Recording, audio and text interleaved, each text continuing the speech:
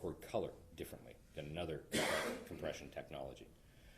They'll record a shape of an object differently depending on the type of compression that's used. The number of pixels, picture elements that make up the image are different from recording device to recording device. So that interrogation helps us discover what the technical limitations of the device is, so that we understand that what we're looking at has a certain level of accuracy and reliability, and that we don't overstep, we don't overuse the video, give it too much weight, because it could appear different to a layperson than it does to an expert. Body-worn cameras, as is the case here in this trial, the piece of evidence we asked you to interrogate. How does a camera, let's start generally with, forget taser or Axon taser for a second, just generally, you had to have training and experience both in your degree work and in your professional work on how the human eye sees color, light, objects. Is that true? It's true. Can you explain what rods and cones are to the court? The human eye collects light information and color information, and the cameras are designed to replicate, to the best of their abilities, technically, the human visual experience, but it has limitations. So we have what's called rods and cones in our eyes. That's how we detect and translate the reflection of light off of objects. The cones represent the color. The rods basically allow us to see certain kinds of light at a certain frequency. So that helps us distinguish brightness. So people who have fewer cones in their eyes will see color differently than the rest of us, and are sometimes referred to as colorblind because they may not have enough cone receptors. The rods will allow us to see in darkness. So if as we age, our rods deteriorate and we don't see as well at night.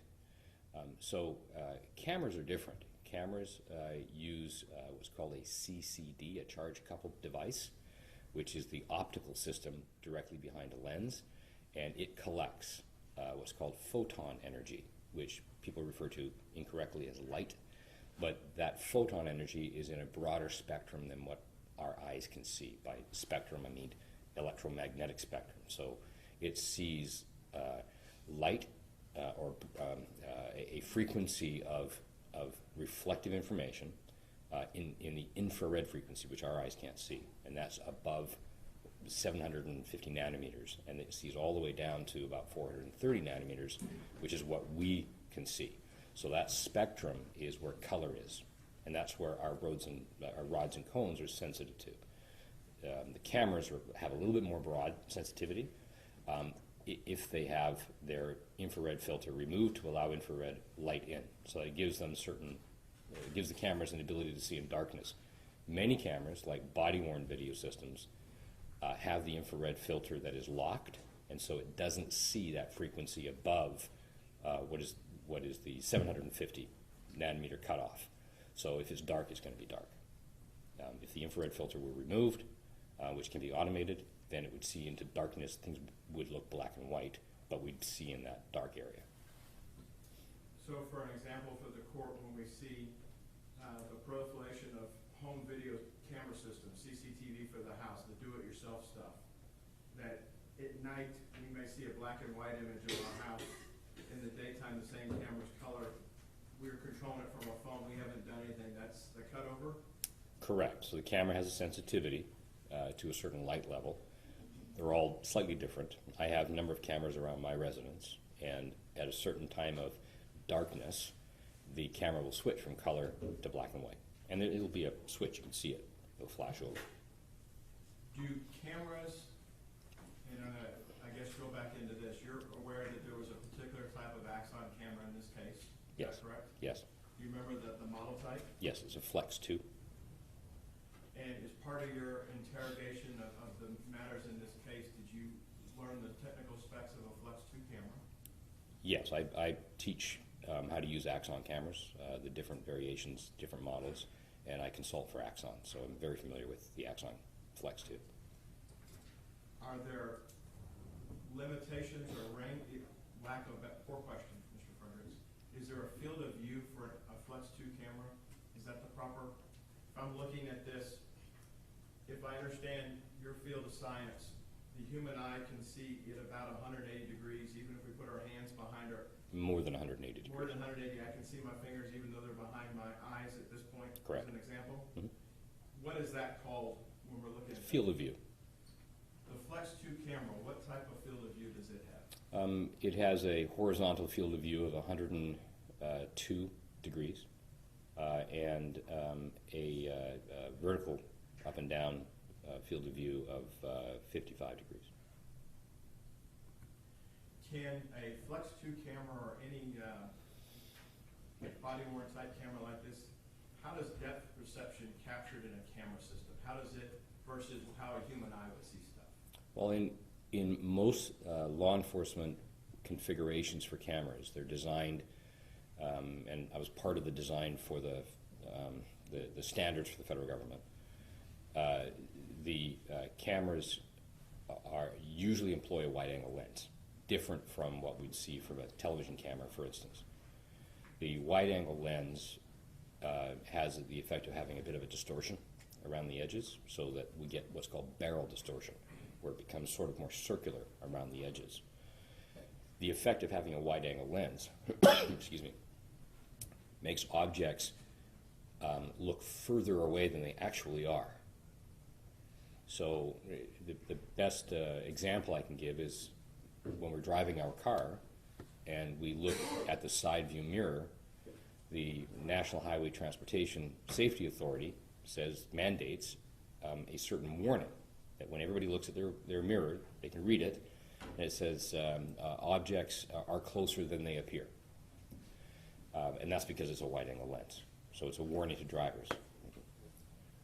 The same applies to body-worn video, in-car video for law enforcement, for the majority, not for all of them, but for the vast majority, and certainly the Flex 2, that when you look at the video and you see what should be on the edge of the image, a straight object like a window, the window will look like it has a curve on it. The result is that it makes the window look a bit further away than it is, that then gives the illusion and the misinterpretation for a layperson that the object is further away than it actually is. So that's part of the warning that we provide to say, that occurrence, that event that's happening, is actually closer to the person wearing the camera than it appears to be on the video. With respect to Flex 2, those were purchased by the city of Fort Worth to be assigned to their patrol officers, that's your understanding? Yes. And you had a chance to look at an audit trail with respect to the one that former Officer Aaron Dean was wearing that night, is that correct? Yes. You've talked about video. There's actually two more streams if we were to roll a definition up called digital multimedia evidence, or DME. There's three streams, is there not? Audio, video, and metadata? There's two streams. There's audio and there's video. Okay. And the metadata will be carried in one or both of those streams. Does the metadata that's carried in one of those two streams tell you more about how the video and the audio were captured? I guess each of them has their own metadata? Metadata is basically data about data. And apart from the video stream information, the audio stream information, the rest of the data is packed full of metadata. So each image has metadata at the front of it in what's called the hexadecimal code that makes up the video. So as a tool that is reading the video and trying to display it gets to an image in billionths of a second, it will read how many pixels across is this image, how many pixels up and down is this image, therefore how should it be displayed, what type of frame, in other words, what kind of codec was used, and there's three different frames in the Flex 2. One is a reference frame, then there's a bidirectional frame, and a predictive frame. All of those frames work together to borrow information back and forth to try to create a picture that is relatively accurate. It often uses information from previous and from future images. So it's a hard concept, but a group of pictures is created before the video is actually encoded. So an event's occurring, the camera is sampling the images, holding the images in buffer. Once the group of pictures, I believe it's 15 frames, are encoded, so about a half a second, then the system will do the encoding, and it looks back and forth to see what is redundant in one image to another image, and it will use redundant image from previous images to fill in. So when we look at we can do an export of parts of the metadata, and we can look at how many bytes of data are used to create a picture. And when we get into what's called the bidirectional images that are borrowing information from their neighbors, we can see that very few bytes of data, real information, is actually used to create those images. A lot of it is borrowed. Doesn't mean to say that they're inaccurate. The encoder looks to see, for instance, this room. If I were to take a photograph of this room and take 10 photographs in a row, as the people in the room are being recorded from image to image, somebody might have their eyes closed, and if there's enough resolution, when I snap the next picture, their eyes will be closed. But the ceiling basically doesn't change as long as my camera doesn't move. So these systems will say, let's just reuse the ceiling information from image to image to image because it's the same information. If the resolution, if the sensitivity of the encoder is not enough to see somebody's eyes closed and then open, so if there's not enough pixels in it, say a bidirectional image or two bidirectional images in a row, even though they may have their eyes open at that time of the recording, the system will say not enough redundancy to trigger new data at that position, so it will just reuse the person's eyes closed from image to image to image until the next, what's called a reference frame. What do you mean sensitivity when you're talking about the camera? Well, the system uses an MPEG encoding. MPEG is Moving Picture Experts Group. And each of these systems has a sensitivity, and you can dial it down on the cameras to save storage. So if the sensitivity isn't high enough, the response isn't high enough, there's not enough pixels in the area, and the redundancy is set too high, then it'll be less accurate, and subtle motions like somebody turning their head may not be recorded until 15 images later when there's a new reference frame, when everything is updated again. So it gets complicated. This is a week-long class I teach, hard to do in 5 minutes. So is that the follow-up to that, you made some observations, if you did, I believe, on the record level of this Axon camera in this particular case, did you not? Yes. Right. When a camera can record, if I understand the Flex camera from Axon, it has 4 possible settings of record value. Is that, if I'm using the wrong term, please correct me. That's fair. Yes, that's right. When we talk about record value, what are we talking about in what we might see for a monitor, dimensions of a monitor we might see at Costco or Sam's or something like that? Is that how you relate pixels across the screen, or? Well, the monitor will interpolate the image. So I could take an image with 15 pixels across and 15 pixels down and present it there, and it will force it to be large. And it will use what's called an interpolation method, and I don't know what that does to it, but it will alter the information. It will change the edge pattern and the color, and it will not be the same if I'm looking at a small image. The camera systems have a range of settings, and the agency can decide what setting they want from about 848 pixels across by 480 pixels down. That's the lowest setting, to 1920 pixels by, I believe it's 1080 pixels up and down. So that would be what they refer to as high definition, HD. So generally, with the same kind of compression technology, the more pixels in an image, that would be a 2K image, the 1920 by 1080, the more resolution, the more accuracy we're going to get, and the more likelihood that if somebody's eyes are closed, they're going to be recorded as being closed. If they're open, they're going to be recorded as being open. Is this a user in the field setting, or is this something that has to be done through a firmware update at the department level? It's an agency level setting that all of the camera systems for that agency would be set to. And your understanding from your work with Axon Taser that the cameras ship at the 1920 by 1080 setting, is that correct? I think there's an option when it's shipped that the agency purchasing can say ship it at this is the resolution we want. I think an agency has the option to then update the firmware and ask for the setting to be changed. I don't believe that the agency can simply hit a button and it changes. I think it's a request through firmware updates. I could be wrong about some of the newer technologies that are coming out, but I think that's how this Flex 2 works. For this particular camera, for what you were able to observe in your lab, the frame rate, or excuse me, the resolution was low SD or 480p, is that correct?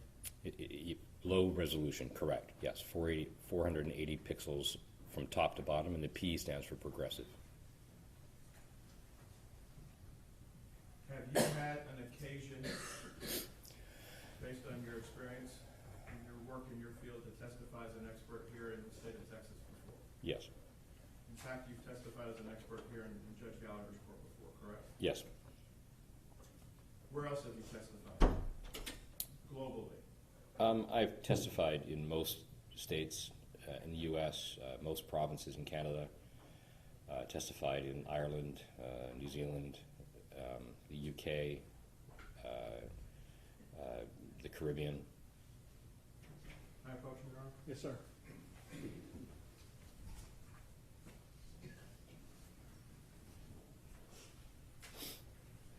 Mr. Fredericks, for your trip down here, did I ask you to bring a CV with you? Yes.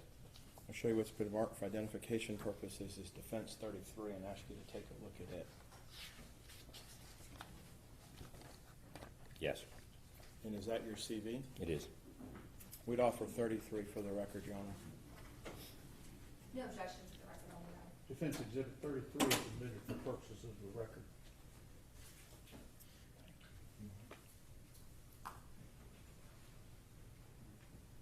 Mr. Fredericks, that doesn't have all of your testimony before various tribunals listed in it, does it? My CV goes back about 10 years for trials. I have records that go back to the very beginning, but my current CV is always 10 years back.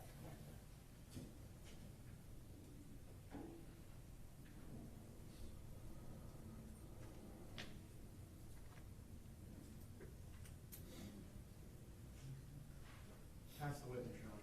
Ms. Dinger, will you need Defense 33? I have a copy of it, thank you. Good morning, how are you, sir? Fine, thank you. Good. I know you testified a ton both for the state and the defense over the last however many years. How long have you been testifying?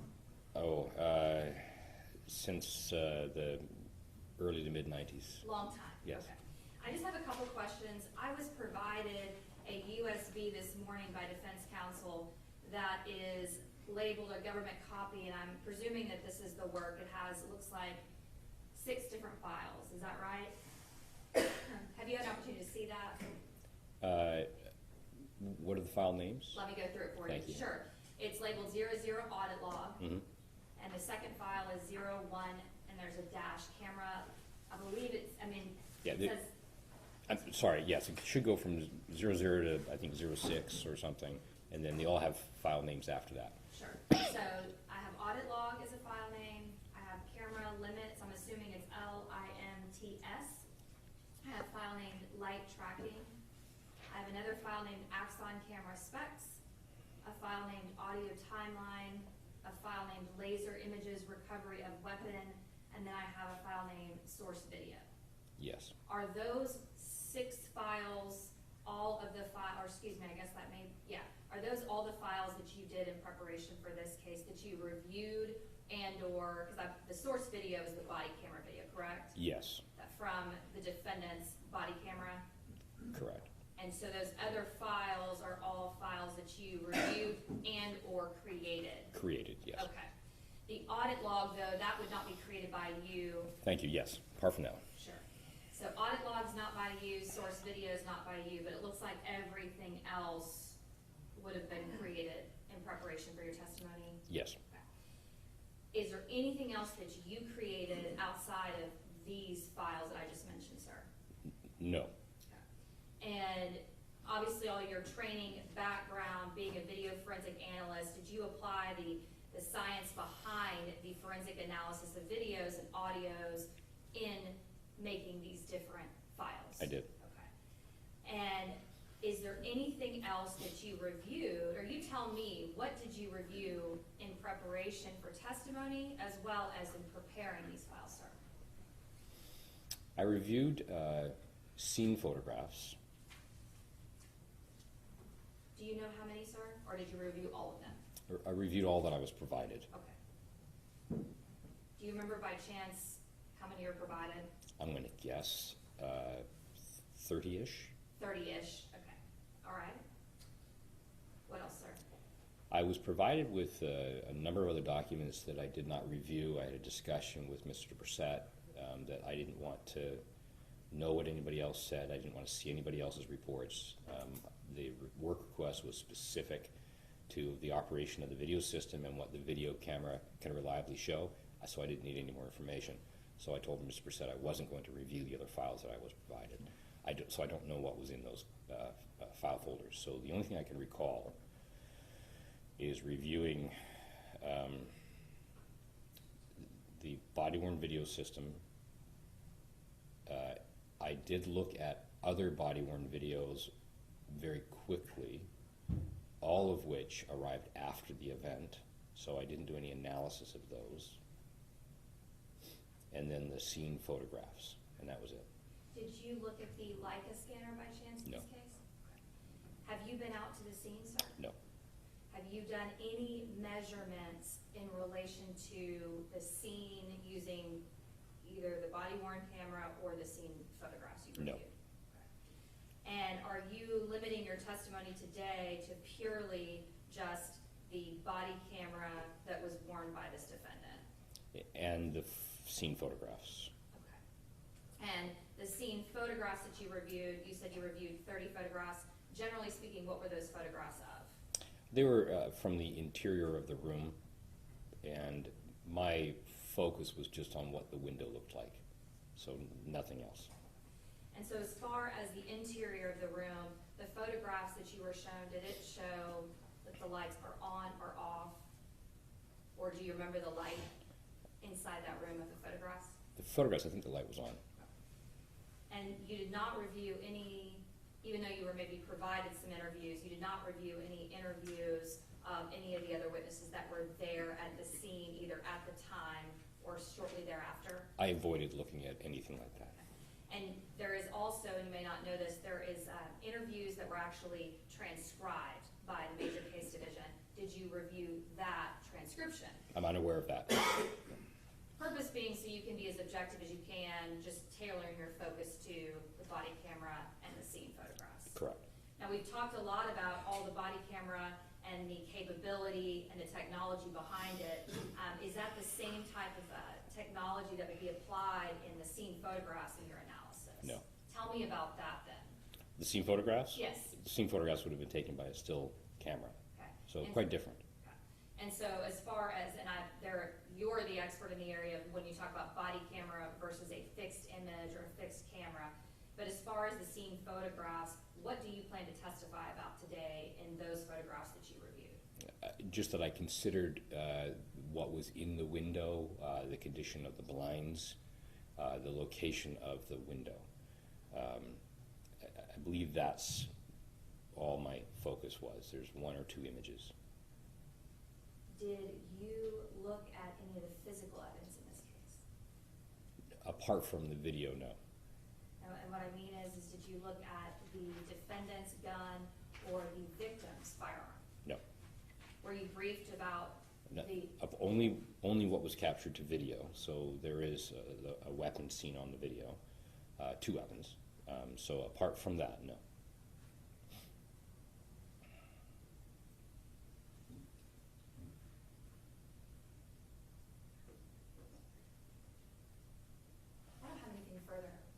for the purposes of this hearing. Understood.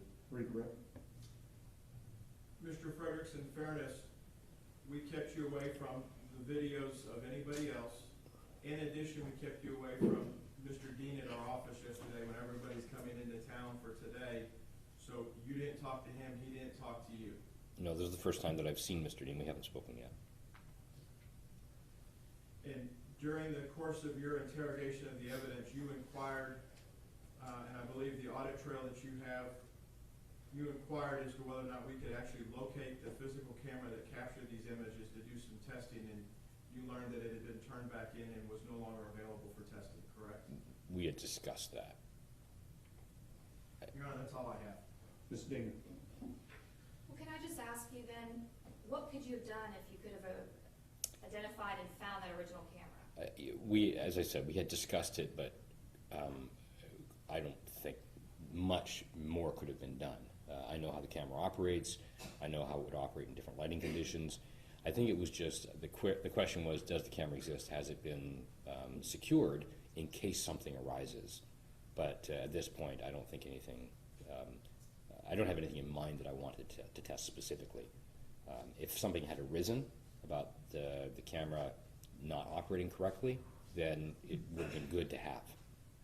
And as far as the audit trail that you reviewed, was there anything within the audit trail that caused you any kind of concern about the tampering with, changing, or altering of the video? No. I don't have any questions. Mr. Brissette. No, Your Honor. If you'll unhook that microphone for me.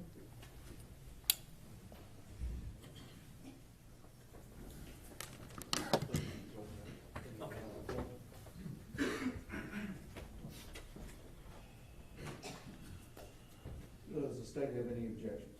I do not, Your Honor. All right. You need a few minutes before we get started.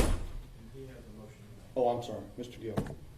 Judge, the state having rested its case in chief on the guilt innocence phase of the trial.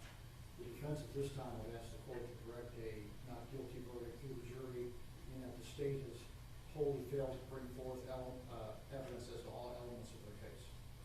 That request is denied. How long do you anticipate you'll need?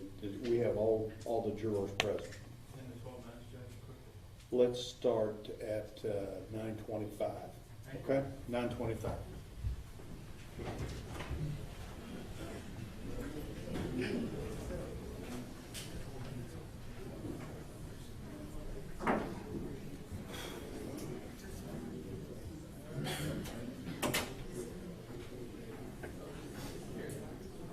That shirt buttons. Yes, sir. And I got some room to grow.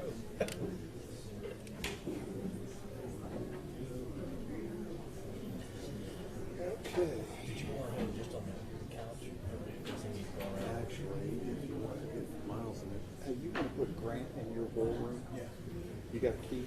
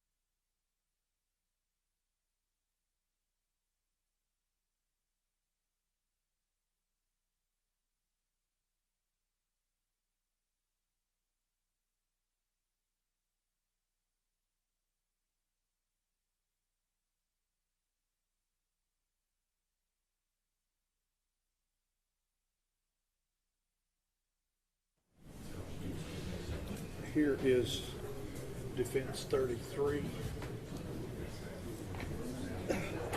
Y'all sit down.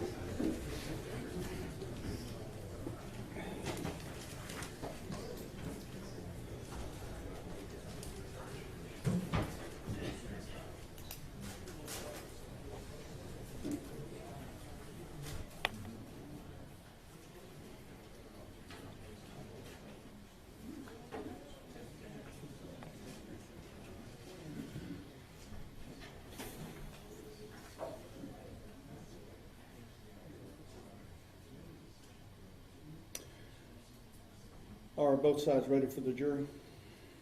State's ready, defense is ready. All right, let's go, Brian.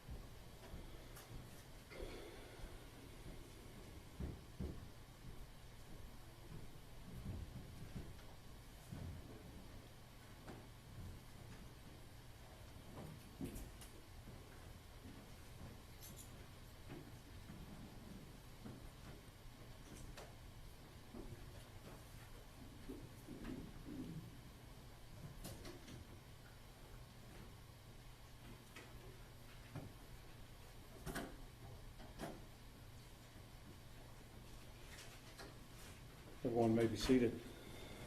Good morning. We are ready to proceed. Mr. Brissett, Mr. Gill. Thank you, Your Honor. At this time, the defense calls Aaron Dean. Mr. Dean, come up.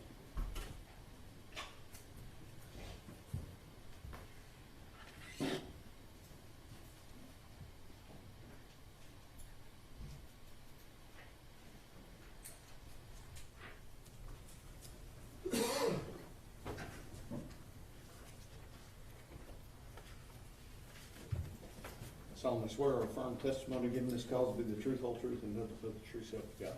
I do. Have a seat. Mr. Brissett. Thank you, Your Honor. Sir, can you state your name for the record? Aaron York Dean. Aaron, you and I had a conversation, you and I and Jim had a conversation about you testifying at your trial, correct? Yes, we did. I explained to you that you don't have to testify under the Constitution, and we could arrest it right behind the state. You understood that? Yes. And you understand that once you hit the witness stand, you're treated like any other witness, and that these prosecutors are liable to ask you some tough questions. Yes. Isn't it true, we also talked about the fact that you choose to testify, that you could get nervous, scared, upset, all sorts of things during cross-examination or during direct? Yes. And knowing all that, you still wish to testify? Yes, I do. Why? Because this jury needs to hear from me and hear the truth. Aaron, how old a man are you? 38 years old. Without a specific address, did you grow up around here? Yes, I did. Where? In Arlington, Texas. Mom and dad still with us? Yes. Do you have any siblings? I have 5 siblings. How many brothers, how many sisters? 2 sisters and 3 brothers. Out of the group, where are you in the pecking order? Second oldest. Where did you attend K through 8 or K through high school? I was homeschooled through high school. By your mother? Yes. Did you go to college at some point? Yes. University of Texas at Arlington. For TCU folks like me, we call that UTA. Yes. What did you study at UTA? I have a major in physics and a minor in mechanical engineering. What's a major in physics? Bachelor of Science in physics. Okay. So, what is that? What did you learn? What's physics all about? Well, physics is the fundamental. To relevance, Your Honor. Sustained. Do you have an engineering degree?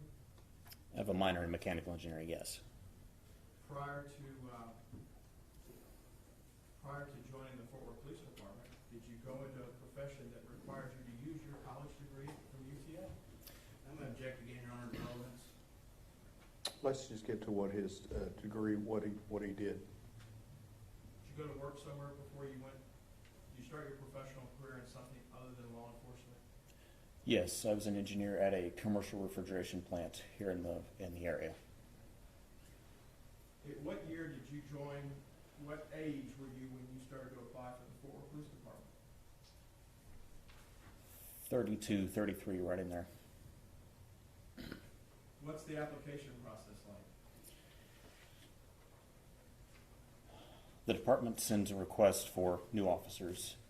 You apply, you go through there's a lengthy backgrounds process, there's interviews with detectives in the backgrounds unit, drug tests, all manner of, you go through a polygraph, there's a physical test, we have to run an obstacle course, and there's a lot of steps to this.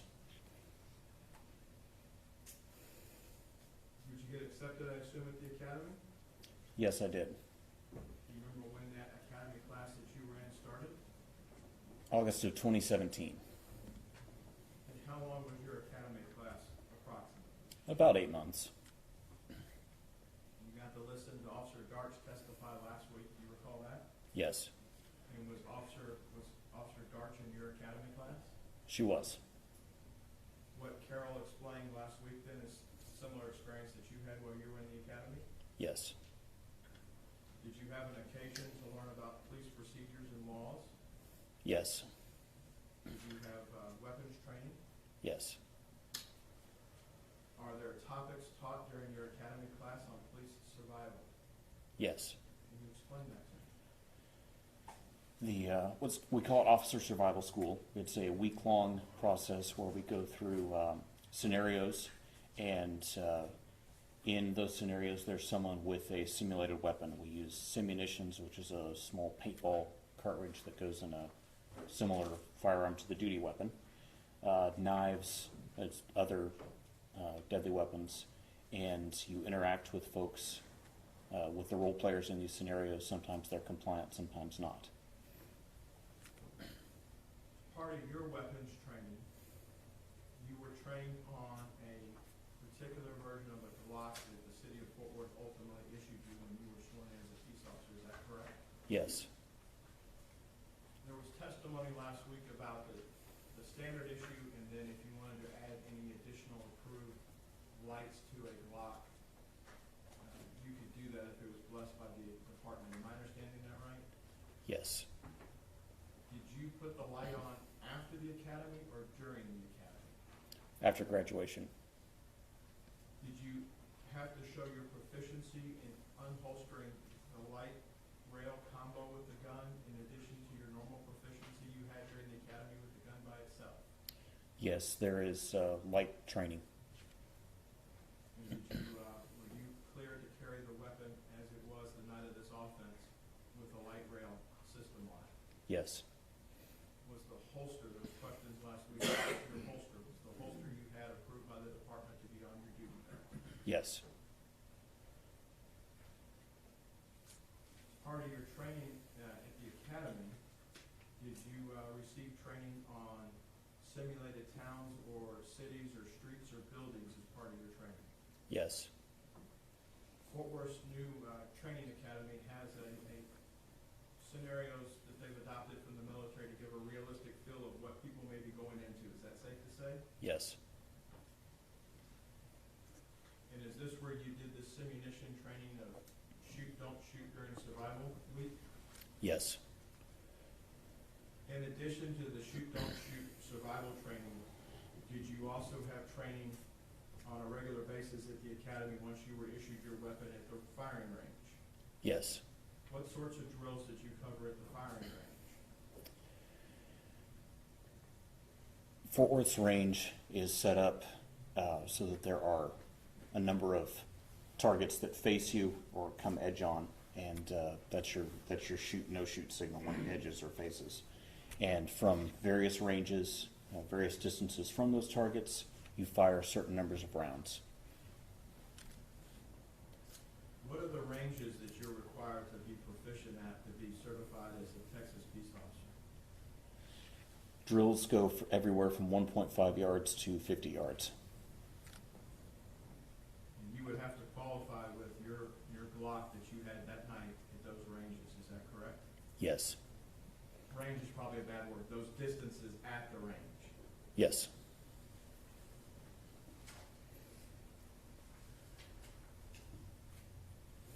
During your time at the academy, did you and Officer Darch, did you get to practice some of these drills together when you're in the survival classes or in the other parts of the training where you're acting as a team? Yes, we were on some scenarios together. At some point, did you take the final tests, both at the state level and for the department, and were you cleared to leave the academy? Yes. After graduation, you go immediately, if I understand, right back into an in-service class for a couple weeks? Yes, that's correct. And what is that class all about? The state of Texas requires a continuing education program for peace officers, and it consists of, when you're, excuse me, when you're at that level, it consists of about 40 hours of training. After that in-service, are you immediately cut to the streets by yourself? No, there's a field training program. What's that all about? For about 5 months, you ride alongside other officers, multiple other officers, and work calls with them, and they grade your performance and critique what you've done and give you tips on how to do things better. Are you working days, nights, or a combination thereof? Combination of all of them. Where did you do your field training at with respect to the divisions in the city? East Division and Central Division. During your time with a field training officer, did you have an opportunity to respond to different priority levels of calls within the city of Fort Worth? Yes. Is it safe to assume that as part of your training at the academy, you learned how to use the mobile data computer that's in the car? Yes. Is there an acronym for that? Yes. What is it? MDC. And were you given training on the radio system at the city of Fort Worth for the police department? Yes. The night of October the 12th, you had how many radios available to you? 2. Where were they located? One was in my vehicle, the other was on my duty belt. And the car or vehicle, were you in a car or a SUV? What were you in that night? It was a Charger. Is that a car? It's a car.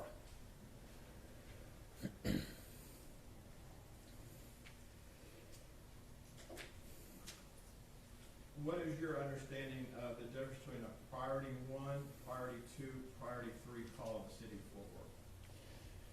Priority 1 is a very high priority call. Usually someone's in danger. Something's actively going down. Someone's in danger. Priority 2, don't dilly-dally, but you don't have to run code. Priority 3, we'll take care of that when we can. What does code mean to you, Mr. Dean? Code, shorthand for code 3, it means lights and sirens. You've heard some extensive talk about general orders in the city of Fort Worth in the last week, have you not? Yes. As part of your academy class, are you supposed to memorize every page of the general orders? No. What are you supposed to have upon graduation? A working knowledge of the general orders. At the time of this incident, you were what is known as TCOL certified to be a Texas Peace Officer, correct? Yes. Much like we heard from the communications call taker, she was TCOL certified for her role, correct? Yes. Are those tests in addition to tests the city of Fort Worth gives in Charlotte? Yes. Did you take and pass the statewide TCOL certification test to be a peace officer? I did. And am I safe to assume that Fort Worth was the only city carrying your commission at the time? Yes, it was.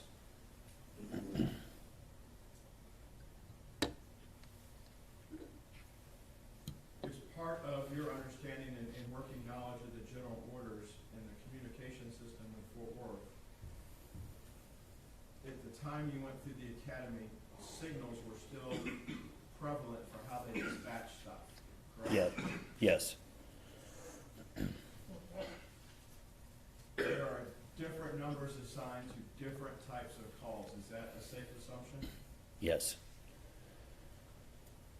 You have heard the term Signal 56 in this trial, have you not? yes. What is a Signal 56 to a Fort Worth police officer back in October of 2019?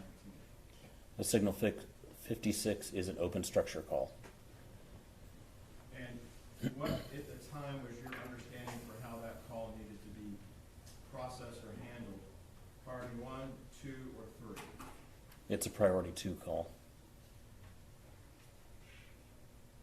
We've heard testimony that the city's divided into divisions and into beats. Is that correct? Yes, Do you recall back on the night of October 11th going into the 12th what your beat was? yes. What was it? Baker 15, What did Baker 15 roughly entail? I-35 over to almost 287 on the east side, north to Rosedale and south to Barry. In addition to a beat designation, did you also, your charger or you yourself, get assigned a call sign for the radio? Yes, What are call signs used for? it's a specific identifier for a specific officer. Is that how dispatch keeps up with y'all? Yes, The night of October 11th when you went on shift, what time was that? about 7:45 p.m. Are you the same call sign each and every night? Yes, What was your call sign that night? Baker 325, Do you remember what Officer Darch's call sign was? Baker 321. So though you may be in a beat of, I think it's D15, is that correct? Yes, Your call sign doesn't, the numbers don't match up perfectly, do they? Where you have a 3 series for your call sign. the first number is the shift, so third shift. The second number is the team, second team, and then the last number is the beat number. What's third shift to the city of Fort Worth back in 2019 when you were employed? It's roughly 8 to 6, 8 p.m. to 6 a.m. When you got to work on Friday night, October the 11th, what was the weather like, if you recall? It was cold. Had a front come through? Yes,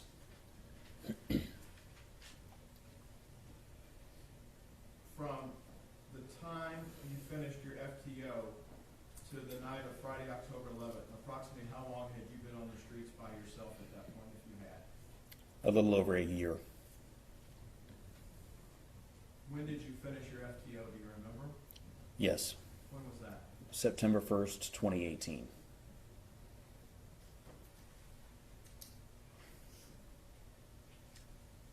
You go to duty that night, do you have, in the military they call it a quartermaster, you have a distinctive uniform on that night, correct? Yes, Are you, how does it work for the city of Fort Worth? Do you have to buy your uniforms? Are you given your uniforms? you're given 2 pairs of shirt and pants. There is an approved list then and an approved list of vendors. So an approved list of items and an approved list of vendors, and then you have to go purchase after that.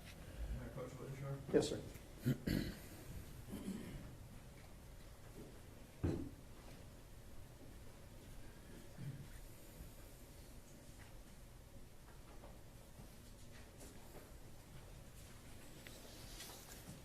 Mr. Dean, I'm going to show you what's been marked and admitted as Defense 28. Is that how you looked on the, going to work on the night of October 11th, 2019? Yes, The watch cap, is that something that was on the approved list for you to wear that day? yes. And what does the watch cap have on the front of it? In silver letters, silver lettering, it has the letters FWPD. something? Yes. What's that an acronym of? Fort Worth Police Department.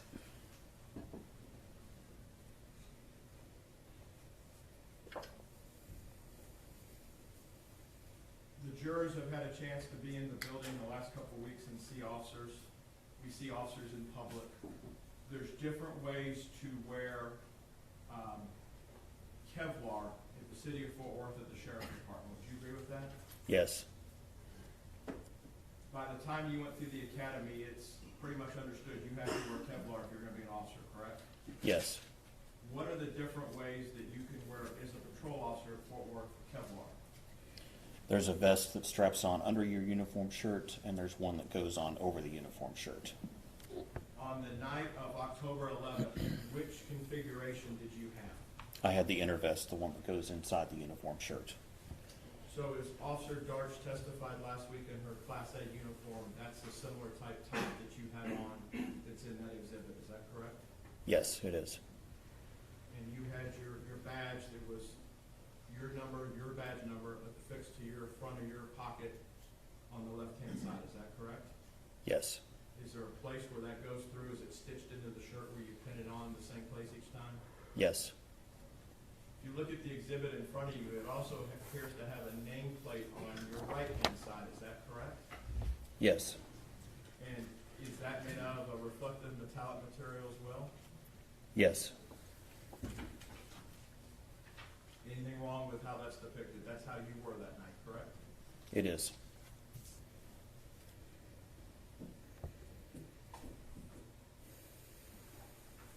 The night, October 11th, 2019, going into Saturday morning, early hours Saturday morning, the incident that we're here to talk about in trial, this wasn't the only call for service you had worked that night, correct?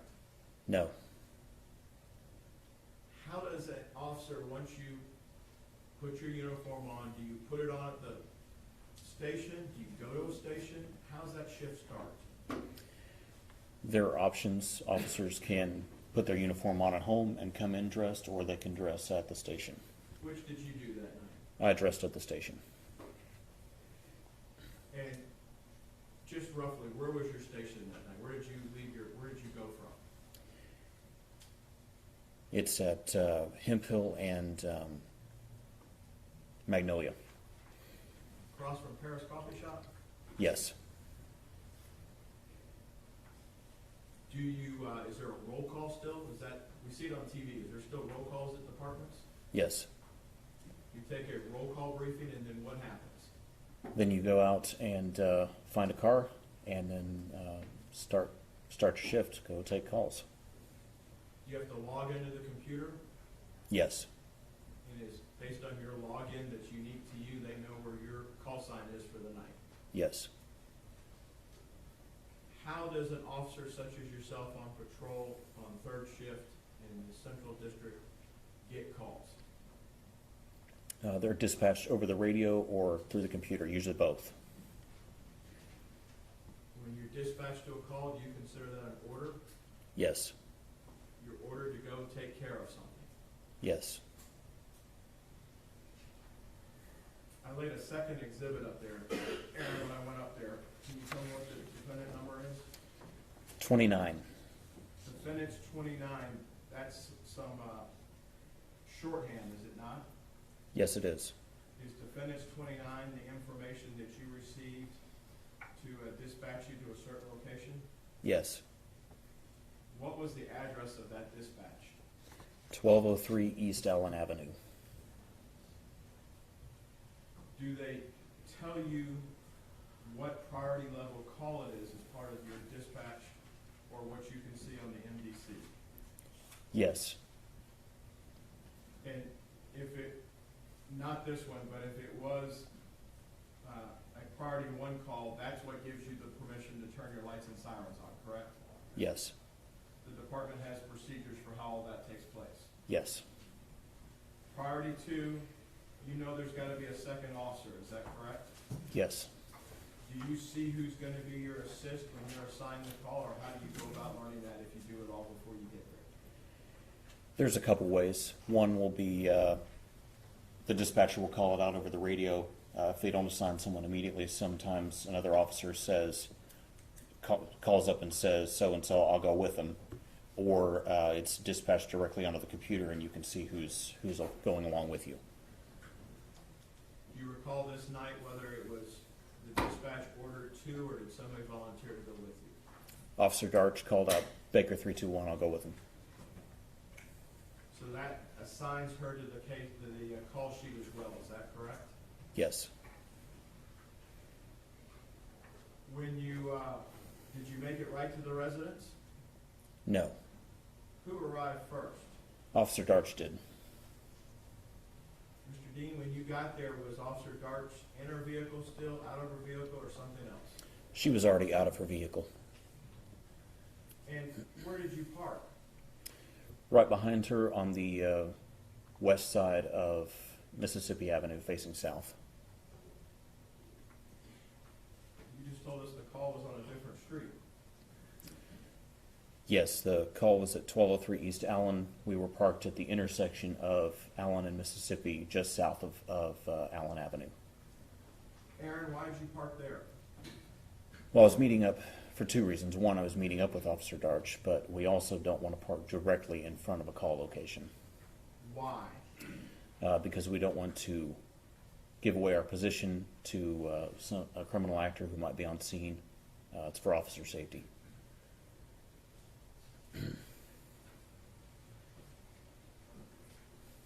Is there a term or a phrase in Fort Worth, your beat, your sheep? Yes. That doesn't equate to your beat, your lead though, does it? Usually it does. Darch was already out looking for the address, correct? She was. Y'all have worked together before. We have. Any issue with that? Not at all. Besides, you got the wrong house. Right. Did y'all come back to the car, either yours or hers, and figure out what the address should be? Yes. From where you're at in Mississippi with your cars, because you're parked right next to each other, Yes. so you're behind Darch, Yes. where do you and Carol walk next? We walked across the street from the southwest corner of Allen, Mississippi to the northwest corner of that intersection. Do you walk on the sidewalks, or how do you go back? What's your training tell you for how you move up to a location? It depends on the situation. In this case, we walked across the sidewalk until we got to about the property line of 1203, and then we cut across the grass. Why do you cut across the grass instead of making a turn and going up a driveway or a sidewalk if a house has it? So that a possible criminal actor inside the house isn't seeing us walk straight up to him, up the front door, up the front porch. When you're walking up to this location that night, are you using your training and experience to get there? Yes. Are you using your sensory perception? Yes. What are you seeing, what are you hearing as you walk up? The street was dark. The residents at 1203 East Allen had, I could see the front door open and light spilling out of that front door. So there were lights on inside. I remember it being quiet. I really don't remember hearing much of anything. As that house on East Allen sits, the front door faces south, correct? Yes, it does. You told us earlier that it's cool and the wind's coming from the north, cold front to come through. Yes. Could you hear anything from across the street at all with the wind the way it was blowing? Not likely. You've had a chance to look at the photos that have been admitted, and there is a empty field. If you're facing this address, there's an empty field to the right. Yes. You've looked at the street light there in the crime scene photos, and it appears out with some wire wound up high on it. Yes. Was that light operational that night when you were out there? No, it was dark when we got there.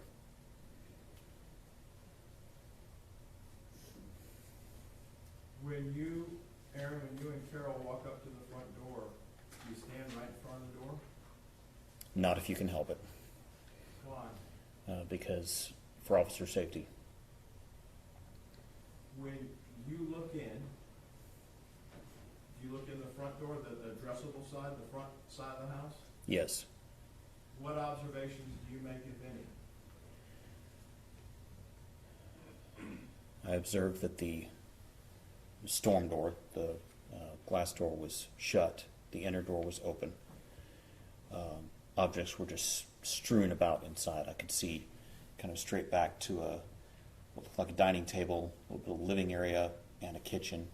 I could see objects just strewn all over the floor. It looked ransacked. It was a mess. The call details that you have in front of you, I believe one of the lines that the call taker gave dispatch and then ultimately you is that door that you're looking at was never open. Is that correct? Yes. What was going through your mind at this point? That we had a possible burglary at that time. Did you take steps to record evidence at that point? Yes, I did. Explain that to the jury. Fort Worth police officers are equipped with what's called an Axon Flex 2 camera. It's a body-worn camera. There are several different ways to wear that camera. Some officers get glasses. You can wear it on your shoulder, which is what I did. I had it mounted on my shoulder. And there's a little control pack for it as well. It's a battery and an on-off switch and a record and mute switches. And I carry that on my belt in front of me. So I saw all of these things going on inside and looked down to make sure it was on. It was not, so I flipped it on and started recording. Aaron, is it a wireless connection from your shoulder to your utility belt? No, Is it a cable connection? it is a cable connection. So you have a lot of stuff underneath your uniform shirt then. You have a vest plus the wire. Yes. What do you do next, Aaron? We then stepped around to the side door to see more of the house. As I stepped to the side door, I took a quick peek at the car that was sitting there. I didn't see anybody in it. I looked through that side door. First, on the door itself, there was some of the frame looked like on the screen was kind of pulled apart. Looking through the door now, I could see more of the living area and more of the kitchen. And again, there were just items just spilled everywhere. Kitchen cabinets and drawers were open, and items all over the counter. It looked like items had been pulled out. It looked like someone had gone through the cabinets and the drawers looking for valuables to steal. Based on your training under the general orders, how are you supposed to run a Signal 56? Well, you're supposed to examine the whole structure for signs of forced entry. So you're gonna walk around the structure and look for signs of forced entry. Tell me about this screen you just mentioned. What do you mean by that it looked like it wasn't intact? I don't recall noticing much about the screen itself. It's just the frame. It looked like over something around the edge of the frame was just kind of pulled back. At the base of the door, did you make any other observations? Yes, I observed a screwdriver laying there and some lawn equipment. Why would a screwdriver catch your attention on an open structure call? It could be an implement of burglary, something to pry a door or a screen off with. What did you and Carol do next, sir? We continued on around the house because the procedure says we have to inspect the structure. So we continued on towards the back of the house, towards the backyard.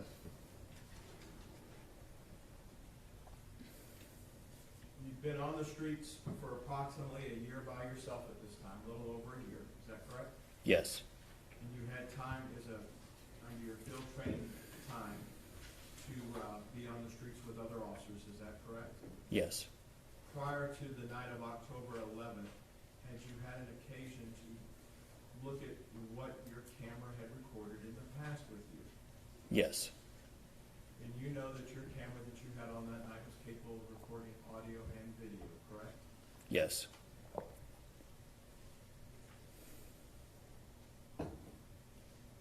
Did the camera always capture what you saw? No. Did the camera always record what you spoke or heard? No. For the jury's benefit, the picture of you that night, Officer Darch, I believe, testified last week that y'all were wearing a Motorola handheld radio at some point on your belt, correct? Yes. And am I right that it loops behind you and hooks onto the front of your shirt? Yes. From that mic that's there in front of you, you could key that with one hand, yes? Yes. Does it also have an earpiece that goes back to your ear if you so choose to do that? Yes. So any broadcast or any communication, you're really, if somebody's talking to you and the radio might be talking, you're listening with one ear. Yes.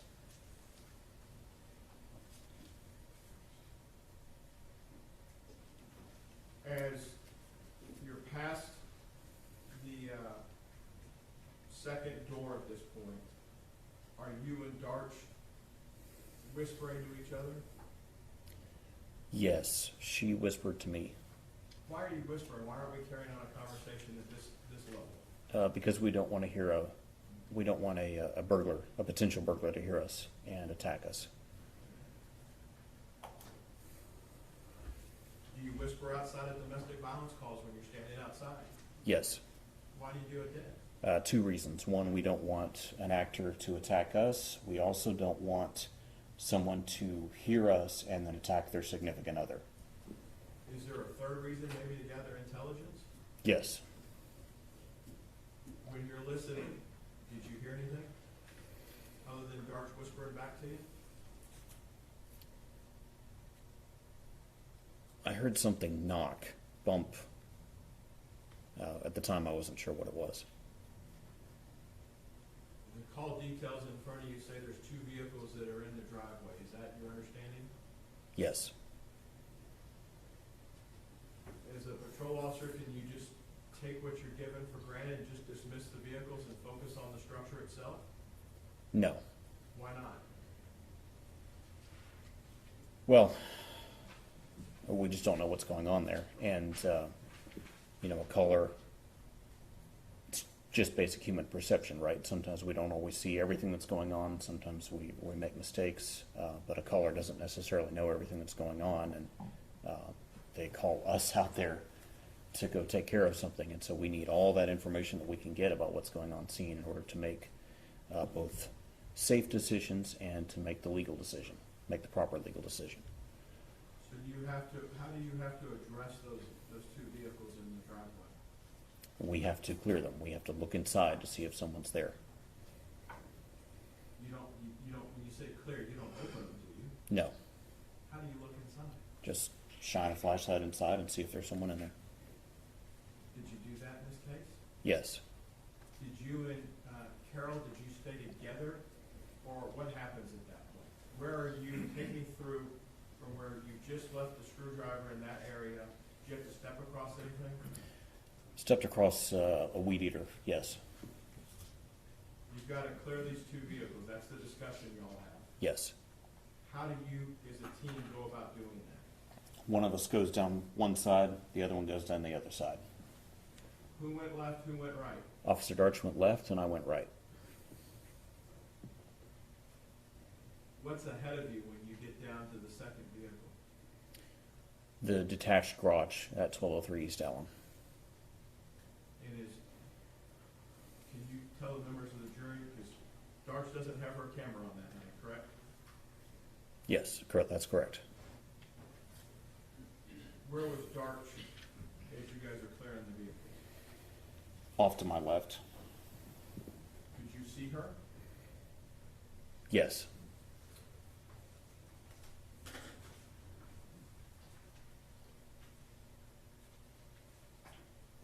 What was the visibility out there for you that night? You talked about it being dark and you've seen your camera. Could you see better than your camera? Yes, a little. attached garage, what do you do next, Aaron? I took a quick look at the garage door. It didn't seem to be, none of that seemed to be broken into. Then I looked towards the left, towards the gate. Describe the gate for the members of the jury. It was a standard privacy fence gate, say 6-ish feet high, hinged on the left with standard off-the-shelf Home Depot hinges and a latch. Again, it just looked like a run-of-the-mill everyday gate. You're at the gate on the latch side then? Yes, Officer Darch is on the hinge side, yes, and you have a motor vehicle right there, correct? correct. We heard last week from Officer Valderas, we don't know exactly how wide the gate is, do we? No, Was it tight quarters right there? yes, Part of your training and tactics that are taught by the city of Fort Worth is when you're going into an opening with two officers, two or more, is there a crossover technique that's taught at the academy? yes. Can you explain that to the members of the jury? The person standing on the left side of the opening goes to the right on the inside, and the person standing to the right of the opening goes to the left on the inside. Because of your position at the gate, you're going left, Darch is going right. Yes,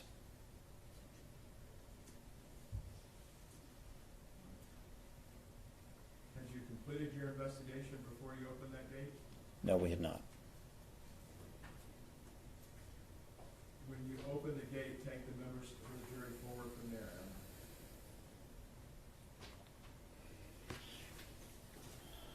So I opened that gate with my handheld flashlight, took a quick look to the left, and observed the back of the house with a window and an air conditioning unit to the side. The window was pretty much right up against the fence. Quick look to the right just to make sure there was nobody standing there, and then moved on into the left. Could you sense or feel that your partner, Carol Darch, was coming in and covering your backside? Yes,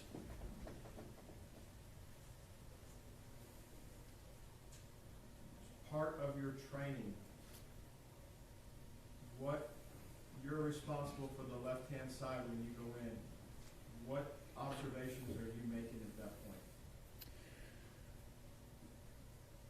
as I said, there's a window and the air conditioning to the right, and the fence immediately to the left.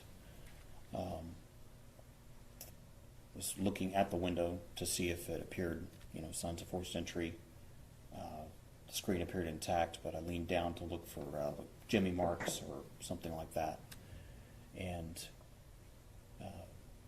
at that point, I also peered inside the window just to see if objects were broken or messed up in there, or if there was someone in there.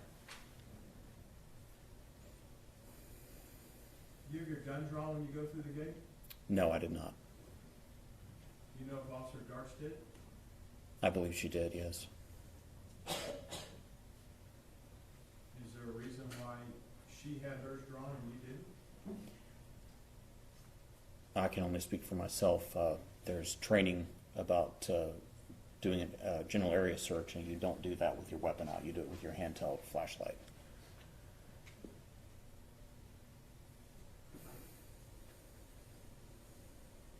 Aaron, when you looked into the window, did anything catch your eye? Yes. Can you explain that to the jury? As I looked through that window, low in the window, I observed a person. Couldn't tell black, white, male, female. I saw the torso bent over, horizontal, and could see about this much up on the arm, and then about the same on the leg, just the upper leg to the hip.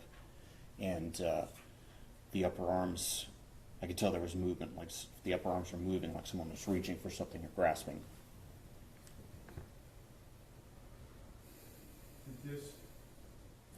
torso, this silhouette, is it okay to use silhouette? Silhouette, yes.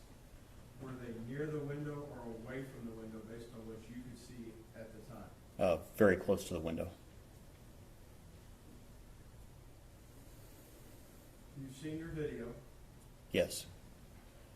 Are you able to see into the room where the camera cannot? Yes. When you see this silhouette of the torso, would you say it is an adult torso or a juvenile torso? It was an adult torso. Aaron, when you see that adult torso at the window, what do you do? Well, I thought we had a burglar, so I stepped back, straightened up, and drew my weapon, and then pointed it towards the figure. I couldn't see that person's hands, and we're taught that the hands, and it's what's in them that kill. We need to see the hands. We need to get people to show us our hands and get control of those hands. So I drew my weapon, intending to tell that person to show me their hands.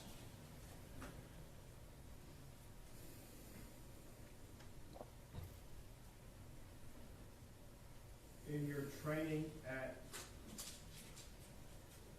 the academy and your training at the Fort Worth Range, you've gone through a lot of drills to develop what they would call muscle memory. Is that safe to say for officer survival? Yes. Is that part of the training curriculum? Yes. Why is muscle memory and repetitive action, especially when you're dealing with a level 3 holster, so important to an officer's survival?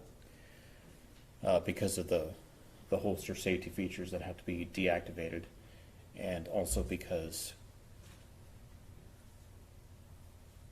police work by its nature is reactive. In other words, we're always responding to something, and we're taught that action always beats reaction, so we often end up behind whatever someone else is doing.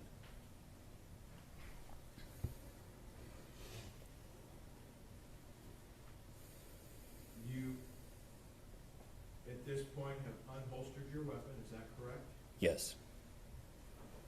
Is there a point or a series of frames on your video where the video just goes dark at this point? Yes. Why did the video just go dark if you know? Where did your light source go?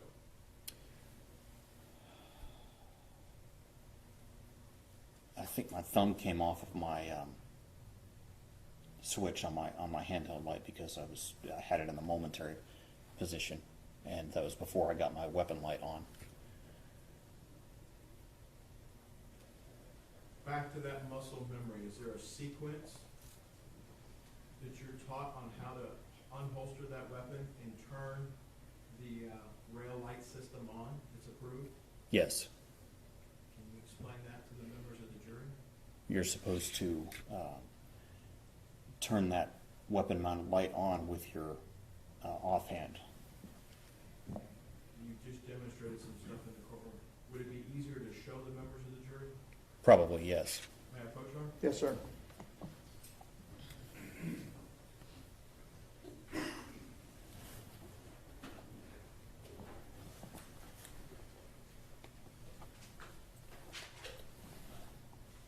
Do you need me to stand? No, not yet. Aaron, I've just handed you a flashlight. It's a stream light, is that correct? Yes. And is that your stream light? Yes, it is. And is that a rechargeable light that officers are allowed to carry? Yes. Now, does that stream light have several different buttons on it? Yes. It has two, does it not? It has one. Okay, yours is only on in the back? Yes. That button has a couple of different functions in, is that correct? Yes, it does. What do you mean by momentary on? And if you would, if you're gonna just energize it, point it toward the judge's smartboard.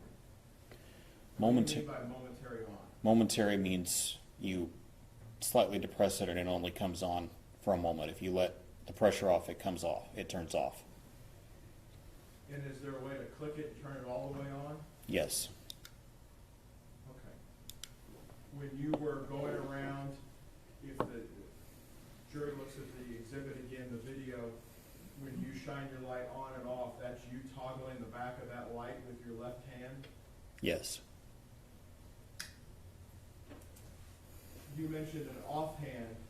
Is there a primary hand for your firearm at the academy? Yes. Are you right-handed or left-handed? I'm right-handed. So that would be your firearm hand, your right hand, correct? Yes. So your offhand would be the one that your string light that you just showed the jury against the judge's smartboard? Yes. And how are you taught to turn on the light system? If it were on my rubber gun here, how are you taught to turn on the light system here? To use this hand to do it. So if I have this, if I have your flashlight in my left hand, how am I supposed to, what are you supposed to do? If the flashlight's not in my hand, is there a switch on your rail light? Yes. Is it like a flapper switch that comes down? Yes. Is it on both sides? Yes, it is. Were you able to turn it on the left-hand side? I was not. How did you turn on your light's on from the video. How did you turn it on? Once I realized I wasn't able to get it on with my offhand, I reached up with my trigger finger and flipped it on. Explain that to me. Well, since it rocks on both sides, I came up, was trying to get it on, it wouldn't come on, and so I just reached up. I keep my trigger finger off the trigger until I'm ready to shoot anyway, so it would have been up on the frame of the weapon, and then just reached and flipped that light switch on. When both the lights came on, were you able to see more depth of field inside that room?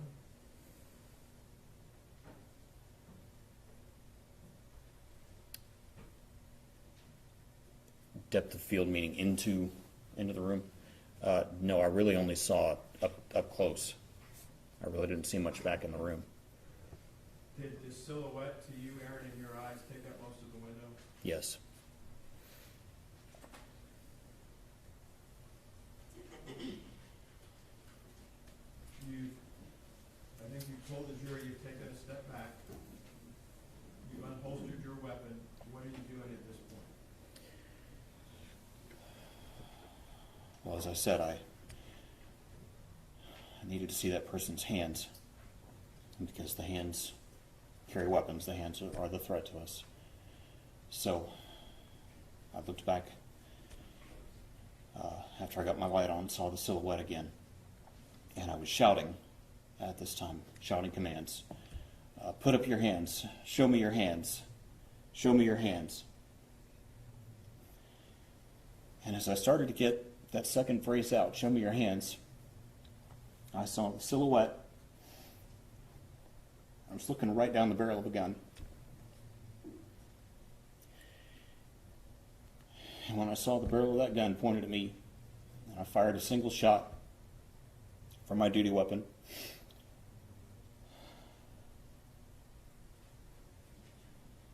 And immediately had the flash from the muzzle reflecting off the window. And of course, as my weapon recoiled, the light was bouncing back in my face, so I couldn't see.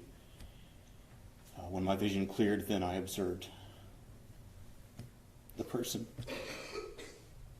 that we now know as Miss Jefferson. I heard her scream and saw her fall like this. And I knew that I'd shot that person.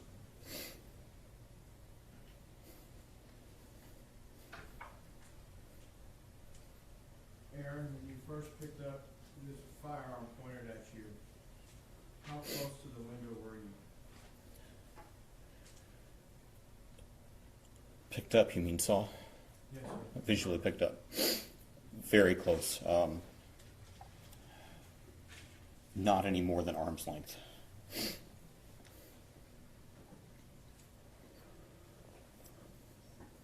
may be an obvious question, but I need to ask you. You see the weapon. Is it in the silhouette's hand? What do you see? I just saw the silhouette of the person and the gun. I don't recall seeing hands, but I did see that weapon pointed at me.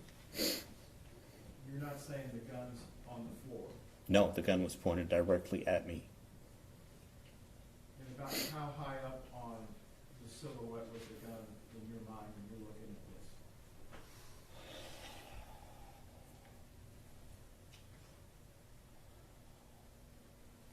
Maybe mid-chest, I'm not sure. You have your city-issued firearm out at this point, is that true? Yes. You're giving, or in the process of giving commands. Why didn't you let the commands finish out? Because we're taught to meet deadly force with deadly force.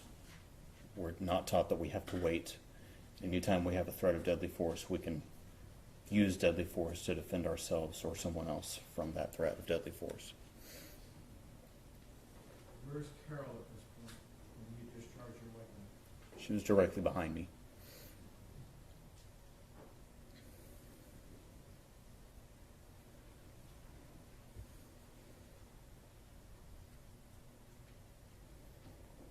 What happened next in your mind, Aaron? I heard Officer Darks call out, "Shots fired," just like you're supposed to. And I started to call out as well. Baker 325, shots fired, shots fired. Started supervisor, and in MedStar code, I wanted medical attention there immediately. I turned to run around to start giving medical aid and get inside this house.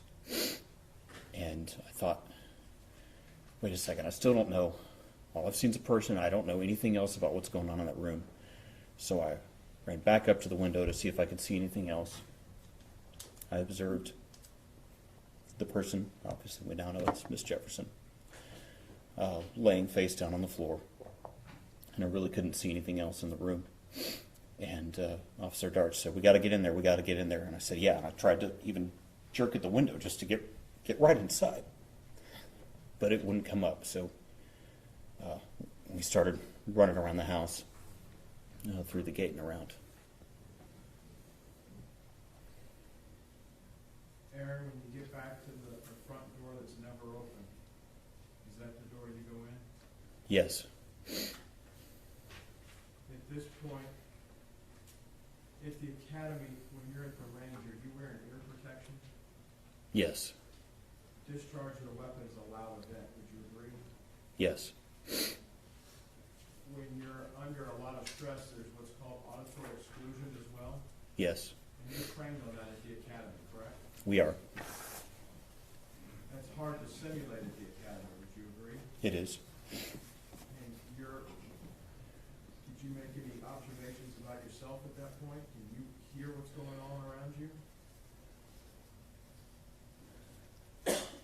I could hear people on the radio in my ear, but I don't remember hearing anything else. You and Aaron, you and Carol have to still clear that house because you don't know what you have, correct? Yes. Is your investigation complete at that point? No, it's not. What do you do next, Aaron?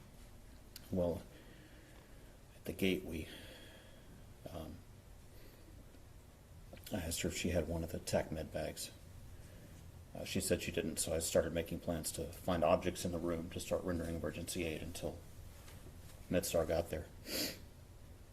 And at that point, the radio's just blowing up, and they're asking me questions, and people are saying they're coming, and I'm trying to respond, and we get to the door, and dispatch asked me some other question, and I started to try to respond, and I was like, forget it, we gotta go. We gotta get inside this house and see what else is going on there, and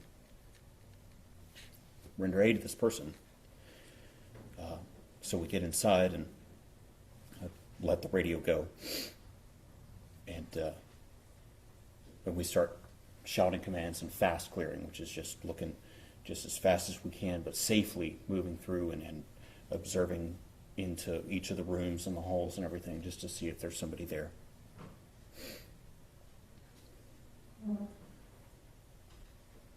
And we got to that back bedroom. And as we moved through the house, all of the rooms, they were all a mess. Everything was a mess in that house, just objects everywhere, objects all over the floor, all over the furniture. It looked trash. It looked like somebody had just gone through everything. And I get to that back bedroom, and off to my right, I see a kid. Of course, we know it's Zion.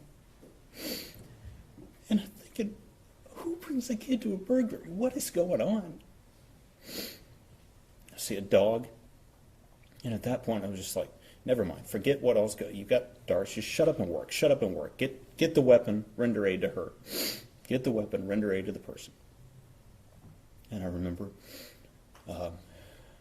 going over to the person laying on the floor and saw the weapon between her feet. And I remember putting my gloves on and then picking up the weapon. And at this point, I could hear Officer Darch saying something to Zion. Of course, we now know from the video, he says, I don't want to go to jail. And she tells him, don't worry, you're not going to jail. Of course, I'm sorry, I'm getting ahead of myself, Judge. I didn't actually hear all that at the time. Just processing everything. And there was talk last week when Carol was here testifying that she had an attorney named Terry Daffron. You know Terry? Yes. And as part of your training at the academy, Ms. Daffron came and lectured y'all. Yes. As part of the faculty that came and taught you. Yes. And she gave recommendations for how to handle and not handle evidence in a scene, correct? Correct. She told you not to touch anything. Correct. Your instructors are the final word, though, on your training, correct? They are. In your survival week training, did you get yelled at for not removing the weapon from a suspect that was down? I did. That have a lasting impression on you of what you're supposed to do for officer safety? Yes, it did.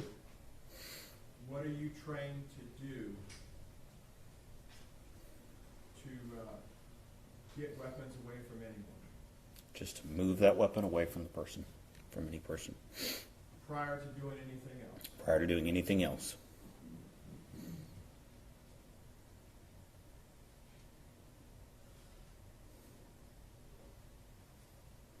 You locate this weapon. Is it a firearm? Yes. You locate it near Miss Jefferson's feet. Yes. And I believe what do you do with it at that point?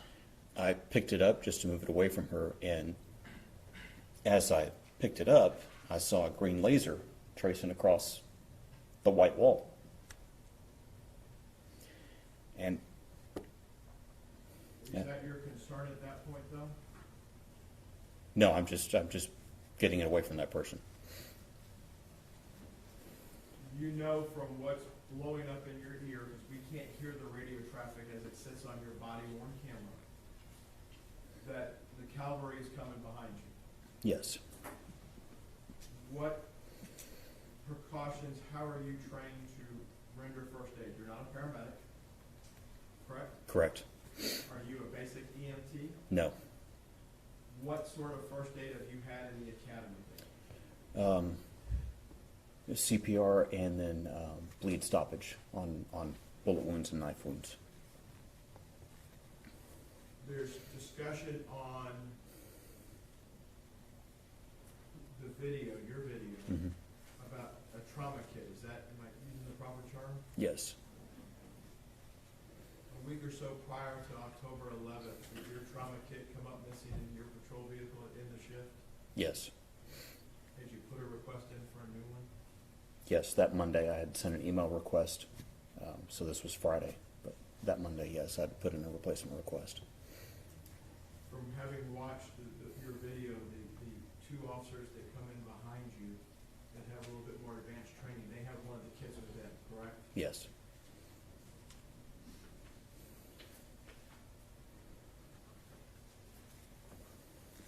How is time in your perception at this point? things are unfolding very, very rapidly.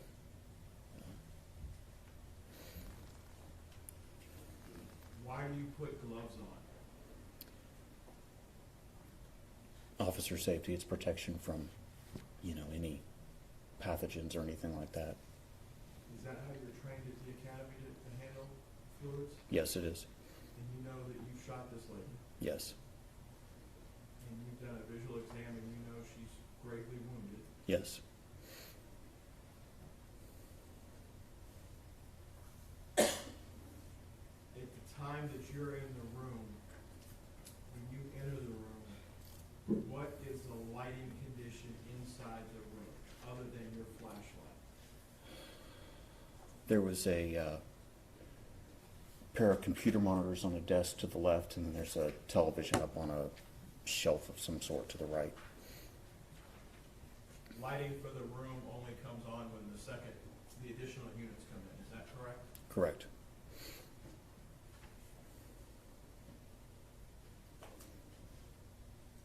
Is part of your training at the academy,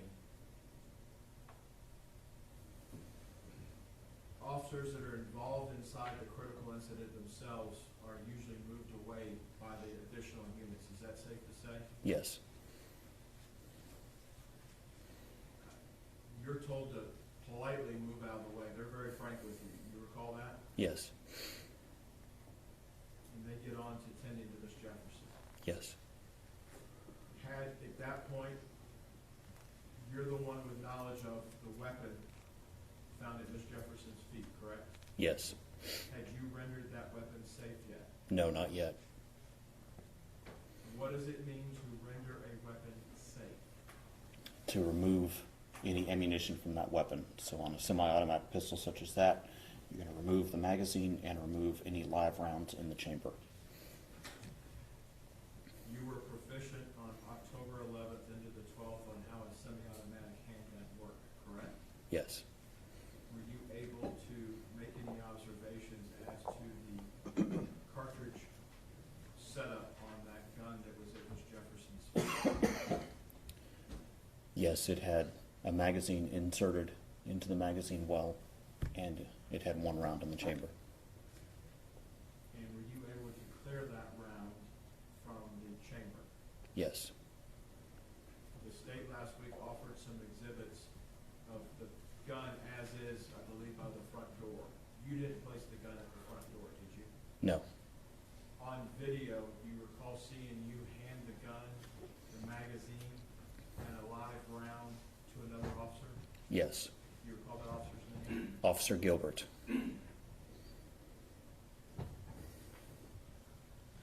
When you're in the hallway outside the room where Miss Jefferson and Mr. Carr were, you're observed on your body worn trying to deactivate a laser system on the weapon. Do you recall that? Yes.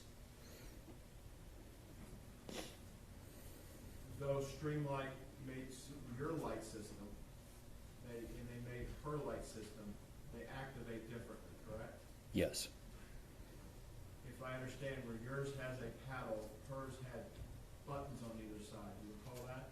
Some sort of a button switch, yes. Were you able ultimately to get the laser off that night?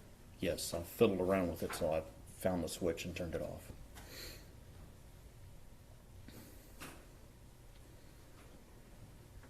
Are you had a sergeant that night for your beat in Central, correct? Yes. That Sergeant Horner? Yes. Any doubt that who's in charge at that scene once she gets there? No. She takes you and buddies you up with somebody. What's that all about? That's for two reasons. One, it's preservation of evidence. You sit in a car and you don't talk to anybody. You're put with another officer for your mental care. It's a traumatic event. Shooting someone. And over the years, departments across the U.S. have discovered that it's a better practice not to just shut an officer alone in a car. So they put someone with them, and you talk about sports, you talk about food, you talk about your family, you talk about anything and everything but the incident. At some point, you're there at the scene in this car with this person for a long period of time. Yes. Who was the officer? Officer Fuller.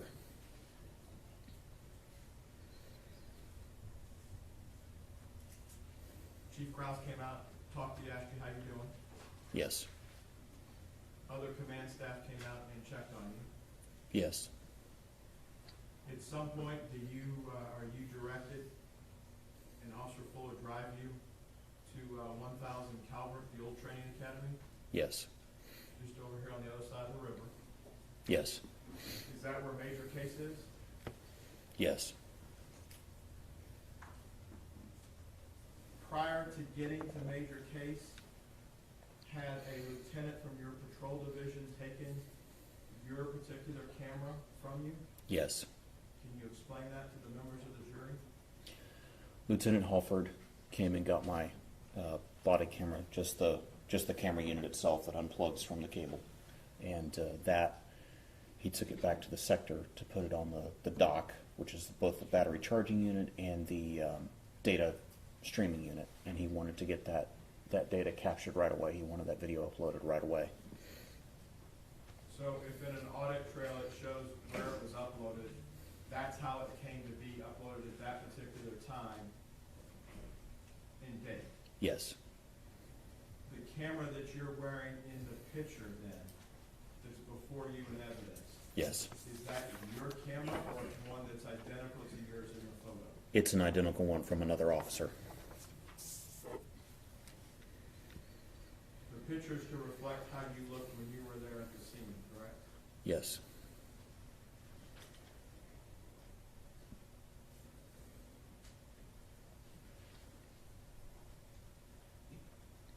When, is it Detective Roloff, did he take your weapon that's now in evidence from you that night? Or was he present?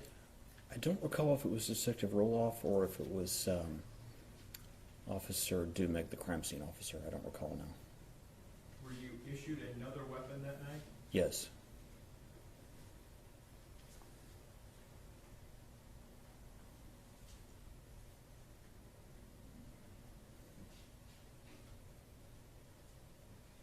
Aaron, when you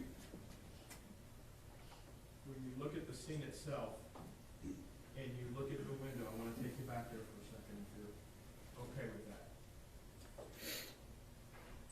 When you look at the weapon in the window,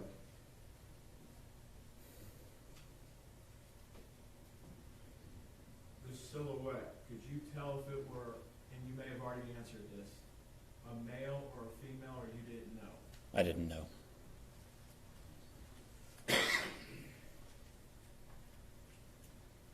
You didn't know if it was a male or a female. Could you tell if it was what race or skin tone the individual had? No.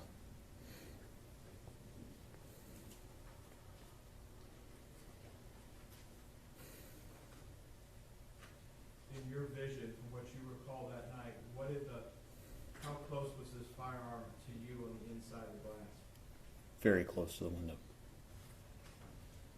6 feet, 2 feet, a foot?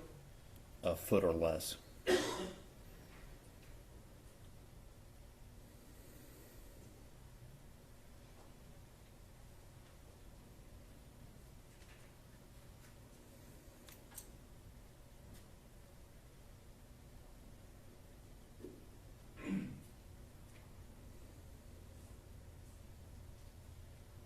You went home from your shift on the 12th. You go on administrative leave because you've been involved in a shooting, correct? Yes. When you took your uniform off on the 12th, you understand that was the last time you were going to be a peace officer anywhere in this United States, correct? Yes. Thank you, Your Honor. Pass the witness. Let's take our morning break before we do cross-examination. You'll retire to your jury room. We'll call you back out in just a few minutes.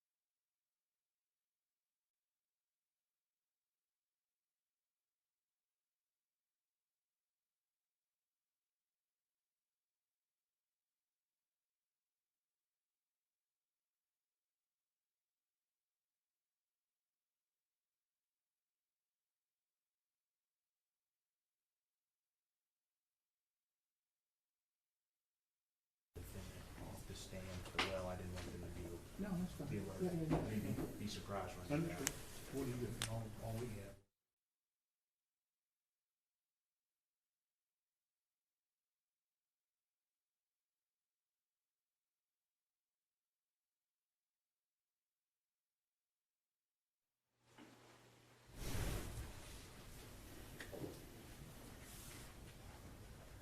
Both sides ready for the jury? State's ready. All right, let's go.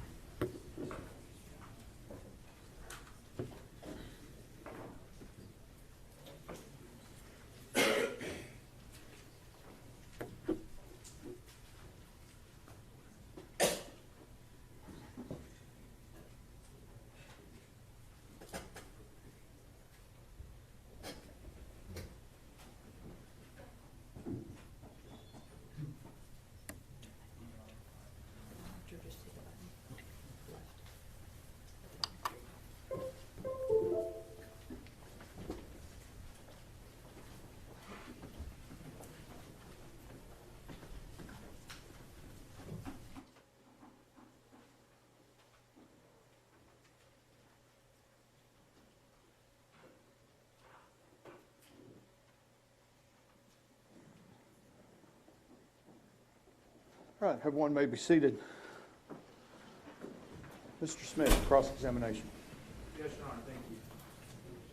Your Honor, at this time, I ask the witness step down into the well for demonstration. Mr. Dean, just follow Mr. Smith's instructions, okay? You talked a lot about where Tatiana Jefferson was, or you called her the silhouette. I want you to demonstrate to the jury what exactly you saw through the window, what position the silhouette was in. If the rail's the windowsill. How about I'm you? Face me like I'm you, and you're the silhouette. Like this? She had her left shoulder towards you, Yes. and where did you see the gun?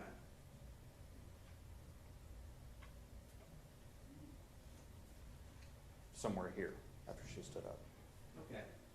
So she started off bent over, and for the record, you were bent over with your left shoulder toward me, bent at the waist, almost in a 90-degree position. Is that an accurate description? Yes. Okay, and so at what point did she come up into a more raised position? Somewhere in the time that I was drawing my gun. Okay, and then when she raised up, when she got up to a raised position, in what position was she in front of you? I'm not entirely sure. I saw the upper part of her body upright. Do you know if she was bent over? I'm not sure. Where was the gun in her hands? Somewhere here. And you just kind of put your hands together in front of your chest. Are you saying she had her gun all the way up in front of her chest like that? I never actually saw her hands. You never saw her hands. All you saw was a gun. I saw the gun. And pointed where at me. was the barrel of the gun in reference to the silhouette? Again, If the silhouette's here, somewhere in the middle, under her chin? under her chin, yes. Was it extended out? I'm not sure. You couldn't even tell us if she had the gun extended out pointed at you? No, I couldn't. You couldn't tell if the gun was up in a raised position, ready to fire? It was pointed at me. You couldn't tell if it was up in a raised position, ready to fire? No. How long was she in this upright position before you pulled the trigger? Not very long. As soon as you saw the barrel of that gun, you decided to pull your own trigger? Yes. You decided to shoot her once you saw the barrel of the gun? Yes. Once you saw the barrel of the gun, you decided to pull the trigger and take who was on the other side of that window's life? Yes. You sit down.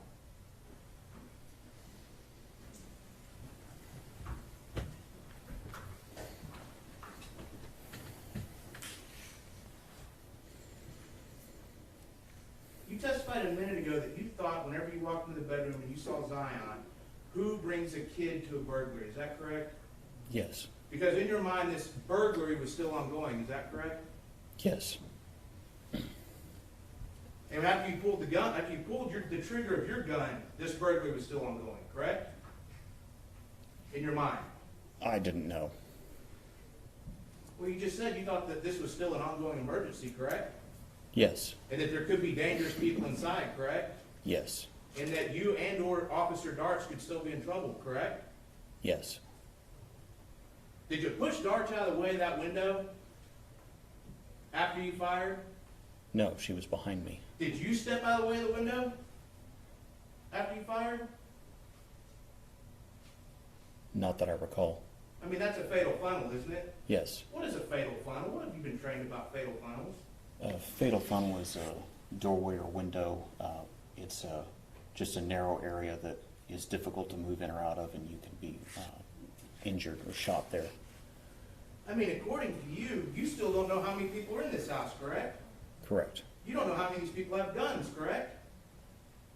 Correct. I mean, that's what you're telling us here. You thought this burglary was still an ongoing emergency, isn't that correct? Yes. But you didn't push Darsh out of the way of that fatal funnel, did you? No. You didn't get out of the way of that fatal funnel, did you? Not instantly. No. You even tried to open the window to get inside that house, didn't you? Yes. You tried to open the window to get inside a house where you didn't know where unknown assailants could be hiding that could be armed. Is that what you're telling this jury? Yes. That's your sworn is that good police work? No. And let's go back to this. You said that it was Officer Darch's idea to go in that house, right? No, we both intended to go inside. Who was the first one that said, let's get inside there? Officer Darch. And then you tried to get into the window of the house filled with dangerous people. Yes. But you didn't tell Officer Darch there was a gun in that house, did you? Not until we got inside, no. Did you tell her when you got to the fatal funnel of the cars? No. Did you tell her when you got to the fatal funnel of that side door that was open where the bad guys could be? No. Did you tell her when you got to the fatal funnel of the front door? No. Did you have any trouble opening that front door? No. You just went right on in, didn't you? Yes. Hey, when you were in the back shooting at Tatiana Jefferson, do you know how many people could have run out the front door? No. I mean, did you have backup there? No. Was that front secure? No. All the bad people in that house could have just went right out that front door, couldn't they? Yes. Would you have any way of knowing if they would have went out that front door? No. Is that more good police work? No. So, now you've opened the fatal funnel. Okay, what is slicing the pie? We've heard that. I want to hear you tell me what's slicing the pie. Slicing the pie is when you're entering an opening, taking it in sections, and then dividing up the area inside. You kind of peek a little bit and then retract to protect your body. Is that right? No, if you retract, then you've given up the ground. Well, you peek and then move a little bit more, move a little bit more, only exposing yourself as much as necessary until you get as much of view to determine what's safely on the other side. Isn't that right? Yes. How fast did you slice the pie at that fatal front of the front door before you went in? You can do it quickly or slowly. Did you do it? Very quickly. Oh, you did? You determined there was nothing unsafe on the other side of that front door for you to just walk right in.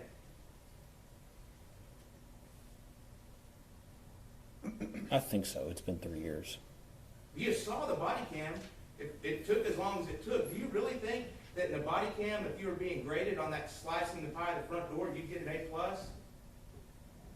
Probably not. It's more bad police work, isn't it? It's not the best. It's more bad police work, isn't it? Yes. When you got in the house, did you tell Darks there was a gun then? When I found it, yes. Oh, when you found it. Now I'm talking about in the living room after you opened the fatal funnel of the front door. Did you tell her there was a gun in that house? No. You got another fellow officer from the Fort Worth Police Department entering a home which you have determined to be a burglary in progress with possible armed assailants, and you didn't think to tell your partner, hey, there's a gun inside? No. You didn't think to tell her, hey, I saw somebody with a gun? No. Do you not like Officer Darch? I like her just fine. But you didn't seem too concerned for her safety. In your head is what's going on, and there's this burglary in progress, and bad guys are there with guns. You let your partner walk into that house without giving her any heads up whatsoever that the bad guy might have a gun. Is that really what you did? We were talking on the radio and yelling commands. Did you tell her there was a gun? I did not. Is that good police work? No. That's more bad police work, isn't it? Yes. So, in your head, you testified that whenever you saw Zion, the first thing you thought was, who brings a kid to a burglary?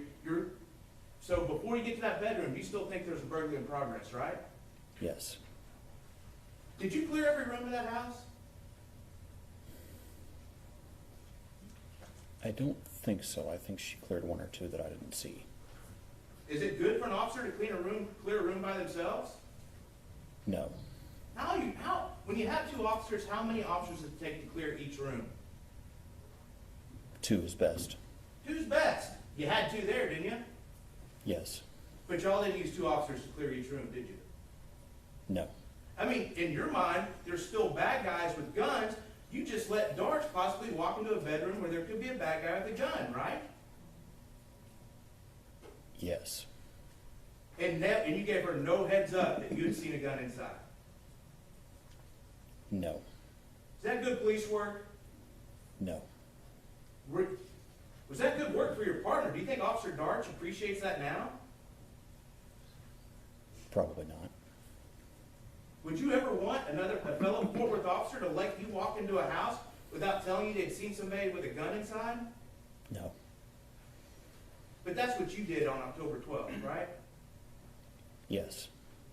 And so, y'all didn't really clear those rooms. Y'all just kind of peeked your head in each one, didn't you? We did a fast clear. What's a fast clear?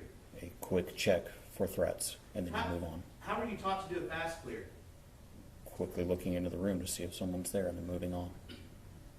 Do you do fast clears whenever you have potential perpetrators with firearms armed inside a residence? Not usually, no. You don't do it, do you? Not in that ultimate dangerous situation, do you? No. So that was more bad police work, correct? Yes. So you get back to that bedroom and you finally see a Tatiana Jefferson. How fast did you start CPR? I don't recall. Did you see the video? Yes. You saw us play States Exhibit 1, right? Yes. How fast did you start CPR? It was a while. Did you start CPR? No. Okay. So again, when I ask you how fast did you start CPR, your answer should be I didn't, right? Yes. I mean, you saw she was bleeding, correct? Yes. You heard her last breaths, correct? I heard what I now know to be her last breaths. Because you didn't know they were her last breaths then, did you? At first I thought it was the dog. So, she still had a chance in your mind, didn't she? Yes. She still had a chance in your mind, and you didn't get down there to help her, to stop the bleeding? I did. I rolled her over and pressed an Afghan to her chest. How fast did it take you to... you didn't roll her all the way over, you kind of just lifted her up, didn't you? I lifted her and observed that she had a bullet wound to her chest and looked around for something to stop the bleeding, found an Afghan, and then rolled her all the way over and pressed that Afghan to her chest. How long did that take you to finally put pressure and cover that wound? I don't know. A long time? In watching the video, it appears to be a long time, Tell yes. you what, if you were laying on the floor shot, how long would you want someone to take that long to cover your wound? No. Why? Because bleeding out. Because it's dangerous for that person, right? Yes. So, I know you're crying right now, but on October 12th, 2019, you weren't crying when you decided not to administer CPR to Tatiana Jefferson, were you? I didn't decide not to. But you weren't, were you? I was about to when the other officers ran in, Oh, you're about to start crying. about to start CPR. Oh, about to start CPR. But you didn't do it, did you? No, So you shot at Tatiana Jefferson thinking she was some bad guy in a back window, is that right? yes, A bad guy who had just been hunched over and who had a gun that you couldn't even see if their hands were around it? I saw the gun pointed at me. Is that all you could see? Is that what you're saying? The gun in the upper part of her body. That's all you could see? That's all your memory has said that you saw that night was an upper part of the torso of that gun? Yes, Do you remember seeing anything behind her? no, So you don't know if there was anything behind her? no, I don't. How smart is it to shoot a gun at a target without knowing what's behind the target? I took a well-aimed shot with ammunition that's designed not to overpenetrate. How smart is it to take a shot at a target without knowing what's behind the target? It's not. You're trained against that, aren't you? Yes, And like one of the 4 most basic rules about firearms is don't shoot at a target unless you know what's behind the target, isn't it? yes, Like the top 4, right? yes, But you disregarded that, didn't you?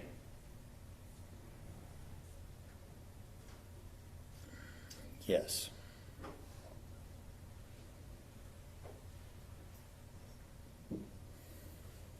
So, I want to go back. May I approach the witness, Your Honor? Yes, sir.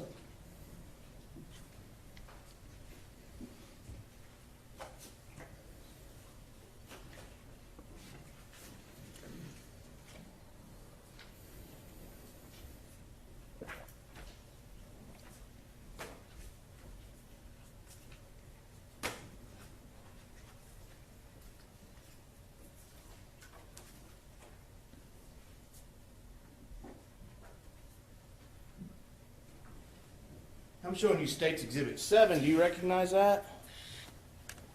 Yes, And is that the home where you shot at Tatiana Jefferson kind of right there in the middle of State's Exhibit 7? yes, And East Allen is running kind of perpendicular of the photo and kind of curving back over to the left part of the photo, is it right? yes. And then what's the street that goes right across horizontal? That's Mississippi, Where did you and Darch park? right here on southbound Mississippi. So if I was to hold my finger right here, right up here, where this car is right here? Yes, Is that kind of where y'all parked? roughly yes. What house did you walk up to? The first house that was the wrong one? It would have been the one on that southwest corner. The one on this southwest corner right here? I think so, yes. So if I'm pointing to it right now, that'd be correct. This one in the top right corner of the photo, to my left if I'm looking at it, that house, right? Yes. Well, you said you didn't park in front of the house so you could maintain some officer safety, but y'all just pulled right up next to the one y'all were gonna walk into first? No, Well, then tell me. You were parked right there, you got out and walked to that house. I knew which house was 1203 East Allen. Oh, you knew, so it was Officer Darch. It's her fault that y'all parked over there. I pulled up behind her, yes. Okay. So again, that's someone else's fault, that's Officer Darch, is that right? I pulled up behind her because I wanted to meet with her, and I knew that we were going to 1203 East Allen. I didn't know that she didn't know. Why, when she started walking towards the other house, you didn't stop her? I believe she was coming back from that house already. She already knew that it was the wrong one at that She point. already knew. So how'd you get across the street on State's Exhibit 7 from those cars parked to Tatiana Jefferson's home? Yeah, we walked across. You walked across. This intersection, you went just straight across? I think so. So just diagonal straight across the intersection, is that right? I don't recall. That's what you testified to earlier. Did you forget from just a minute ago? It's been 3 years. I don't recall if we went diagonally or if we went across the crosswalks. I don't remember now. But you were out in the middle of the intersection, right? Yes. If you're trying to conceal cover, isn't walking out in the middle of the intersection of two streets a dumb way to do it? We had to cross the street somehow. But you could have crossed the street closer. Aren't you taught, like, maybe to conceal yourself better? You don't walk out in the middle of the street. You might walk around the house line. Isn't that right? We could have. You're taught that, aren't you? Yes. But no, y'all just went right out across the street in the open, in the most obvious place you could cross, where anyone in that intersection could see you. Isn't that correct? Yes. Wouldn't you agree with me that's not a good way to sneak up on anybody? Yes. So more bad police work?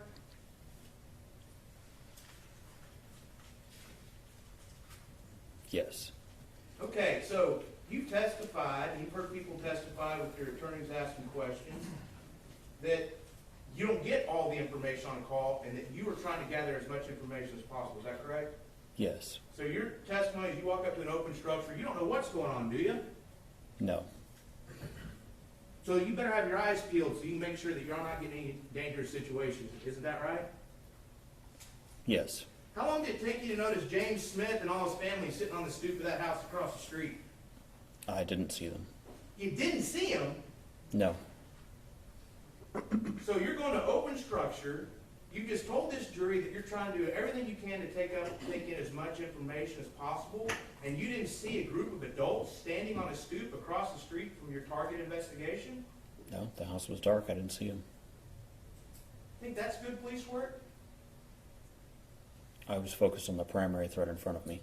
The primary threat in front of you, but threats can come from all over the place, right? They can. I mean, if James Smith and his niece and his nephew and his sister were bad people, y'all didn't have any backup, did you? Not at that point, no. I mean, that would have left you and Officer Darts, that would have left y'all an unprotected 6, right? Yes. Is that a good thing for officers, an unprotected 6? No. What is an unprotected 6? It's where your back's exposed to people.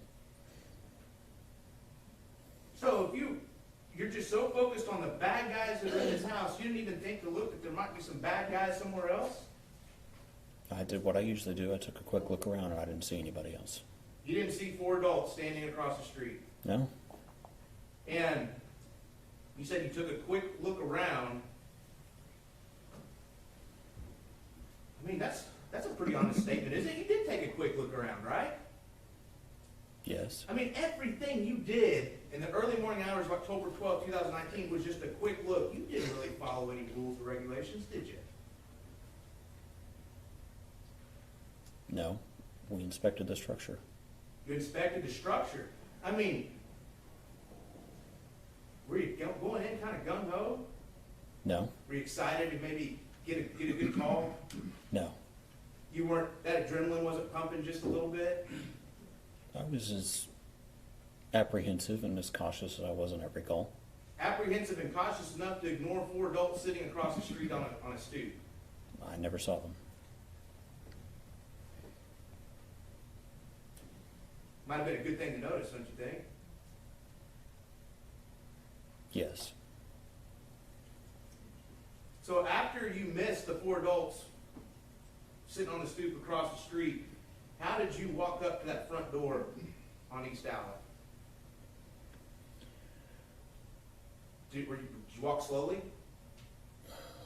I'd say a moderate pace. Were you crouched down to conceal yourself?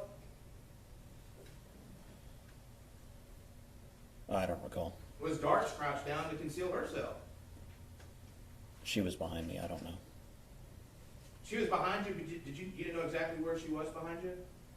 Not at that moment, no. Not at that moment. Because you don't have eyes in the back of your head, right? Right. So, when you got to the front door, you knocked on it and identified yourself as Forward Police? No. You could have identified yourself as Forward Police at that point, couldn't you? Yes. Can you tell me the rule that said you shouldn't identify yourself as Fort Worth PD, the general order that says you should not have identified yourself on that front porch. It's part of the general training that we don't announce ourselves in order to not alert bad guys. So you've never walked up to a house before that maybe there's a burglary in progress and identified yourself as Fort Worth PD? Not on burglary in progress, no. You sure about that? Yes.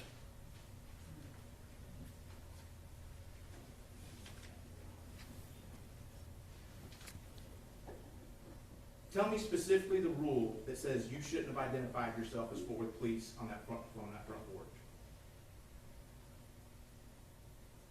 There isn't a specific line and a specific general order. It's the general practice. It's the general training.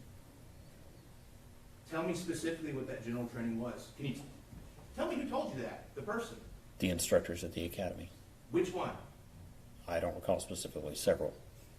Several instructors told you never to announce yourself when you walk up to a home. Not never to announce yourself, just not on that kind of call. On an open structure, you never announce yourself. Correct. Ever. No. Do you announce it for a burglary in progress? No. Would you have gotten in trouble for announcing Fort Worth Police at the front of that house?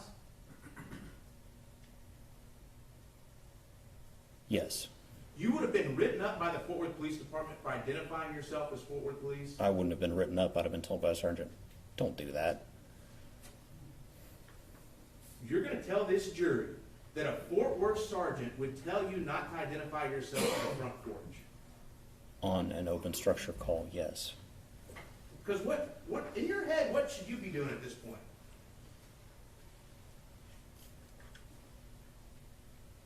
Excuse me. Observing and inspecting the structure to see whether there's signs of forced entry. So did you do that?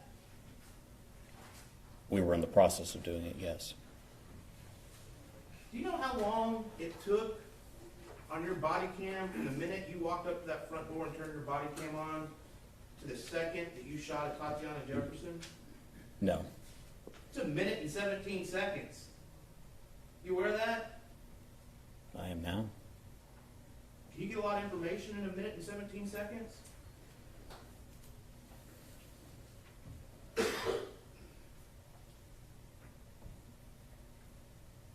It's hard to be specific. I guess that depends. Are you going to tell this jury that in 1 minute and 17 seconds you can check whether 2 doors have any damage that they've been broken into, that you've also cleared 2 cars and made sure there's not anybody else in them, that you've also then opened a gate to someone's private backyard, that you also then went in that backyard and that you saw a silhouette with a gun all in 1 minute, 17 seconds, and you had all the information you needed at that point? We were still conducting our investigation at that point. You didn't have all the information you needed at that point. Just tell the jury. Just tell them you didn't do a good job. We were still... Action argumentative. Sustained. Would you give yourself an A+ for that 1 minute, 17 seconds?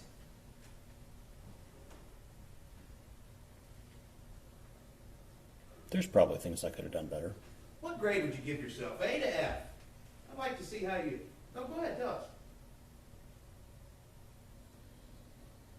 I'm talking before you pulled the trigger. That 1 minute and 17 seconds before you pulled the trigger. A to F.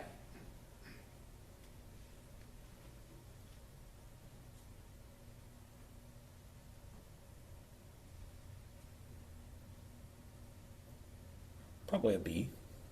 Oh, B. High passing grade. What do you think you did the best?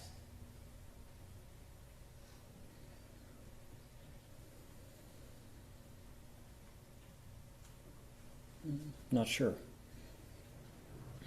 You gave yourself a B and you can't tell this jury what you did the best, not 1 minute and 17 seconds?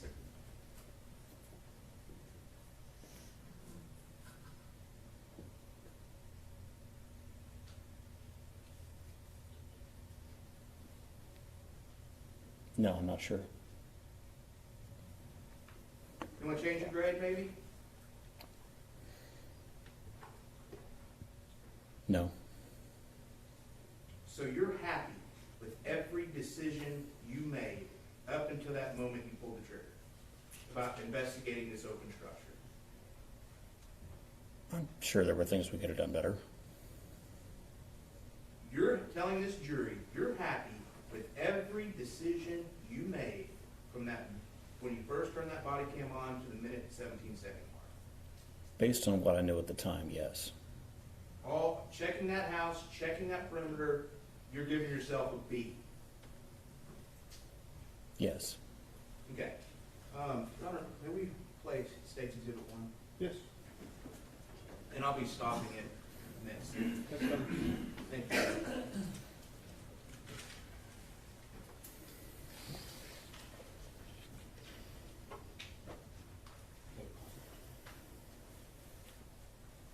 All right, that was about 4 seconds of looking at that front door. Did you check the door jamb of that front door to see if anything had been pried open? I took a look at it. I didn't see any evidence that anything was pried open. That was like 3 seconds. You looked at that and decided nothing had been pried open in 3 seconds? That video doesn't start at the beginning of the call. Okay, so you were staying there a little bit longer, right? Yes. Did you check the inside, did you check to see if the screen door worked? No. If it was open? No. If it was unlocked? No. Did you check and see if that was off its frame at all?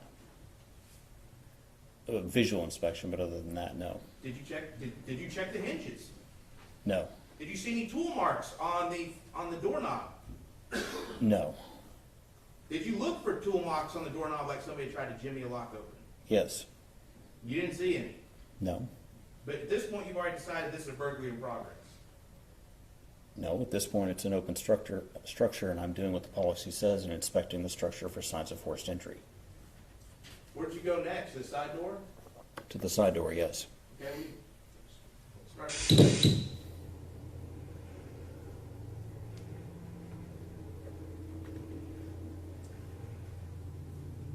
Okay. Now, I see some like weather stripping or something coming off that screen door. Is that what you were talking about? Yes. That was your big evidence that somebody had maybe tried to manipulate this door open some way. It's a piece of evidence.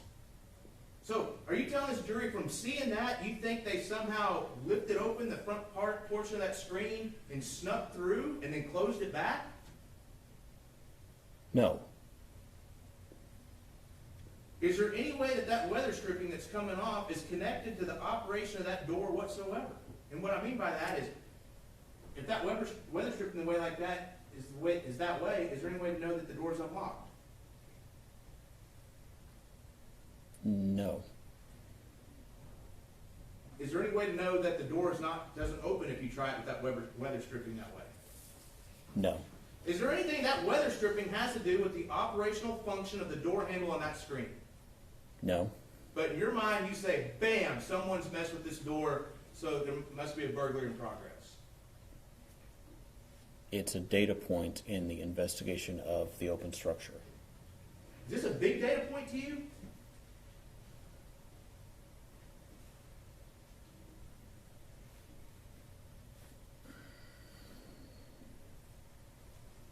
I don't know if I'd say it's big. It goes into the stack.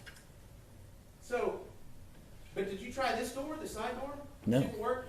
No. Did you knock on it? No. Could you have knocked on it? Not without alerting someone that I was there. So you were doing everything you could to not alert somebody you were there.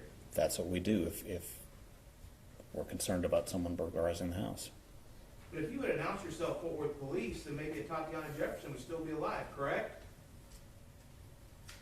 Maybe. If you would announce yourself, Tatiana Jefferson would still be alive, correct? I don't know. You still might have shot her anyway? It would have depended on if she came out the front with a gun. Are you telling this jury there might have been a situation where you still might have shot her anyway? Only if she pointed a gun at me.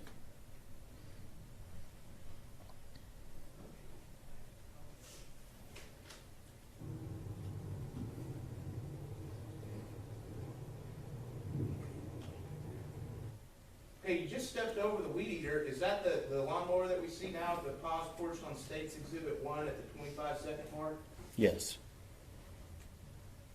You were here last week when the defense attorneys were asking questions about the stuff piled up outside. What significance did that have to you as an officer at the time? That it was a possible collection of items to be removed by a burglar. Explain that to me. Like, I don't know, I've never seen a burglary case before. Explain it to the jury. What does that mean? Well, burglars will often collect loot near where they're going to leave, and so they have a pile of stuff to take. Is that what you thought when you saw that stuff? I thought it was a possibility. How many people keep a lawnmower in their house? I'm not aware of any. How many people keep a weed eater in their house? I'm not aware of any either. But you think that someone had broken into this house, took the weed eater and the lawnmower from inside and stacked it up to take? I didn't say that. But you just said that people stack up things to take in a burglary. So if it's a burglary of a habitation, they stacked up the stuff, but they stacked up stuff you don't find in a home. There's a detached garage to the back. I hadn't gotten there yet. There is a detached garage. How much time did you spend with that detached garage? I took a look at the door. Did you try and open the door? No. Did you try and open, when I say the door, the door where the car would go, right? Yes. That door. I mean, we can, we'll play that part. We can see how long you took with this garage.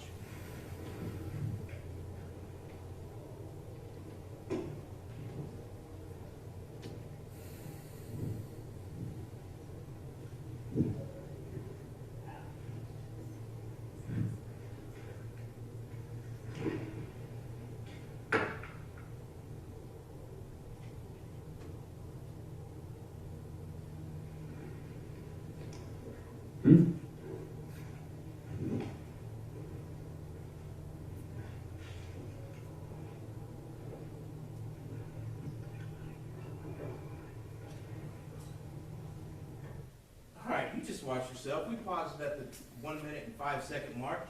How good a look did you take at that garage? Just a quick one. You didn't check the door, did you?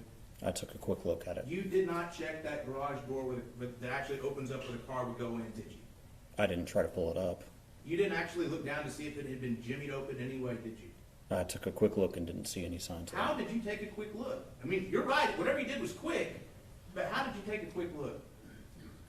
Just looked down at it as I was passing by. You looked down as you were passing by. Is that good police work?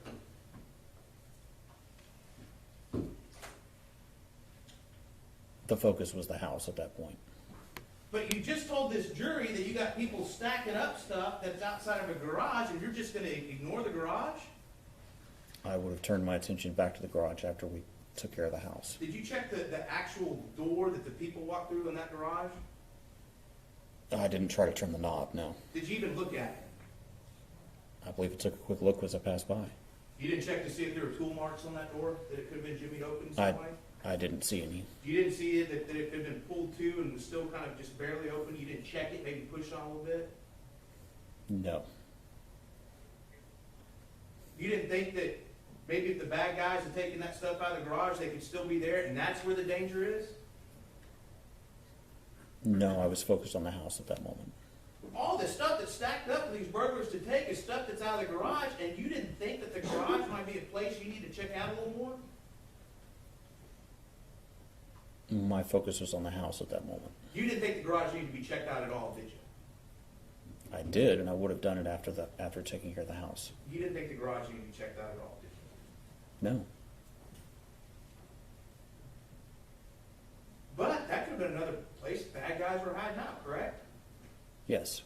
So, let me get this straight. We've got the first fatal funnel at the front door. Did you stand in front of that fatal funnel? I moved across it. Is that good police work? You have to move across it. Could you have stepped away from the residence, maybe put some distance between you and the fatal funnel? Yes. Could one of you have covered the fatal funnel while the other one crossed to make sure there wasn't a bystander back behind a wall? Yes. Could you have knocked and said, "Forward, police," to see if there's anybody inside? Yes. Could you have tried the door to clear the area to see if there was someone hiding behind the big wooden door or behind the wall? Yes. You did none of those things, correct? Correct. You just walked across the fatal funnel, correct? Yes. Is that good police work?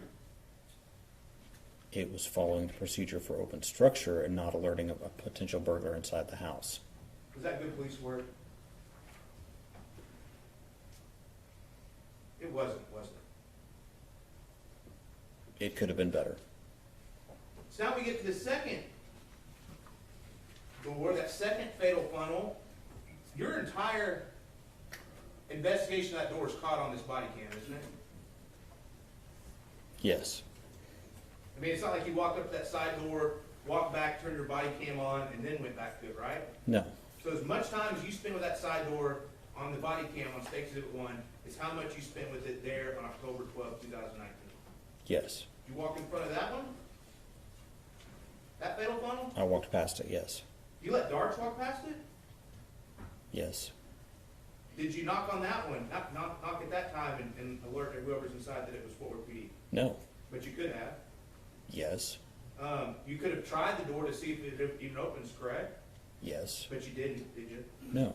You could have gone inside maybe to clear if there was someone behind either door or around the corner, couldn't you? Yes. But you didn't. No. And still, is that good police work? You don't knock on doors and announce yourself when you're investigating an open structure or potential burglary. If you're so afraid of this fatal funnel, what's going on with this open structure and this burglary, you're just walking in front of the doors without a care in the world? I didn't walk in front of it without a care in the world. I moved past it, looking to see who was inside. You didn't treat it as a fatal funnel as the way you're taught, though, did you? Can you be more specific? I'm not sure what you're asking. When you have a door that's a fatal funnel, you're trained to approach that door a certain way to look through it and make sure you and your partner are safe, correct? Yes. You didn't do that in this case, did you? I looked and moved across it. You, in the short time you looked, decided it was safe, and then moved across it. Yes. That's not exactly how you were trained, right? Come on, be honest. There's no specific amount of time given to move across the door. It should have taken longer if you're actually concerned about your safety and Officer Darch's safety, correct? No. Really? Or were you just not concerned at the time about y'all's safety? I was apprehensive and cautious as I am on every call and moved across it in that manner. This wasn't good police work at that second door, was it?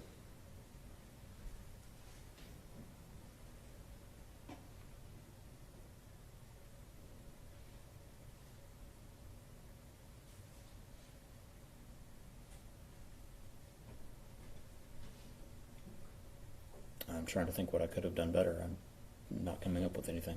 So the second door, you're giving yourself an A+. Is that what kind of raises your average there? I think it was fine. You wouldn't change a thing about that second door, would you?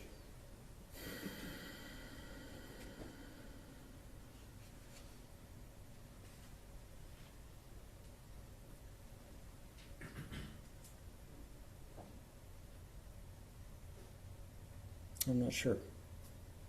We'll move away from the second door and your quote-unquote pile of stolen goods from the garage, and you went past the cars. Now, explain to the jury again, why'd y'all check the cars? To see if someone was hiding in there. Did those cars have tinted windows? Yes. Was it easy to see inside?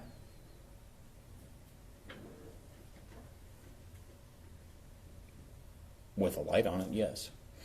With a light on? Why would you need a light to see inside? Because of the tinted windows. When it's dark outside and you turn a flashlight on, is that hiding your position? No. So you just announced to everyone at that house, these bad guys that you think are inside, that you're outside with a flashlight, right?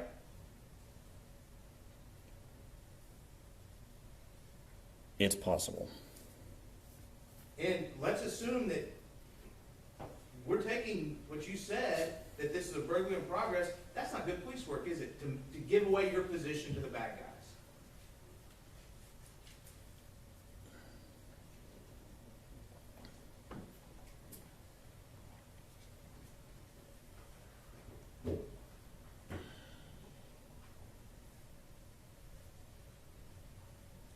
there are certain risks involved in police work, and some of police work is balancing the risks.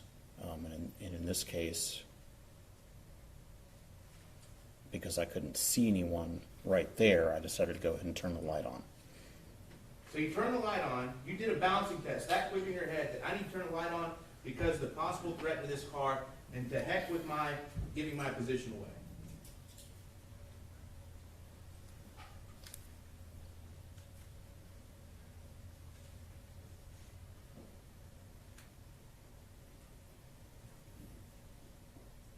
Do you not understand my question? Not really. You just said you did a balancing test. Who are you looking at over there? I see you keep looking to the left side of the courtroom. Who are you looking at? My attorneys. Why are you looking at them?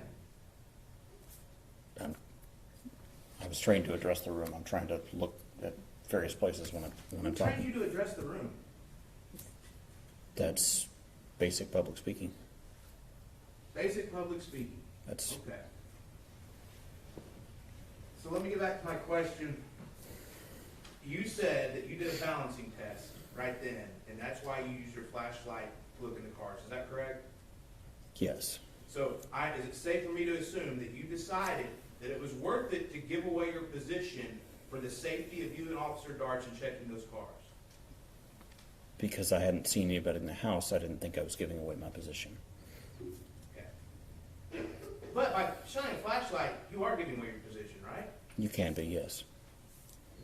So you chose not to knock on the front door because that would be giving away your position, but yet you're just going to turn your flashlight on to give away your position. Is that correct? If I'd knocked and loudly announced, anyone in the house would have known I was there. I didn't see anyone there when I turned my light on, so I didn't think anyone would see that. Oh, so right at the cars, you don't think there's anybody in the house? Not in the doors and windows facing, not in that front part of the house, But, so there still could have been people in the back part of the house that could have seen the flashlight then? in the back part of the house, Okay. yes. I just want to be clear that I didn't think, so you still don't know who's inside that house? Correct. Okay. So, how fast did you clear those cars? At a moderate speed, I'd say. Moderate. You felt completely safe walking past them after you looked inside? Yes, Did you check the floorboards? yes, Did you check the cars to see if that the car doors were open? no, all I need, Did you check the trunk, see if it had been open? no, Did you check to see if there had been any tool markings on the locks of the car? no. What did the call take? What information did you learn about these cars from your MDC? That they match the description of the cars belonging to the person at the house. Now that's kind of important, isn't it? Yes, I mean, you knew walking up that the owners of the home, their cars match the description, were in the driveway, right? yes, And matter of fact, you were also told that the owners are usually home at that time, correct? yes, Had you already determined that the owners weren't home? no, I didn't know that. So in your mind, while you're looking at those cars, you still think the owners are in that house, correct? No, I thought they weren't there. Oh, you thought they weren't there. You thought that there's no way those owners are at home. I didn't think they were, no. You thought there were no way that the owners of the home were present? Based on everything that I saw inside that looked like a burglary, I didn't think the owners were there. What exactly looked about, what about it inside that made it, that you said burglary? Everything that was a mess on the floor, the cabinets and drawers open, and items that just looked like they'd been gone through somebody looking for valuables. But you've been to messy homes before, right? Some, yes. I mean, come on, you've been to calls where people put their cigarettes out on the carpet, correct? Yes, I mean, some people have dirty homes, is that right? yes. Where was the TV?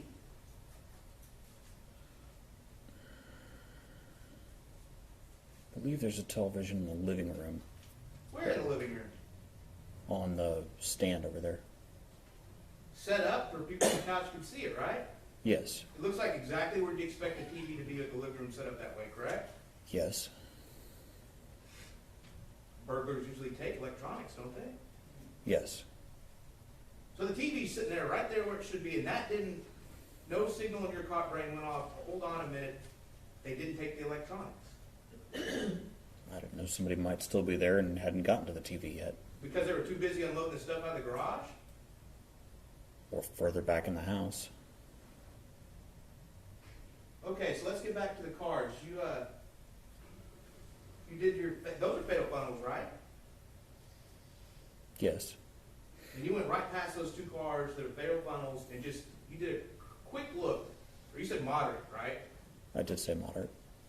And you felt completely safe for you and Officer Darts to proceed. Yes. That garage, you never checked anything inside the garage, right?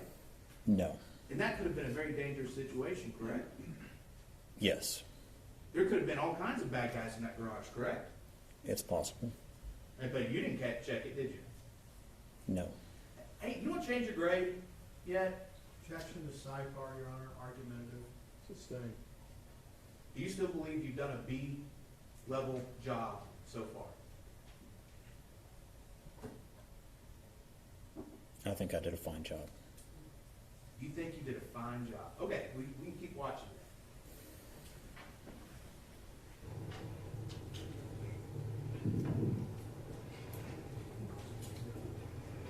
that. May I approach the witness, Your Honor? Yes, sir. So that garage,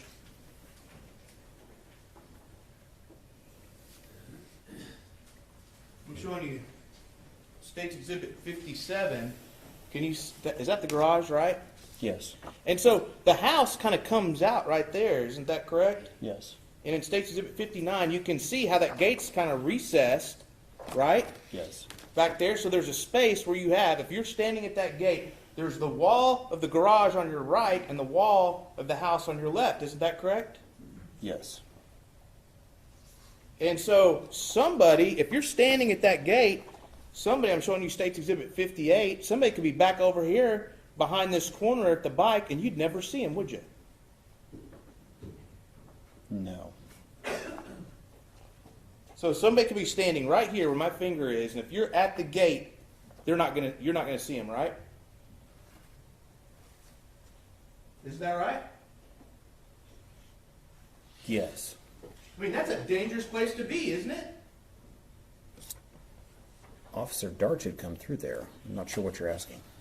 Who's covering the front doors when you're back at this gate? We were both back there.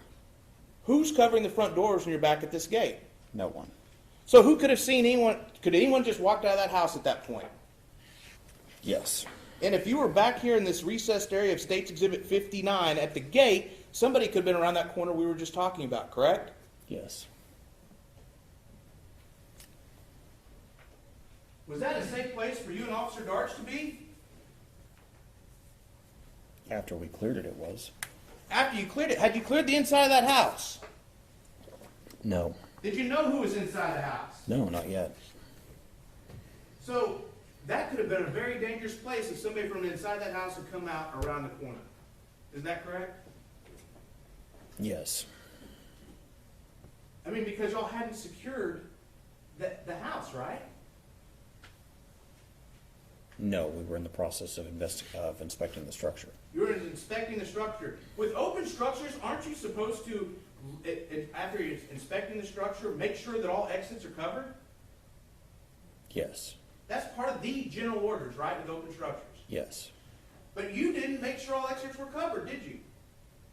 Not yet. At the point you and Officer Darch are standing at that gate, are all exits covered? No. So you're going against the general orders here, correct? We were on the inspecting the structure. Is the perimeter secure when you're standing at that gate with Officer Darch? No. No, because those two front doors, you don't have anybody watching them, do you? No. And isn't it an important part of the general orders to make sure all exits are secured? Yes. But you ignored that part of the general orders, correct? I was in the process of inspecting the structure. I mean, because with open structures and general orders, if you can't secure the perimeter, what's one of the things you can do?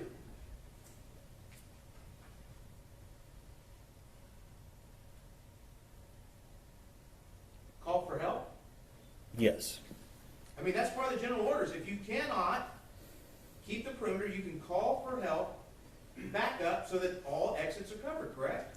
Yes. And over to the east of Tatiana's home, of her mother's house, there's this huge open field, isn't there? Yes. And I mean, that huge open field would be a great place to kind of post up and run a base of operations to secure the perimeter of that home, wouldn't it? Yes. From that field, you could have seen the front porch, isn't that correct? Yes. And the side door, isn't that correct? Yes. And the two cars, isn't that correct? Yes. And the garage, isn't that correct? Yes. And the gate, isn't that correct? Yes. But you didn't pull back to that position, did you? No. You decided to go head first in through that gate to that backyard, isn't that correct? I continue to inspect the structure, yes. You went into that backyard, isn't that correct? Yes. Did anyone invite you into that backyard? No. Did you hear anyone calling for help in that backyard? No. Did you hear anything that somebody may be in trouble in that backyard? No. Can police officers just walk into anybody's backyard they want to if they feel like it? No. Why not?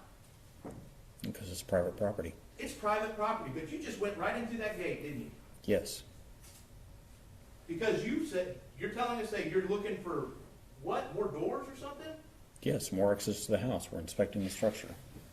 Did you see any doors in the back of the house when you opened the gate? Not on that face, no. You didn't see any doors. No. And you're in a private citizen's backyard? Inspecting for a possible burglary, yes. But you're in a private citizen's backyard. Yes. If you would have walked up to one of those windows and seen something illegal going on, that might get suppressed, wouldn't it? Objection, calls for legal conclusion. not Sustained. subject to vote.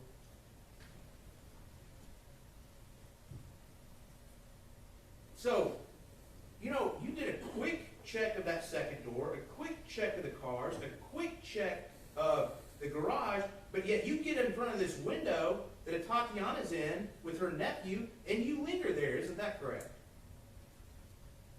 I took a longer look because the light wasn't on. Isn't there another window that's just on the other side of the air conditioning unit? It's on the other side of the house. Is there another window just right over there, though? You didn't go check that out, did you? I hadn't gotten to that one yet. But you took a lot of time at this window, more time than any other fatal funnel you'd been in. Is that correct?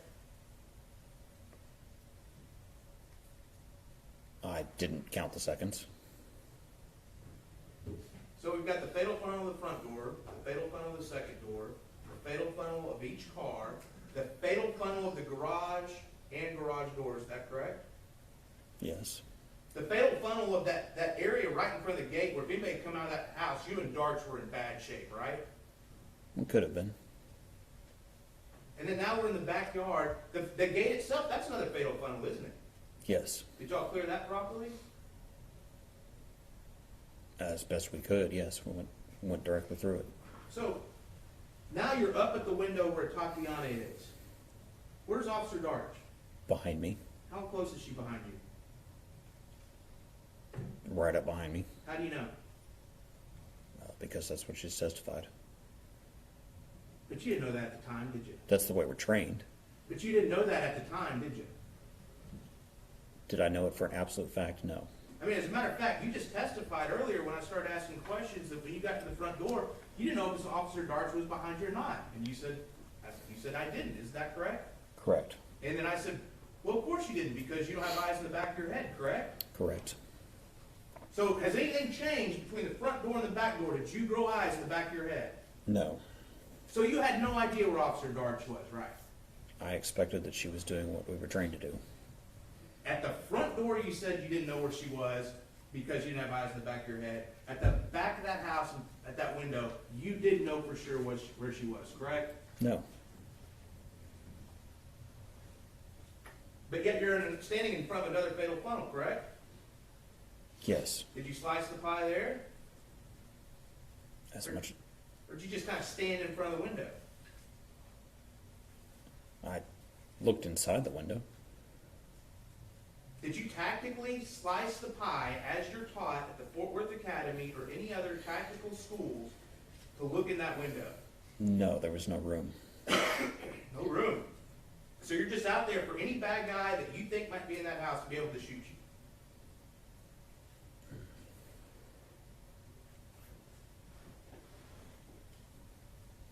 Yes, Is that good police work? it's part of inspecting the structure. Is it good police work? You said that how scared you, how apprehensive you were, that this is a fatal funnel. Is it good police work just to stand at a dark window without knowing what's on the other side? I was looking inside. I don't know of any better way to do it. You could have called for backup, correct? Someone had to look inside that window, look at the You window. could have called for backup, correct? Yes. You could have moved to the side of the window, correct? No. You couldn't have moved to the side of that window real quick? I'm talking about before you even saw anything. You saw there was a window there. No, there's an air conditioning unit next to me. There's not enough room for you to stand there? Not to move to the side. What about the side closer to the gate? No, Why not? because it's right up against the fence. So as you I had recall. no choice but to stand right there where the bad guys could get to you if you were standing in front of that window. Yes.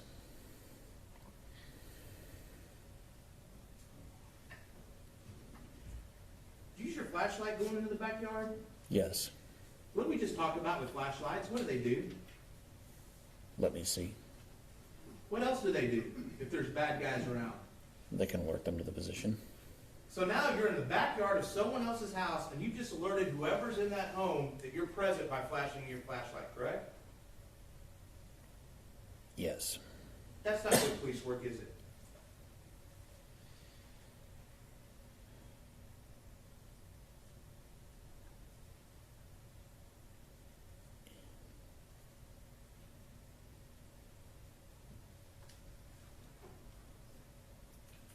It's an unavoidable part of me inspecting the structure and looking around.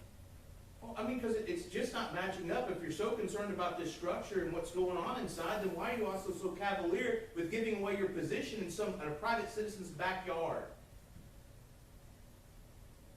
I'm not being cavalier. I'm approaching it as cautiously as I can. Cautiously as you can. Who's covering the front door while you and Officer Darts are in the backyard? No one. How many people could have run out that front door as you and Officer Darts are in the backyard? I don't know. A lot, right? Yes. All the bad guys could have gotten away, correct? Yes. And taken anything of value, correct? Yes. Is that good police work? That was not the best, no. But now you've given away your position to whoever's inside the house because you decided to turn your flashlight on in a citizen's private backyard. Is that correct? Yes. So now, if there's anyone in that home, they know for a fact that someone is in their backyard with a flashlight. Is that correct? Yes. Now, is this an open area backyard? I mean, what I mean is it an easy backyard to get into? No, I believe it's fenced all the way around. Fenced all the way around. Is it one of those was there a cyclone fence where you could see through it? I don't recall. It was a wooden privacy fence, wasn't it? I know it was at the gate. You couldn't see in that backyard unless you opened that gate, right? Correct. Excuse me. Was it safe for you and Officer Darts in that backyard? We didn't see anyone else in the backyard. May I approach the witness, Your Honor? Yes, sir.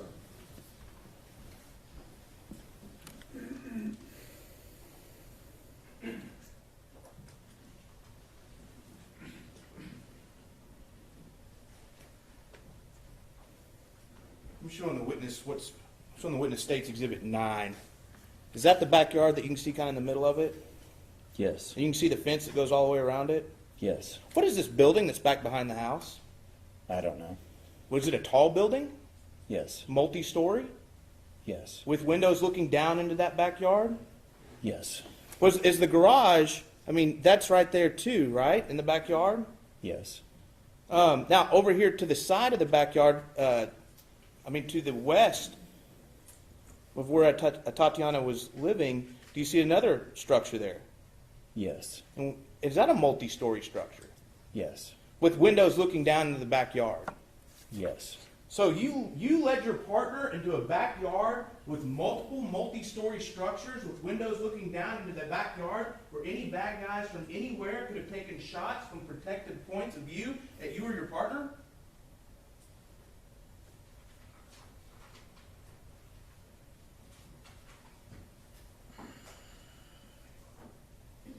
Yes. That's not good police work, is it? It's part of police work. That wasn't safe, was it? Every day when we walk down the street, somebody could shoot at us out of a building. Exactly, and that's why we have things like calling for backup. Isn't that correct?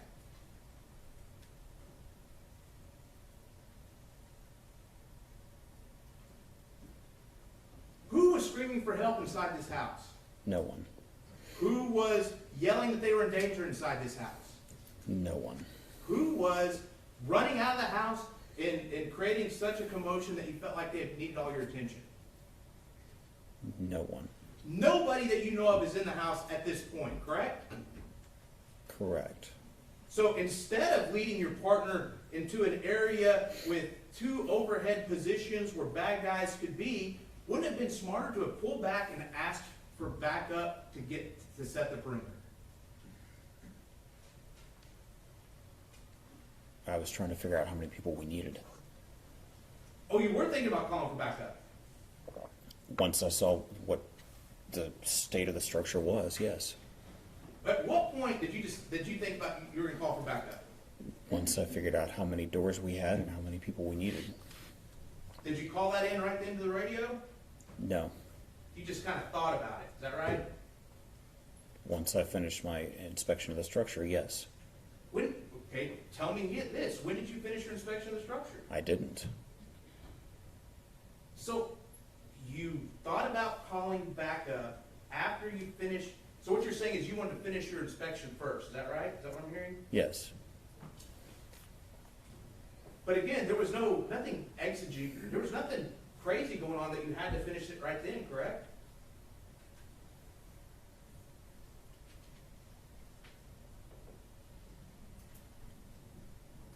I guess I'm not understanding your question. There was nobody screaming for help inside, correct?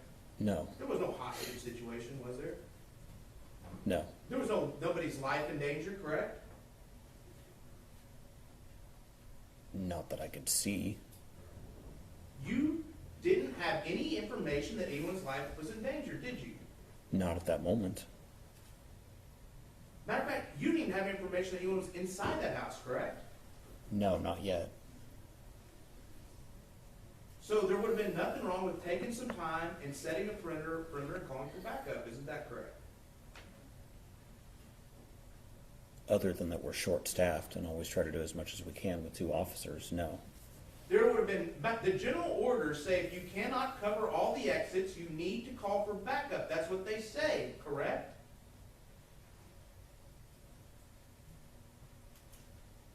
No, that verbiage is not in there. Does it say that you have to secure all exits? Yes. And what happens if you can't secure all exits? Then we'll call for backup. Okay, so we'll use your verbiage. If you can't secure all exits, then we'll call for backup. Is that a better question? Yes. But you didn't secure all the exits here, did you? No. Matter of fact, the 2 biggest exits that there are, the 2 front doors, are just wide open for anyone to walk in and out of, correct? Yes. While you're in this backyard. Yes. That wasn't safe, was it? That was not the best move, no. And that's not good police work, is it? No. Do you want to take your grade down some?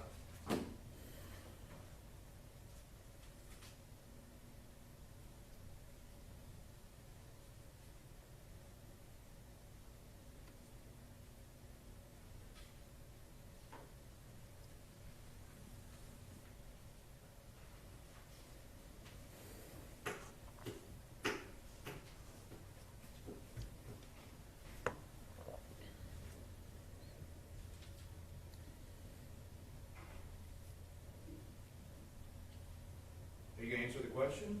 Oh, I'm sorry, I thought that was rhetorical. No, that's a question. Do you want to take your grade down, son?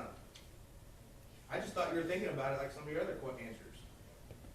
I don't think I did the best job at that, on that point, no. You know what, let's, stop the lunch, okay? We have the lunch here, and we'll, come back at 1:15, okay? See you then.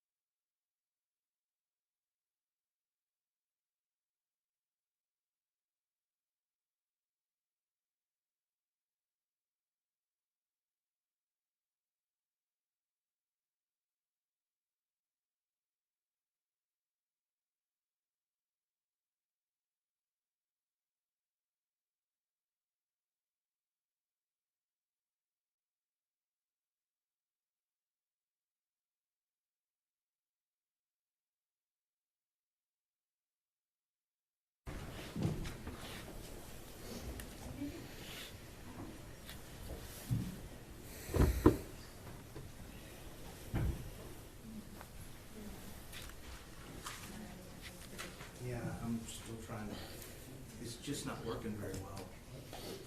Like my computer's just stopping. You need a hard line? I don't think so. I'm moving stuff to my desktop over the break, and now it's just not cooperating with me.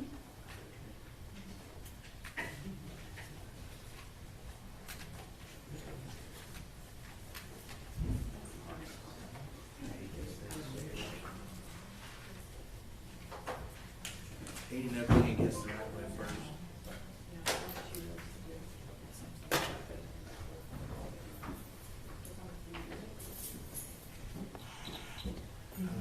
These are just some like.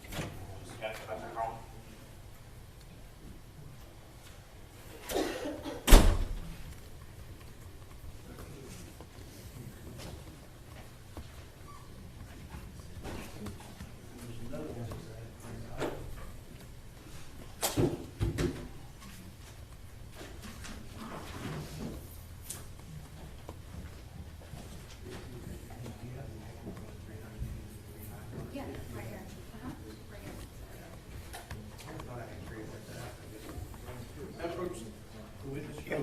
Yeah. We're not on the record yet, so just let me know when you're ready.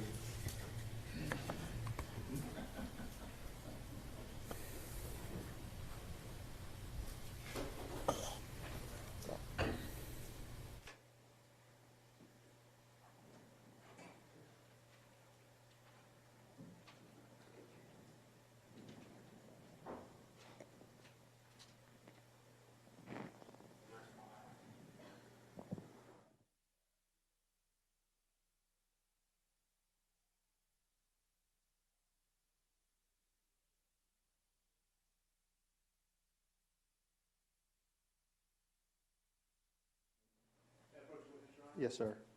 I'm handing you what's been marked as State's Exhibit 118. Do you recognize that?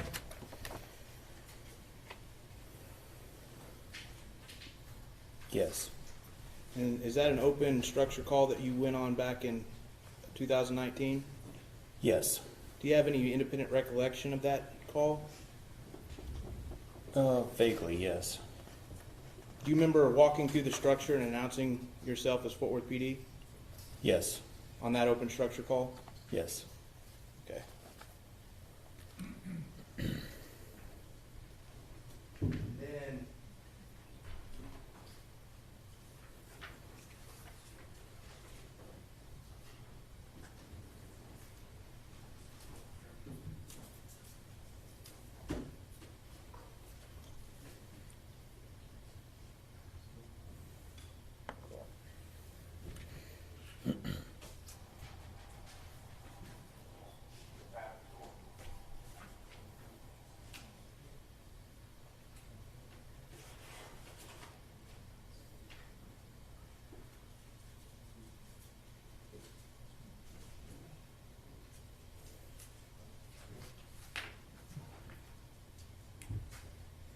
I'm handing you what's been marked State's Exhibit 119 and 120 if you want to take a second to review those.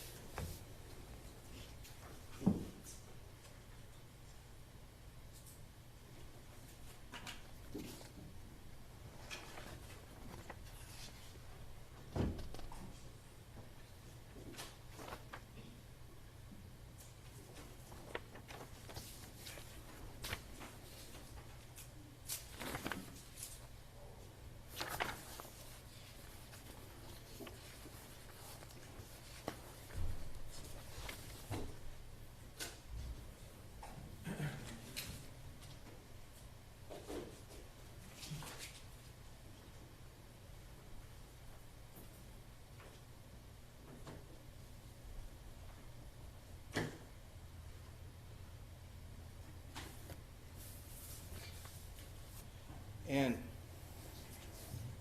so State's Exhibit 119 and 120, are they about a burglary report call that you were dispatched to on May 14th?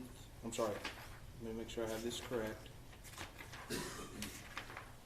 On May 11th, 2019. Yes.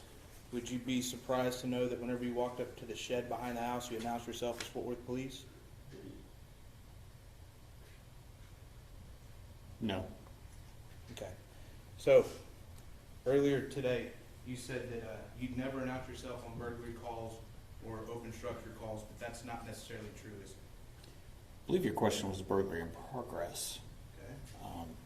In that case, every call is different, and in that case, the call details stated that he thought they had been broken into sometime during the night. But you didn't know what you were walking into at that scene, did you? No, But you announced yourself as Fort Worth PD. just in case there was someone there. Okay. So if I would, Your Honor, so if I were to ask you, I'm sorry, another question for the defendant. So if I were to ask you, there have been times that you've announced yourself at Fort Worth PD on open structure calls and burglary calls, would your answer be yes to that question? That you've announced yourself as Fort Worth PD? Since I did it on that call, yes. Okay. Your Honor, the state does not intend to impeach the witness with any specific matters. We would just ask that one blanket question again, to allow the witness the opportunity to correct some information already testified to in front of the jury. Any objection? Well, not correcting anything, it's relevance is the first one, it's collateral impeachment, it's improper impeachment. I'll let you ask those general questions, just don't go into any specifics of the call. The state does not intend to go into any specifics, Your Honor. And do you intend to offer the call sheets or whatever that you handed to him to refresh his memory for purposes of the record? Yes, Your Honor, the state would offer State's Exhibits 118, 119, and 120 for purposes of the record only. For the record, no objection. All right, they're admitted for purposes of the record. Mr. Brissett, you may have a running objection. I'm overruling your objection. Both sides ready for the jury? Yes. I guess so.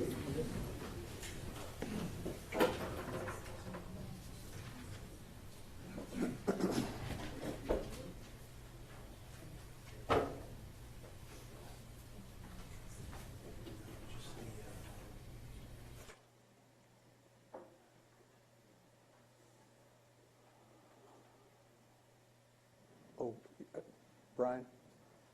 Never mind.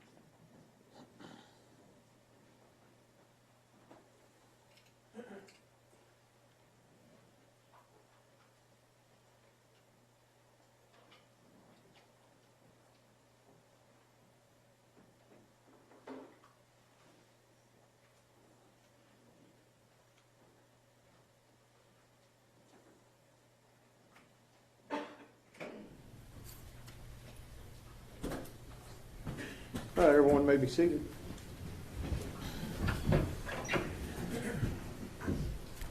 Make sure I have everybody. Mr. Smith. So if I were to ask you again, have you been dispatched to open structure calls in the past in your career where you've identified yourself out loud verbally as Fort Worth Police? Every call is different, but yes, there have been some. And there have been burglary calls that you've been dispatched to where you verbally announced yourself as Fort Worth Police, isn't that correct? Again, there are different types of burglary calls, but yes. So, all that stuff that's stacked up, the lawnmower, the weed eater, the bicycle that's being stacked up by you think the bad guy that's there in the house, did you ever confirm the license plates of the cars to see if they did belong to the owner? No. Wouldn't it have been a good idea to determine if one of the license plates did not belong to the owner of the home, so you could maybe identify if your imagined perpetrator had a getaway car outside? At the time, both of the cars matched the description that said they were supposed to belong to the house. I then turned my focus to the house to see what was going on in the house. I'm sure So you had no reason to think that anyone that shouldn't have been in that house had a car parked in that driveway? not at that point. Well, did you just expect the burglar to pick up the lawnmower and the weed eater and the bicycle and carry it under their arms down the street? Where No. was the getaway car? There could have been someone coming. Could have been someone coming. Did you leave someone in the front yard to watch and see when they showed up? No. That would have been a good idea, wouldn't it have? Objection to sidebar. Sustained. Was that good police work to leave no one out in the front yard to see if the getaway driver was coming? Objection, asked and answered. Overruled.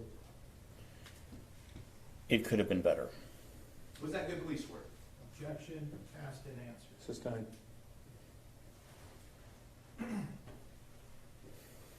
So, can we go back to playing the body cam footage on her? Yes. Okay, I wanna- Again, you're gonna tell this jury you had no room to stand somewhere to the side of that window? No, not at that point. Okay.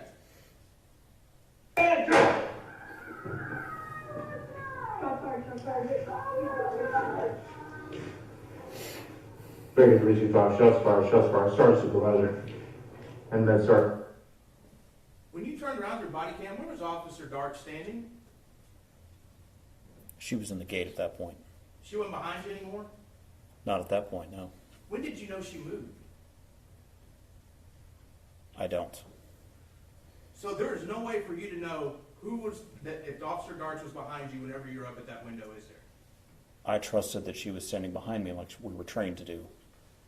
But you have no way of knowing that night that she was behind you, do you? If you're asking if I felt her, no, I did not. And you don't have eyes in the back of your head, as you already said, so you did not know where she was, did you? Again, I trusted that she was behind me like we were trained, but no, I don't know for an absolute fact. And so right now, you've just shot at Tatiana Jefferson. Is your gun, that Glock, is that a firearm? Yes. Is a firearm a deadly weapon? Yes. When you pointed your gun at Tatiana Jefferson and pulled the trigger, did you intend for the person on the other end of that bullet to die? I intended to stop the threat. And stopping the threat means stopping the threat that they could die, right? It's a possibility, yes. And because pointing a gun and pulling the trigger, that's an act really dangerous to human life? Yes. If you do it to somebody else? Yes. So, are you still standing in front of the window at this point? No. If somebody was looking outside that window that we see, and we've got this paused on 1:28 seconds, I believe, someone from inside that window couldn't see out to you? My apologies. I'm sorry, I thought you meant directly up against it. No, but anyone inside that window, inside that house, can see you from that window, can't they? Yes. And if there were 10 bad guys, they could have 10 guns trained on you right now, correct? Yes. And you're not doing anything tactical to protect yourself at this point, are you? You're just standing there. Isn't that correct? Yes, I believe so. So all the bad guys that you think are in that house, they can take a free shot at you right then, and there's nothing you can do about it. Your gun's in your holster, isn't it?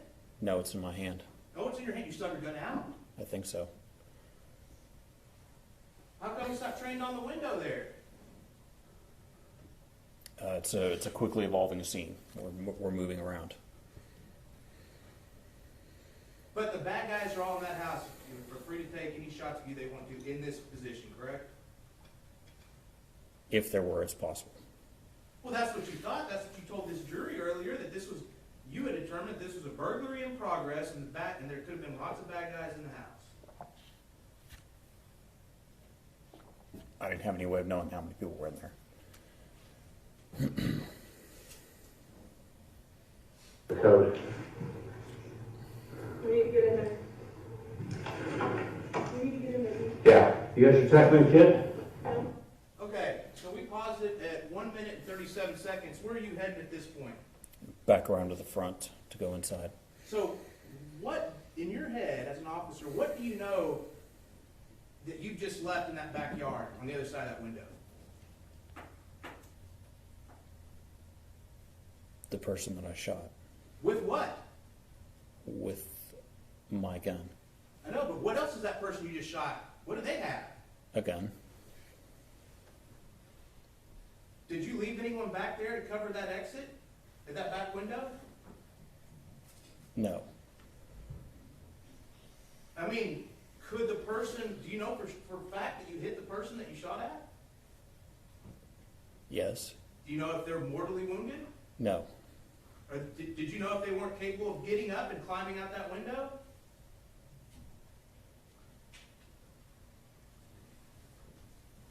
No, I didn't. So who's covering your 6 when you and Officer Darts are running to the front of this house?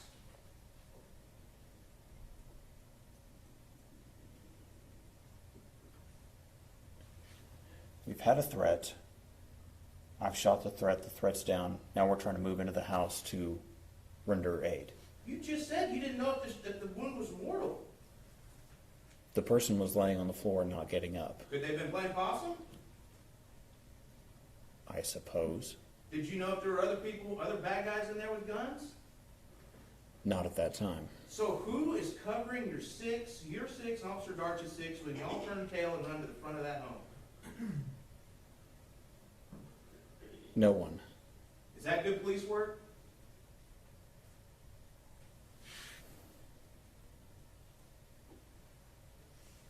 It's the only way to do that. We had to run inside and clear the house and render emergency aid to this person. There was no one else out there. But, see, you keep going back and forth. Were you going to the house to render emergency aid, or were you going in the house because there could have been more bad guys there? Both. Both. Okay. So if there could have been more bad guys there, was it a good idea to leave the back of the house without surveillance and expose you and Officer Darts' 6 as y'all ran to the front of the home?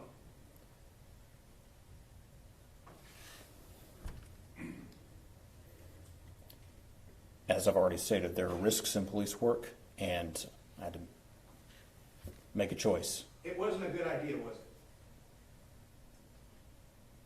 It was the only idea. It was the only way to do that. Just like the only choice, just like you're telling the story, the only choice you had was to shoot and kill a Tatiana Jefferson.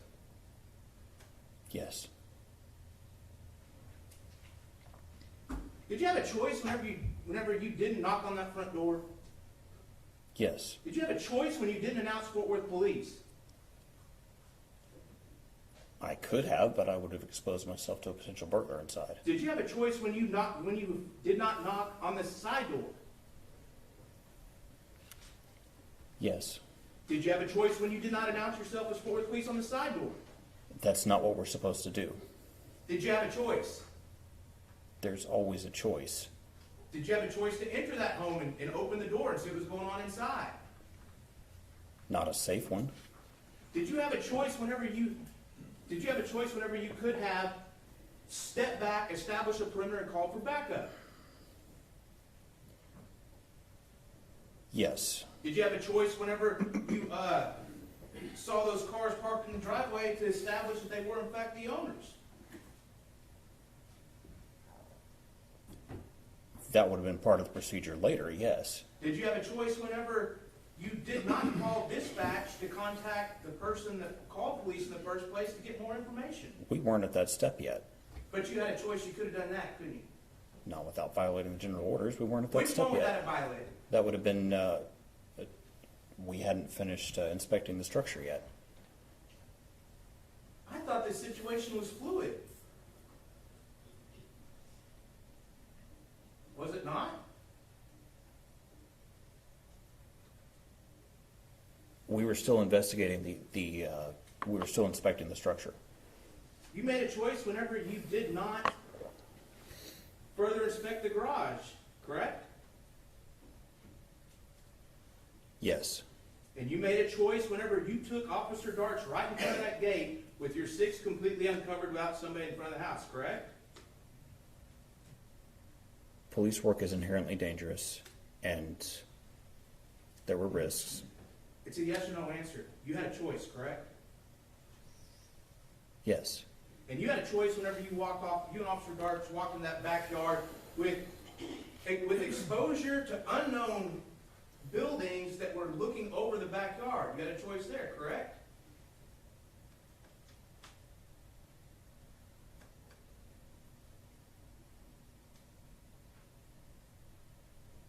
I suppose we could have just stayed home, but no. Oh, you could have just stayed home? And why do you joke about just staying home? Is that because home is supposed to be a safe place? It's not a joke. My point is simply that It sounded like a joke to me. Is home supposed to be a safe place? Your Honor, we object to the badgering, allow the witness to finish the question and answer it. Sustained. May the witness answer the question? Well, re-ask your question, Mr. Smith. Is a person's home supposed to be a safe place? It is. You should feel, if you don't feel safe in your home, there's nowhere else you're gonna feel safe, is that correct? I agree. And this is Texas, there's nothing wrong with a person owning a firearm, is there? No. As a matter of fact, if one of your loved ones was at home alone with a child and heard something in the middle of the night, you would hope that your loved one maybe would go to their backyard window with a gun, wouldn't you? Maybe. To protect themselves and the child, isn't that correct? Yes. Especially if they saw flashlights in their backyard, isn't that correct? Possibly. Flashlights of a person announcing their presence in their backyard where they're not supposed to be? Possibly. So you had a lot of choices that night, didn't you?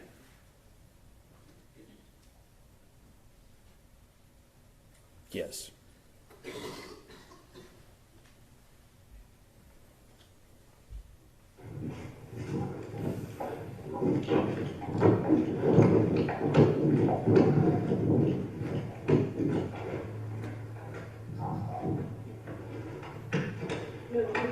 Ready?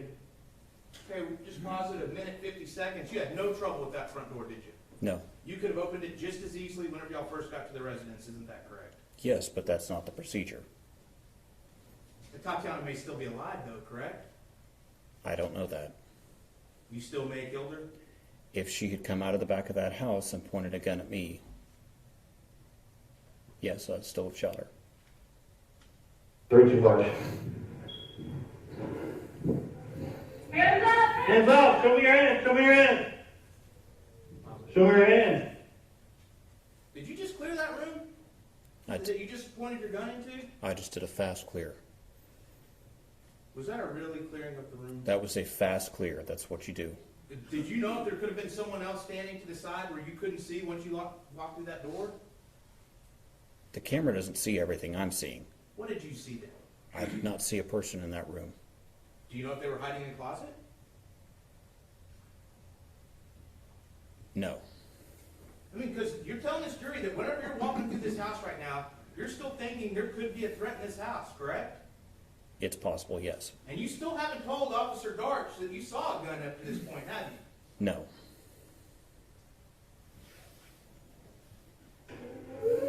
Hands up! Show me your hands!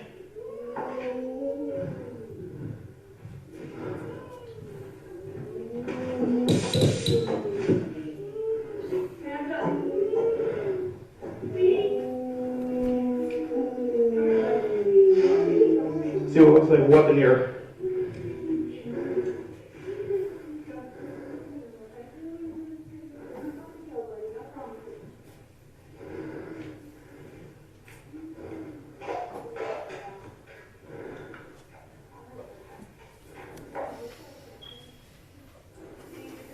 Yeah, I'm good.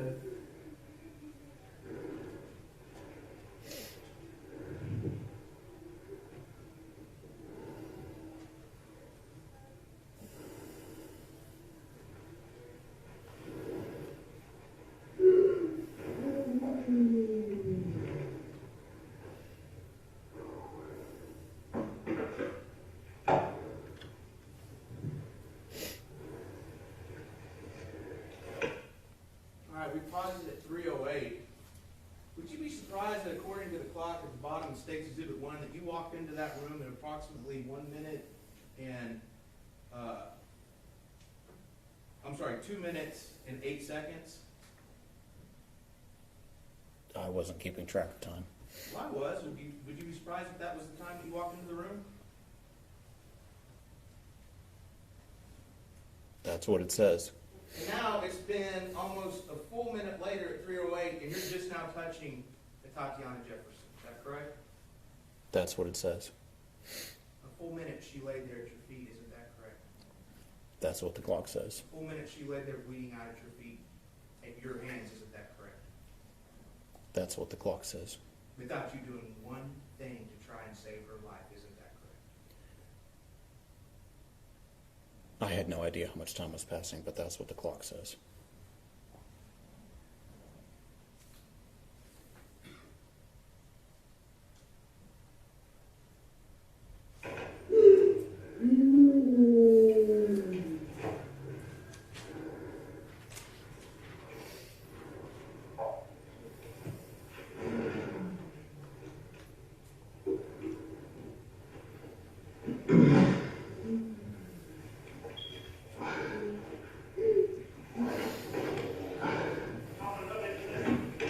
saying? Hey, you know wherever you and Officer Darts were outside by the cars, you said y'all whispered something. What were y'all whispering? She said, we've got to clear that car. I said, yeah. That's it. That I recall, yes. There was no more whispering or communication other than that before y'all went through that gate. I thought I heard her say something else, and I didn't hear it, and I said, So no planning about what you were going to do when you got on the other side of that gate? We followed our training and did as we were trained. No planning about what you were going to do? We didn't make a specific plan, no. I mean, you had no idea what was on the other side of that gate, did you? No. It could have been an open-air patio with a lot of people on it, correct? Well, we'd have heard them, but Could have been a person back there waiting to ambush you and Officer Darts, correct? yes. It could have been somebody escaping the house from this burglary that you thought that was happening, correct? That's why we were back there to check, to see what was going It could have on. been a hostage situation. I suppose. All those things that it could have been. And you didn't look at your partner and say, maybe we need to come up with a plan before we open this gate? The plan was exactly what was trained. We open the door, the gate. One of us goes to the left, and one of us goes to the right, and then we deal with whatever's on the other side. Y'all didn't come up with a plan, did you? The plan was made in training. You didn't come up with a plan, did you? No. Thank you for answering my question. Objection to the sidebar, Your Honor. Sustained.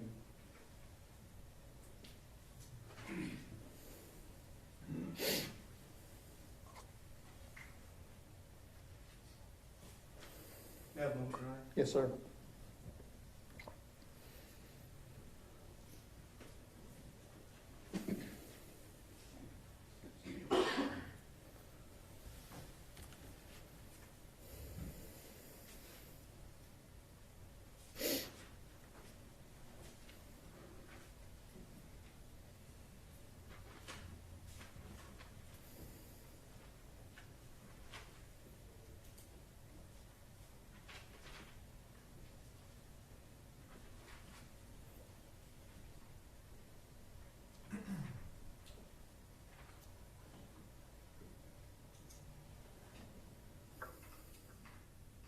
You just watched the video again, and you've seen it a few times, haven't you? Yes. Did you shine your light right in that back window where Tatiana Jefferson was? Yes. Wasn't that just basically putting a spotlight to all the bad guys that you imagined were inside that house, telling them exactly where you were? Police work's inherently dangerous. I had to go look inside the window to see what was going on, to see if there was a burglary. It's inherently dangerous, but didn't you make it more dangerous by saying, look at me, look at me, look at me? Someone had to go back there and clear that window and see what was going on inside that house. So, and you were going to be the hero, right? No. You were going to charge in and save somebody from whatever was happening inside that house, correct? No. You were going to be a hero, ignore the rules, ignore trying to set up a perimeter because you had decided that you had to do something, correct? No. And you decided to put your window through that, to put that flashlight through that window, correct? Yes. And anybody that was inside would have seen you, correct? Yes. Any bad guy that you potentially imagined being there would have seen you, and they would have been alerted to your position immediately. Yes. Is that good police work? That's how you clear an open structure. Is that good police work? Yes. To risk your own life and Officer Darch's life? Risks are inherent in police work. I had to go. You had to turn the flashlight on. There's no other way to see. No other way to see. You made that choice, didn't you? It's a dark night. I had to use my flashlight. Yes. So all this other stuff that you didn't want to announce your presence, that's when you decide to announce your presence. Right then, through that back window, in someone's own backyard, in a private citizen's backyard, through a gate that was shut, back there through a window. Now it's finally when you decide to announce your presence. Because I thought we had a burglary. And you didn't announce your presence with Fort Worth PD, did you? You just used your flashlight, correct? No, I just used my flashlight. And whoever was in that house had no idea, did they? I don't know. Whoever was in that house had no idea what was coming, did they? I don't know. Whoever was in that house had no choice what was about to happen next, did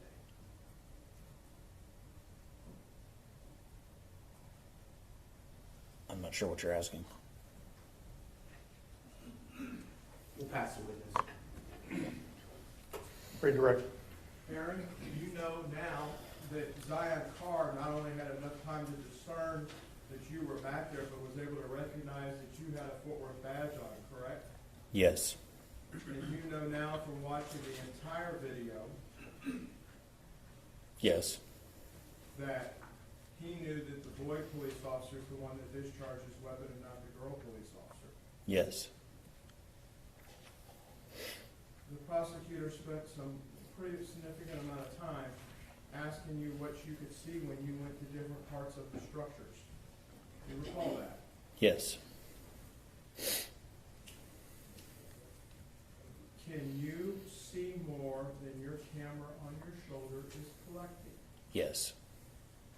Can you observe a door, whether it's the pedestrian door or the roll-up door of the garage, and make a quick scan by moving your head where your shoulder may not move and see if it's secure?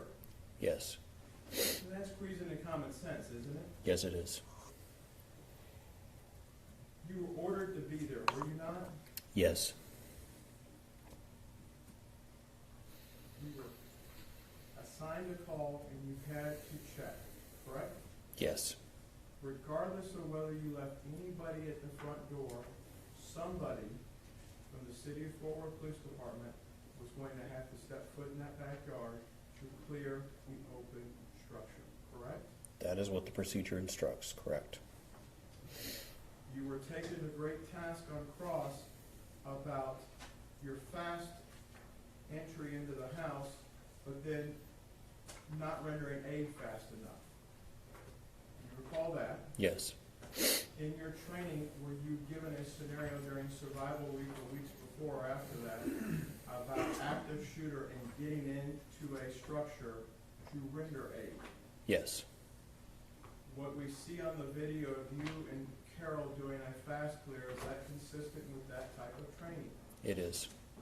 Are you taught to, you're going in as a two-person team at that point, yes? Yes. And you're gonna take on any threat head-on as you get there, because you've gotta go at this point to get to the first aid part, correct? Yes.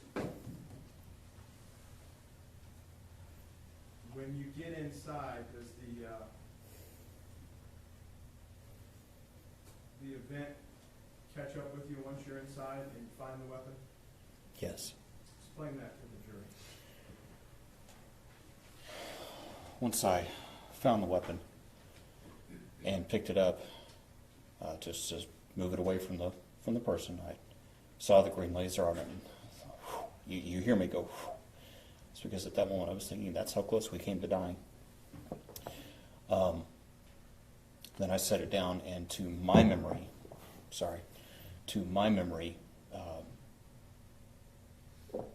was moving right from one thing to the next. This was passing very quickly. I had no idea until several months later when I saw that camera footage at my lawyer's office that much time had passed.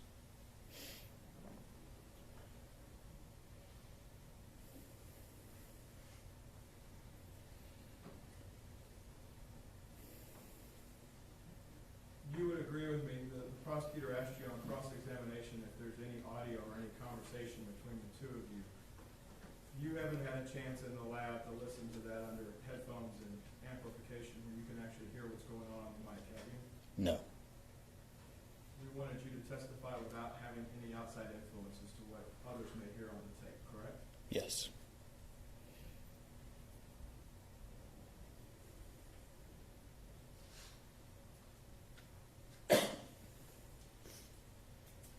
There was a question early on Mr. Smith's cross about y'all walking up the driveway and we didn't know where Darch was. That's different than the training and experience you guys practiced when you cross over in the backyard. Is that, you recall those two different questions at different Yes. times?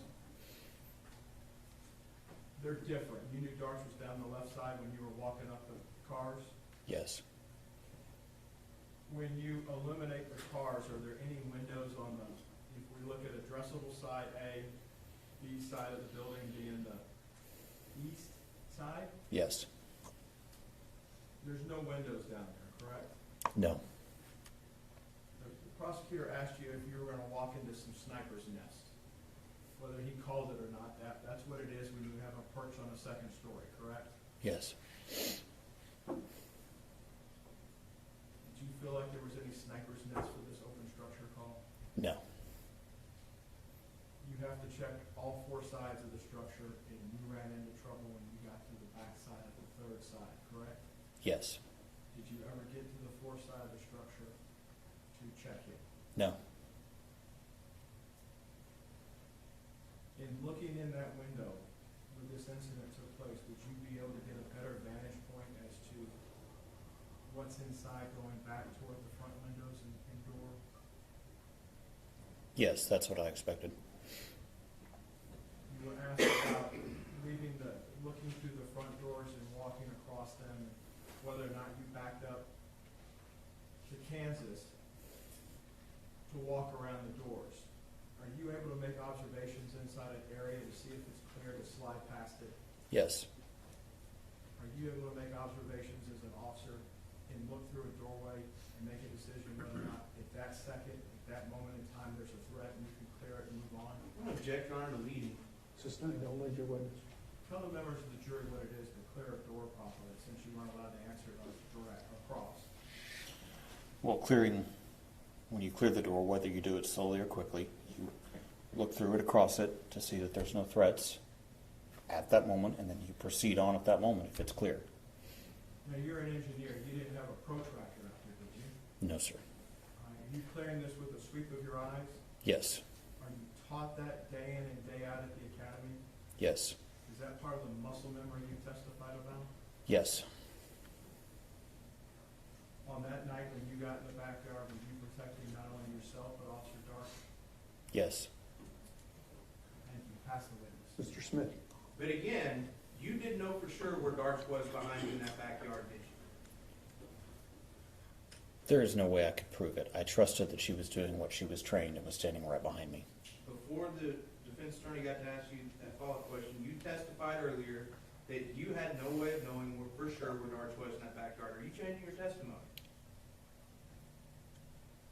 No, I have no way to prove where she was standing. I trusted that she was standing behind me as we're trained. And don't the general orders say on a silent alarm, which is how you treat an open structure, correct? Yes. That all main exit ways should be guarded so as to prevent the escape of any offender. Yes, they do. And y'all did not guard all the main exit ways, correct? No. The two biggest exit ways when you walked up to that house on East Allen Avenue are the front door and the side door, and those were left completely unguarded, correct? Yes.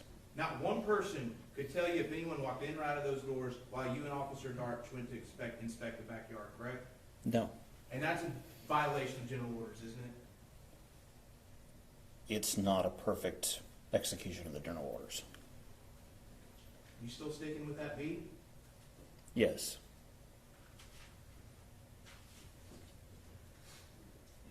There's been some questions from the defense attorney, and you've talked, and you keep calling it a weapon. What Tatiana had. I mean, you didn't yell weapon to Officer Darts before she walked in, did she? Did you? No. That's because a weapon can be a lot of things, correct? Yes. A weapon can be a knife, Yes. correct?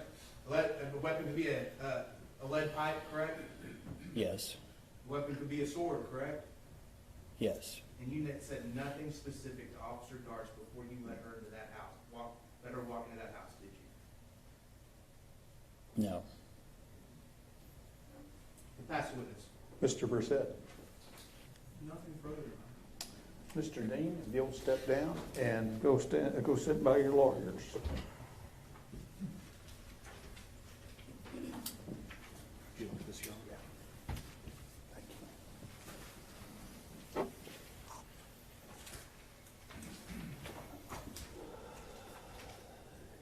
In anticipation of the next witness, we have to set up some equipment for you. So if you'll retire to your room, we'll call you back out when it's ready.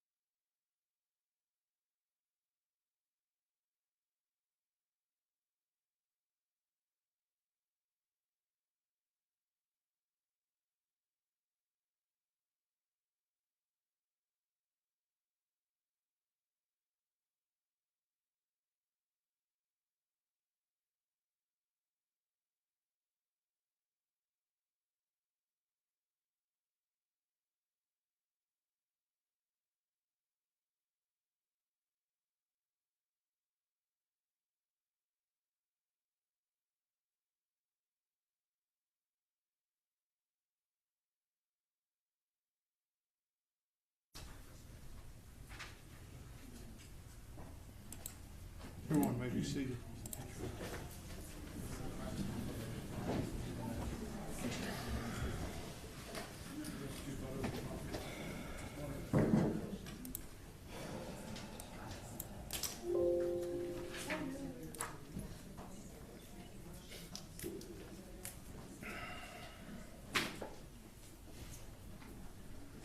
Both sides ready for the jury? Defense is your own.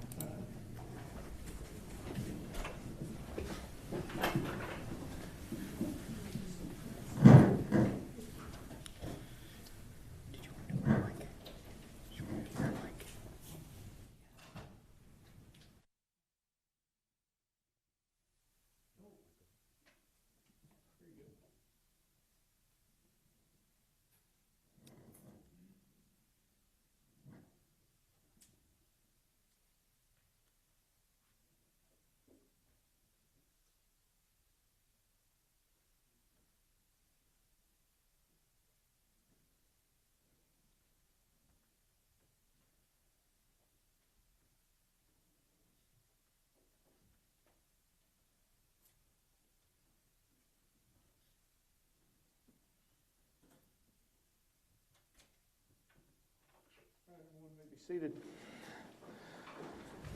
Good afternoon. We are ready to proceed. Ladies and gentlemen, this witness has been previously sworn to testify truthfully. Mr. Brissett. Thank you, Your Honor. The defense would call Grant Fredericks. Go ahead. Mr. Fredericks, good afternoon, sir. Good afternoon. Judge is adjusting the sound. We want to try that one more time? Good afternoon. Try a third time. Good afternoon. You have a background in broadcast, do you not? So the sound check's not something uncommon for you, is it? It is not. Grant, Mr. Fredericks, can you tell the members of the jury what you do for a living? I am a certified forensic video analyst. How did you get to be a certified forensic video analyst? I have a degree in broadcast television communications. My emphasis was on television engineering. I worked in television for a number of years and then eventually left that business and became a police officer with the city of Vancouver in Canada. During the time that I was a police officer, I continually got called off the street to work on any video-related cases. But in that time, I worked the street, I was a patrol officer, and then I ended up working major crime, assigned as the head of the forensic video unit. During that time, I began teaching at the FBI Academy, doing forensic video instruction. That started in about 1998. In about 2001, I became a contract instructor at the FBI National Academy in Quantico, Virginia, and I've been doing those courses each year since then. And over the past couple of years, I've been also instructing the command courses for police chiefs around the country as part of the FBI training. What type of specialized training or education do you have to be certified in the field of video forensics? Apart from my undergraduate degree and experience, I also have a certification from an organization called the Law Enforcement and Emergency Services Video Association.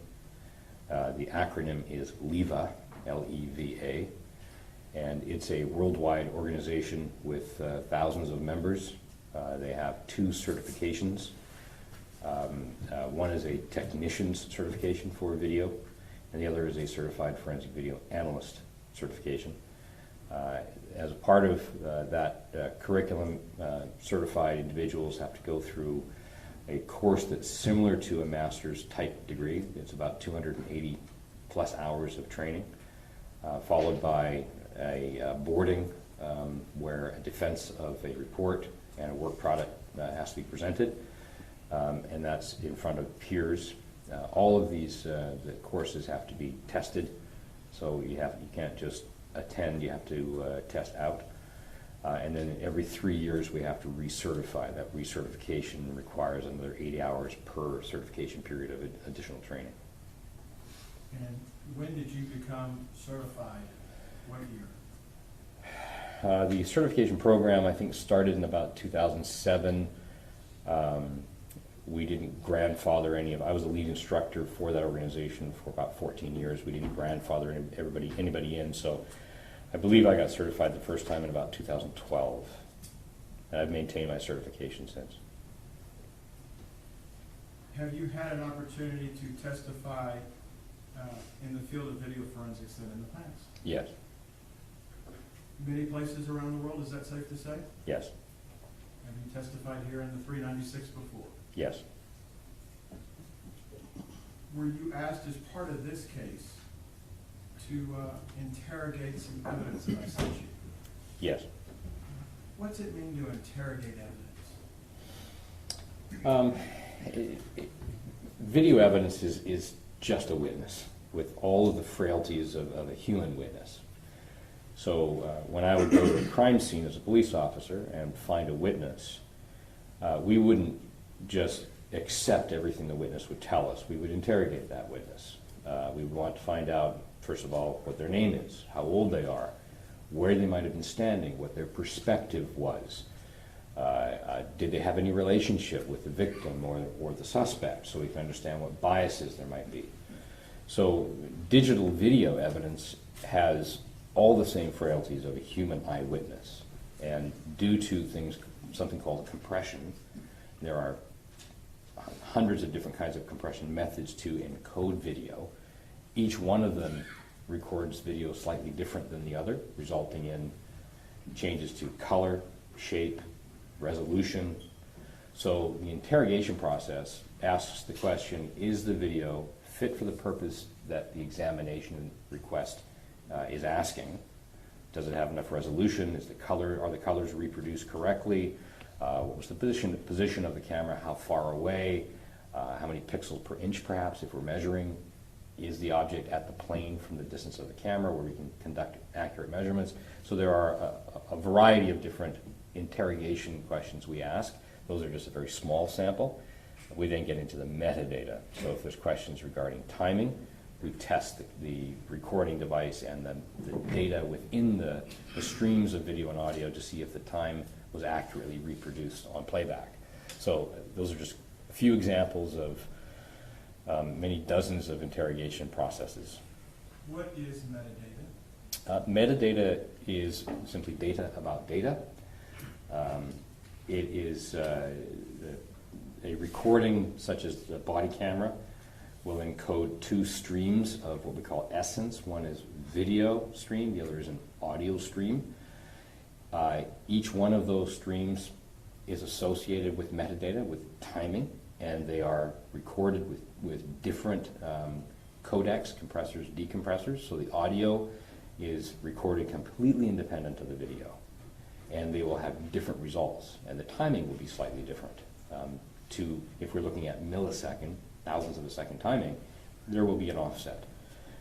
All of that data is important to the integrity and the understanding of what the video is trying to tell us. And then each image within the video also has metadata that helps players play the video back properly and helps us assess the reliability of one image to another image, which could actually be different.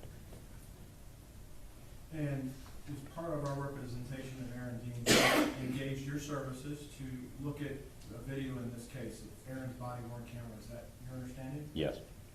And we let you have wide range of what you thought needed to be done with the video and look at it and give us your professional opinion. Is that safe to say? Based on the specific request, I understood what the request was, then I conducted an examination of the video to answer the questions that were put to me. Mr. Smith, Ms. Diener got with Fort Worth PD and were able to send us a link from a system known as evidence.com. And you received a link at some point for evidence.com to download a video. Do you recall that? Give me a moment. I can receive the video in two different ways. One is to receive a link and download it, and the other is to receive the video and then an audit report so I can validate that it's been downloaded properly. I don't recall in this case whether I downloaded it or not. Okay. Excuse me. For those, and for the jury's benefit, evidence.com is a system used by a company known as Axon, I believe? Axon, yes. And Axon is the manufacturer of the camera in this case? Yes. Do you have an understanding and a working knowledge of how Evidence.com uploads video from a department such as Fort Worth? I do. Can you explain that to the members of the jury? Yes, I've consulted for a large number of departments on the implementation of body-worn video. I've researched and written and published about body-worn video. I am also a consultant, a paid consultant for Axon right now, so I have an intimate knowledge of their systems. The camera itself, worn by the officer, is after it's been used, the end of shift is placed into what's called a docking station. Prior to it being placed into the docking station, the officer has no access, control, say more control over the images, so they can't be changed. The data is uploaded to a cloud service. In this case, it's I believe it's the Amazon Cloud storage device, and which has silo storage systems all over the world that they deposit pieces of this data on for protection. Once the data is uploaded, the system automatically starts an audit trail. In fact, it starts it during the upload process, where packets of data are sent up, and each packet has a code that identifies what's being sent. Once it's received, the packet is cross-referenced, and then once the packets are all received, they're all put back together into a video stream and audio stream, so that the essence. That audit trail starts with producing what's called a hash, and that hash is a alphanumeric character. In this case, it's called a SHA 256 hash. It's got 52 hexadecimal codes that identifies it as a unique file. And so basically we refer to that as the DNA of the file. So it's a unique data set. No other data set will have the same hash values. That identifies what was recorded in the first instance on the camera that should then survive that process of being uploaded and stored in Evidence.com. The police department will have coded access to then get access to that file. Whoever is authorized within the department, Axon can't even get access to it. It's very proprietary. It can be redacted, which means edited for the purpose of court, where innocent people's maybe their faces may be blocked out. That's a redaction process. Or you can download the original file. And when that file is downloaded, we then get the audit report, and we rehash the file when we have it. And we use the same hash algorithm, 256, SHA-256, and we compare, and all the numbers and characters have to be the same, and we can validate that what we have got is the original recording. And that's how all of the Axon camera systems work, and that's how the Flex 2 works. First one, Sharon? Yes, sir. Excuse me.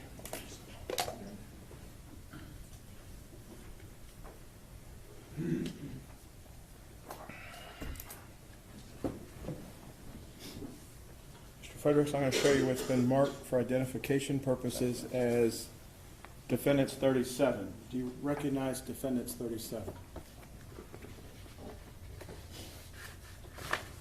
I do. And what is Defendants 37?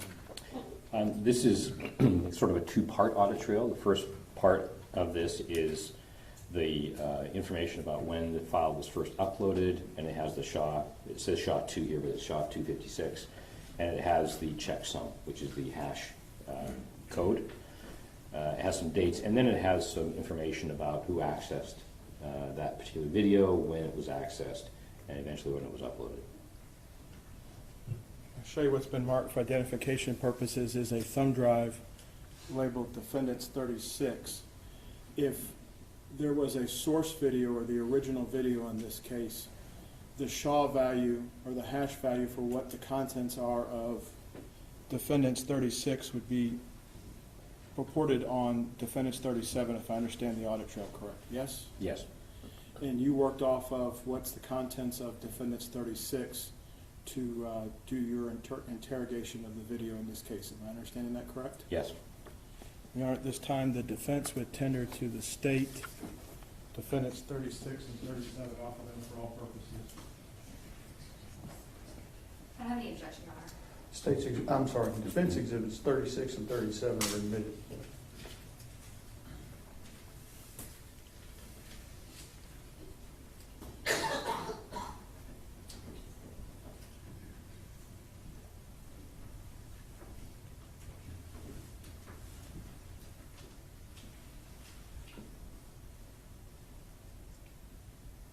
there a particular model number, Mr. Fredericks, for this type of Axon camera that Officer Dean had on that night?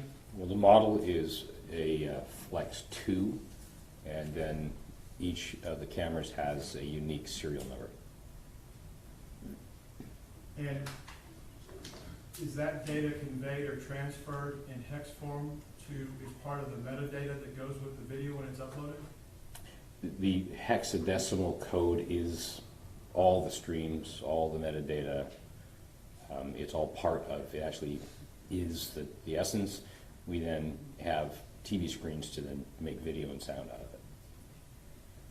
Are there limitations on any type of camera system in today's world compared to, say, the human eye? On all systems, yes.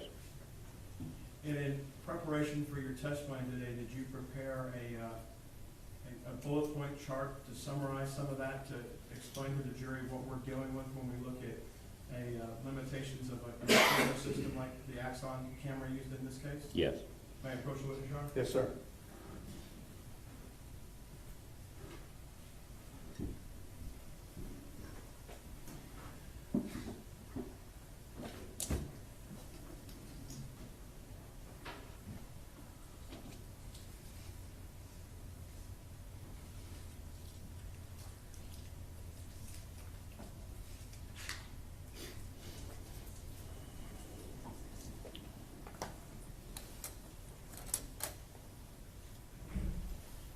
Fredericks, I'm going to show you what's been marked for identification purposes is defendants 38 and defendants 39. And purport to you that the 39 is a printout hard copy of what you prepared on 38. Yes. And is this the summary of the testimony to explain the limitations of the Axon 2 camera and what we should be looking at with? This exhibit provides a 10,000-foot level understanding, basic understanding of the immediate limitations. It's not a complete exhaustive list, but it's relevant to this examination. Would it aid you in your testimony today before the jury to explain what you found during your interrogation and what some of the limitations are with the camera system as a whole? Yes. Show you what's been marked for identification purposes is defendants 42. Do you recognize defendants 42? I do. And what is that? This is a publication from Axon, the manufacturing company, about the camera specifications. It's a particular make and model, and it outlines some of the features and capabilities of the system.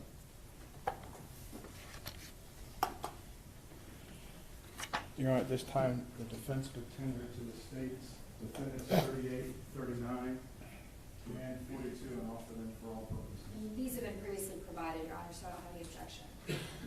Defendants exhibits 38, 39, and 42 are admitted.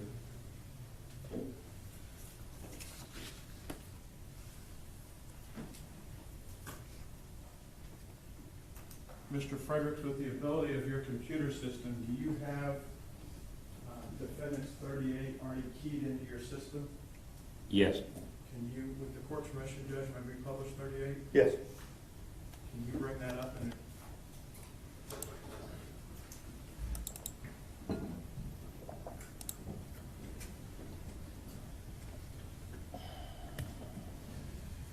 so when we look at an Axon Flex 2 camera, what are some of the limitations that we'd be looking at? Just for the record here, I'll be referring sometimes to the slide number, and the slide number is in the bottom right-hand corner. So the title page, Axon Flex 2 Camera Limitations, has slide 1. And what I've done is, if I advance to slide 2, I've outlined sort of the general purpose of the Axon Flex camera, what it's designed for. I am a co-author of the National Standards for Mobile Video Recordings for Law Enforcement, for digital mobile video recordings. And we set standards for the Department of Justice and the International Association of Chiefs of Police to help guide chiefs in their purchasing. And so the purpose of cameras in general is to improve public confidence, number one, public confidence in policing, and to provide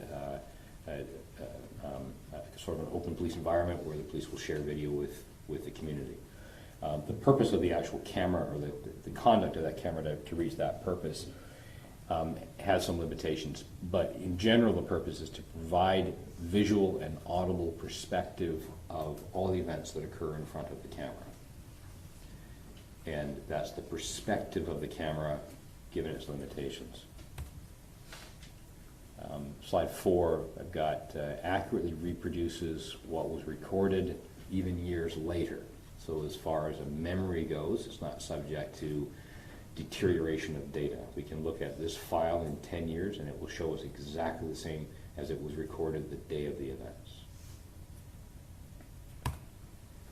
It provides accurate timing to within a margin of error. And the timing is primarily found in the audio stream rather than the video stream. Video stream and audio stream are closely synchronized, but it's the audio that really gives us the full record of timing. And the timing is generally to the millisecond. And so we can provide timing to a thousandth of a second within the limitations of how many images per second we're recording. It's independent of potential bias. So the camera, we've heard the term the camera speaks for itself or the video speaks for itself. It really doesn't, but it's not subject to, if it's properly interrogated, to any particular bias. It's going to be what it's going to be. Is considered a technical witness requiring that interrogation that I spoke about earlier. And on slide 8, I start off with sort of an explanation of some of the limitations of this particular camera. And these limitations are shared by most body-worn video systems, and there are many different manufacturers. It cannot reproduce the perspective or the experience of the officer.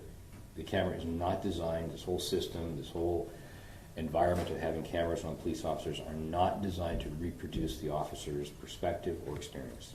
They are located in a different position than the officer's eyes, and we'll get through a number of examples of, or discussions of what the camera is confined to. So its field of view is determined by where it's positioned and the movement of the officer's body, not movement of the officer's head or eyes or the officer's ability to see in certain conditions. It cannot independently track events. So if there's an event happening in one part of the image, the camera is not going to automatically pan and zoom into that area of interest, whereas a human can. A human can turn to an area of interest quickly, focus on that, and then make decisions based on what is seen. The camera may be looking in one direction, the officer's head turns to see something, the camera will continue seeing that one object. It has what's called a monocular vision, so a single perspective, single lens. We have two eyes. The two eyes and the separation of our eyes gives us the ability to see and perceive distance. We call that the z-axis. So we can look at a scene and we can get a sense of who is sitting in what seat here in the courtroom and how far back somebody might be. We can count the seats. The camera doesn't have that perspective, and they may misinterpret how many seats back somebody might be sitting because we don't have that z-axis. The field of view of this particular camera is 102 degrees horizontal, so from left to right, and 55 degrees from top to bottom, so it has a much narrower field of view than we would have. The human eye has approximately just over 180 degree field of view, and that's all around because our eyes are circular, and they actually come out of our heads a little bit. So if we were to take our fingers and put our fingers right behind our temples to a certain degree and look straight forward, we would still actually see both fingers, even though they're behind our eyes. So that's just over 180 degrees. So the camera's perspective at 102 degrees is much narrower. So it can't, again, perceive what a human can perceive. The frames per second are 29.97 frames per second, and that odd number, 0.97, is a holdover from old broadcast television in the United States. It goes back to 1953 on how images are transmitted over a broadcast signal. So these cameras are still maintaining, some of these cameras, maintaining that frame rate. That frame rate, if we were to figure out at 29.97 frames per second, that tells us how long it is between the beginning of one image being captured and the next image starting to be captured. And that's 33.33 seconds, or 33.33 milliseconds, thousandths of a second. So we can calculate timing based on that. The human eye, the studies show that in general, when we're watching something, say on a flip chart or some electronic device that's testing, how many events can we perceive? The studies show that we can perceive events at a speed of about 13 thousandths of a second. So if we were watching something that were recorded at that frame rate and there was a jump frame or something moved or switched at 13 thousandths of a second, most of us would be able to say, hey, something just happened there. There's something's moving, let's go back and take a look. In my own personal experience, having looked at tens of thousands of video images, I know that it's something playing at 60 images per second, which is 16.7 thousandths of a second. I can see it all the time. So I'm sure that I can see something that's a little bit quicker at 13 thousandths of a second. I think most people could probably even see 16.7 milliseconds. That's 60 frames per second. If we're watching sporting events on television, we're watching a hockey game or a football game, they're basically presented on ESPN at 60 frames per second, so we get the movement of the ball over the puck. Otherwise, it would be kind of jerky like that. And dynamic range constraints with this camera are very significant. And by dynamic range, I'm referring to the camera's ability to adjust to light and dark in a scene. So if we were to walk into a dark room and there was a bit of light in the corner and somebody is illuminated, and then somebody in the darkness in our foreground, we would see both of them. And we'd be able to instantly evaluate and adjust. And our eyes would do it in milliseconds. And we'd be able to go back and forth. Cameras generally will focus on the brightest object and darken everything else. So the camera may not see somebody sitting in the foreground who is in darkness because the camera is trying to focus on the lightest object in the background. So that is a very limited dynamic range, and this causes a lot of confusion in all of these digital video recording environments, especially body-worn video. Most police work is done at night, and all of these events are captured to video. So the majority of video that I look at is nighttime video. And we have to kind of study it as much as we can to see what the focus of the camera is, how bright that area is, and then what's happening either in a dark background or in a dark foreground. Because it's the brightest thing that the camera is going to try to focus on to pull as much light. If we try to have a provision for that by doing enhancements, and I'm kind of air quoting enhancements here, enhancement is not something that a video analyst generally does. It's something we see in the movies and on television. Let's enhance that. Let's get a license plate. It's very rare to be able to actually effectively enhance digital video and get any reliable result. So if I'm brightening up an image, like a dark image, all I'm going to be doing is I'm going to be brightening up artifacts, compression errors, and we won't get any more value.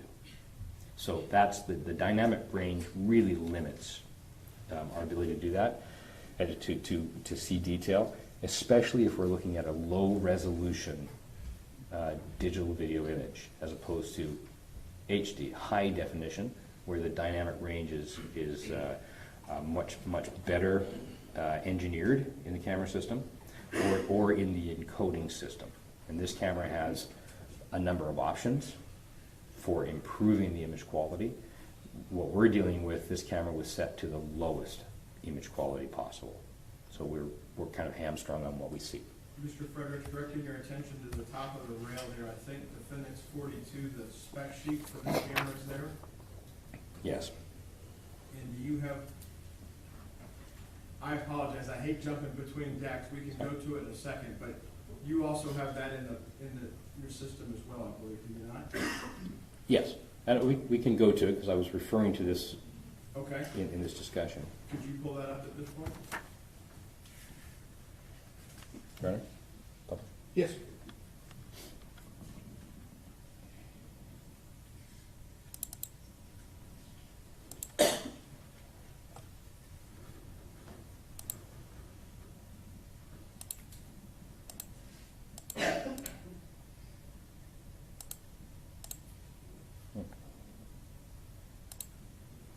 I'm just going to make this a bit bigger.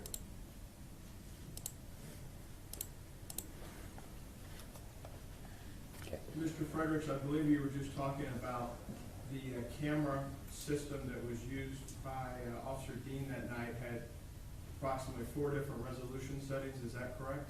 Yes. How does a department such as Fort Worth, does the officer pick which setting he's gonna use that night? How does this take place with a camera system such as this, based on your knowledge? This is an agency request, and so in the purchasing process and the acquisition of the cameras from the manufacturer to the agency, firmware in the camera when it's delivered will dictate the quality of the images and therefore how much data will be produced per image. And so if you can imagine having hundreds of cameras recording all of the police shifts and having to upload it to the cloud, the higher the quality, the more costly it is to be stored.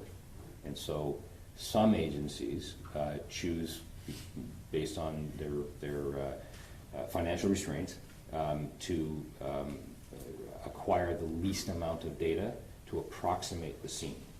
And so the agencies ask for these options, and these are part of a sales approach that all the body-worn video systems offer. They say, here's our system, here's how it works, and to save money, you can choose a lower resolution if you want to. On the exhibit that's on the screen, which is Defendant's 42, of the 4 options that are there under resolution, under item 8, which was this camera set at that night? Low standard definition 480p, that's 480 pixels from top to bottom, and it's progressive. And it's a WVGA resolution, which is a fairly poor resolution in today's world. The number 848 by 480 versus 1920 by 1080 under the high HD, what do those numbers in the brackets mean? 1920 is the number of pixels in the same field of view, same 102 degrees, so the same area has 1920 pixels as opposed to 848 pixels. And the second number, the 1080, means that we have 1080 pixels from top to bottom in that same area that is represented in the exhibit we have with just 480 pixels. So one is what's called a 2K image, that's the 1920 by 1080, and the other is a standard definition low resolution image. And you can see on the right-hand side that this is the cost factor for agencies, and I certainly understand it, is that every hour of high definition video takes up about 5.4 gigabytes of data. It changes depending on nighttime and how much movement is in the camera, but that's the average. Whereas the one we have takes up less than a gigabyte per hour, so significantly less resolution. And with less resolution, is there less information available to interrogate post-incident as to what may have happened or taken place in front of the camera? There are fewer pixels, there is more compression, and as a result of that, there is less reliability and less visual information. The audio is not affected, it's the video that's affected. On 42 as well, on the right-hand side, this is a 2-column exhibit for their spec sheet, is it not? It is. It is, yes. There is an item that says low light capability less than 0.1 lux. What's a lux? It's a measure of brightness, and that's fairly low, 0.1 lux. And is that 0.1 lux at the low recording value or 0.1 lux at the 2K high definition value? That's going to be at the higher value. Would you expect the number to be, the system to be less capable and low light at a lower quality resolution than it's capturing at? Can you repeat that question, please? Sure, bad question, late in the afternoon. If we get 0.1 lux on high def 2K, we're gonna expect a poorer performance in capturing low light at the lower resolution capture. Would you agree with that statement? Yes. Can you take us back to your chart that is 38, defense 38? Yes. I ended up at slide 14 on dynamic range constraints, which then we went into more detail with both lux and resolution. And on to slide 15. I've noted significant motion blur errors, especially in low light. So motion blur is a description of the position of an object within the field of view of the camera where the object appears to become smeared. And that basically is blurring. It's when, if the camera itself is moving quickly, all objects within the field of view that have any light to them will be blurred. They'll all be blurred in the same angle and in the same, we can count the pixels. So the same number of pixels, each object will have the same blur. Objects in the same plane. If the objects primarily are not in blur, but one object is in blur, then that object itself is moving, independent of the other objects. So motion blur helps us in the interrogation examination process understand a lot about what's happening in the image. What is moving, what's not moving, what's moving faster in the image than another object. And then if the whole camera is in blur, then it minimizes our ability to do too much except to say which way the camera is moving. In other words, if there's a light object, say, at the center of the image, the officer's wearing the camera on his shoulder, and all of a sudden that object begins to blur quickly, and I've gone a diagonal from middle center to bottom left, then that will tell me that the officer has moved to the right and the camera has tilted up. So that's always the perspective of the blurs. So we can see blurs that move in a circle, we can see blurs that move in all sorts of different directions, and have a very good understanding of the speed of the movement of the officer in relation to other images of the officer's body part that has the camera. How does barrel distortion, how does this lens, if we have this field of view of 102 degrees horizontal and 55 degrees vertical, that's a wide angle lens, is it not? It is, yes. So with wide angle lenses, whether it's on a SLR camera or one of the small 35 millimeter cameras, you go through, wide angle lenses have an issue you have to worry about with barrel distortion. Do you not? You have to at least account for it?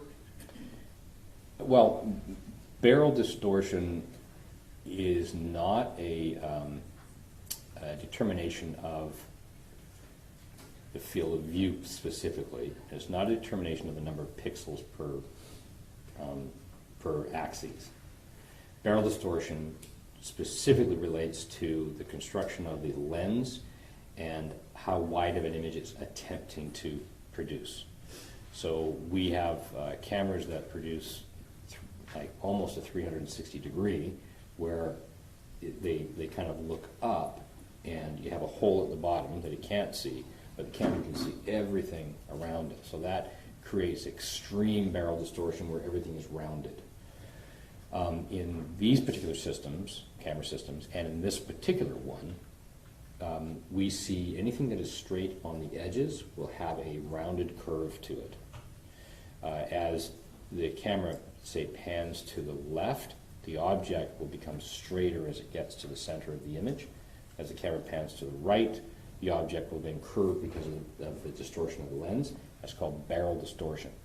That has a significant impact on perception of distance. How so?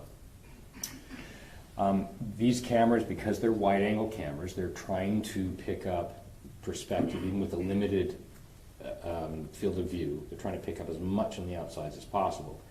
that rounding causes objects to appear further away from the camera than they actually are. So when I'm looking at a video image and I'm trying to assess what I'm seeing and the movement of, say, the officer wearing the camera and somebody they're having contact with, that person may appear further away than the officer, and I look to the barrel distortion to give me a sense of how accurate the reproduction of distance is. So the more barrel distortion, I'm going to see that as saying, as a warning to me to say, the person in field of view of the camera looks a little bit further away than one could reach out, but with the barrel distortion, they might actually be within touch distance. I have an example that we all experience. May I approach you? Yes. Mr. Fredericks, is there something in our everyday lives that most of us see that is an example of this? Yes. Show you what's been marked for identification purposes is defendant's 47. Did you bring 47 with you to help explain this position? I did, yes. And is that a fair and accurate depiction of what you prepared to explain this? Yes. What is 47? 47 is an image that is used by the National Highway Transportation Safety Authority that demonstrates how vehicle manufacturers in the United States must have a warning on the side view mirror on the driver's side. And the warning is that when you look at the mirror and you perceive an object that might be further, that appears to be further away, it's going to be actually much closer. So it's kind of a warning to drivers that if a car looks like you can see a car in your side view mirror, do a shoulder check, because it might actually be right beside your passenger door. Your Honor, at this time, the defense would tender to the state 47 and offer it for demonstrative purposes only. I don't have any objection, Your Honor. 47. Okay, 47, you want it for all purposes, or just? I don't have any objection for all purposes. All right. That's fine, Judge. Okay. Okay. Defense 47 is admitted for all purposes. And may it be published, Your Honor. Yes.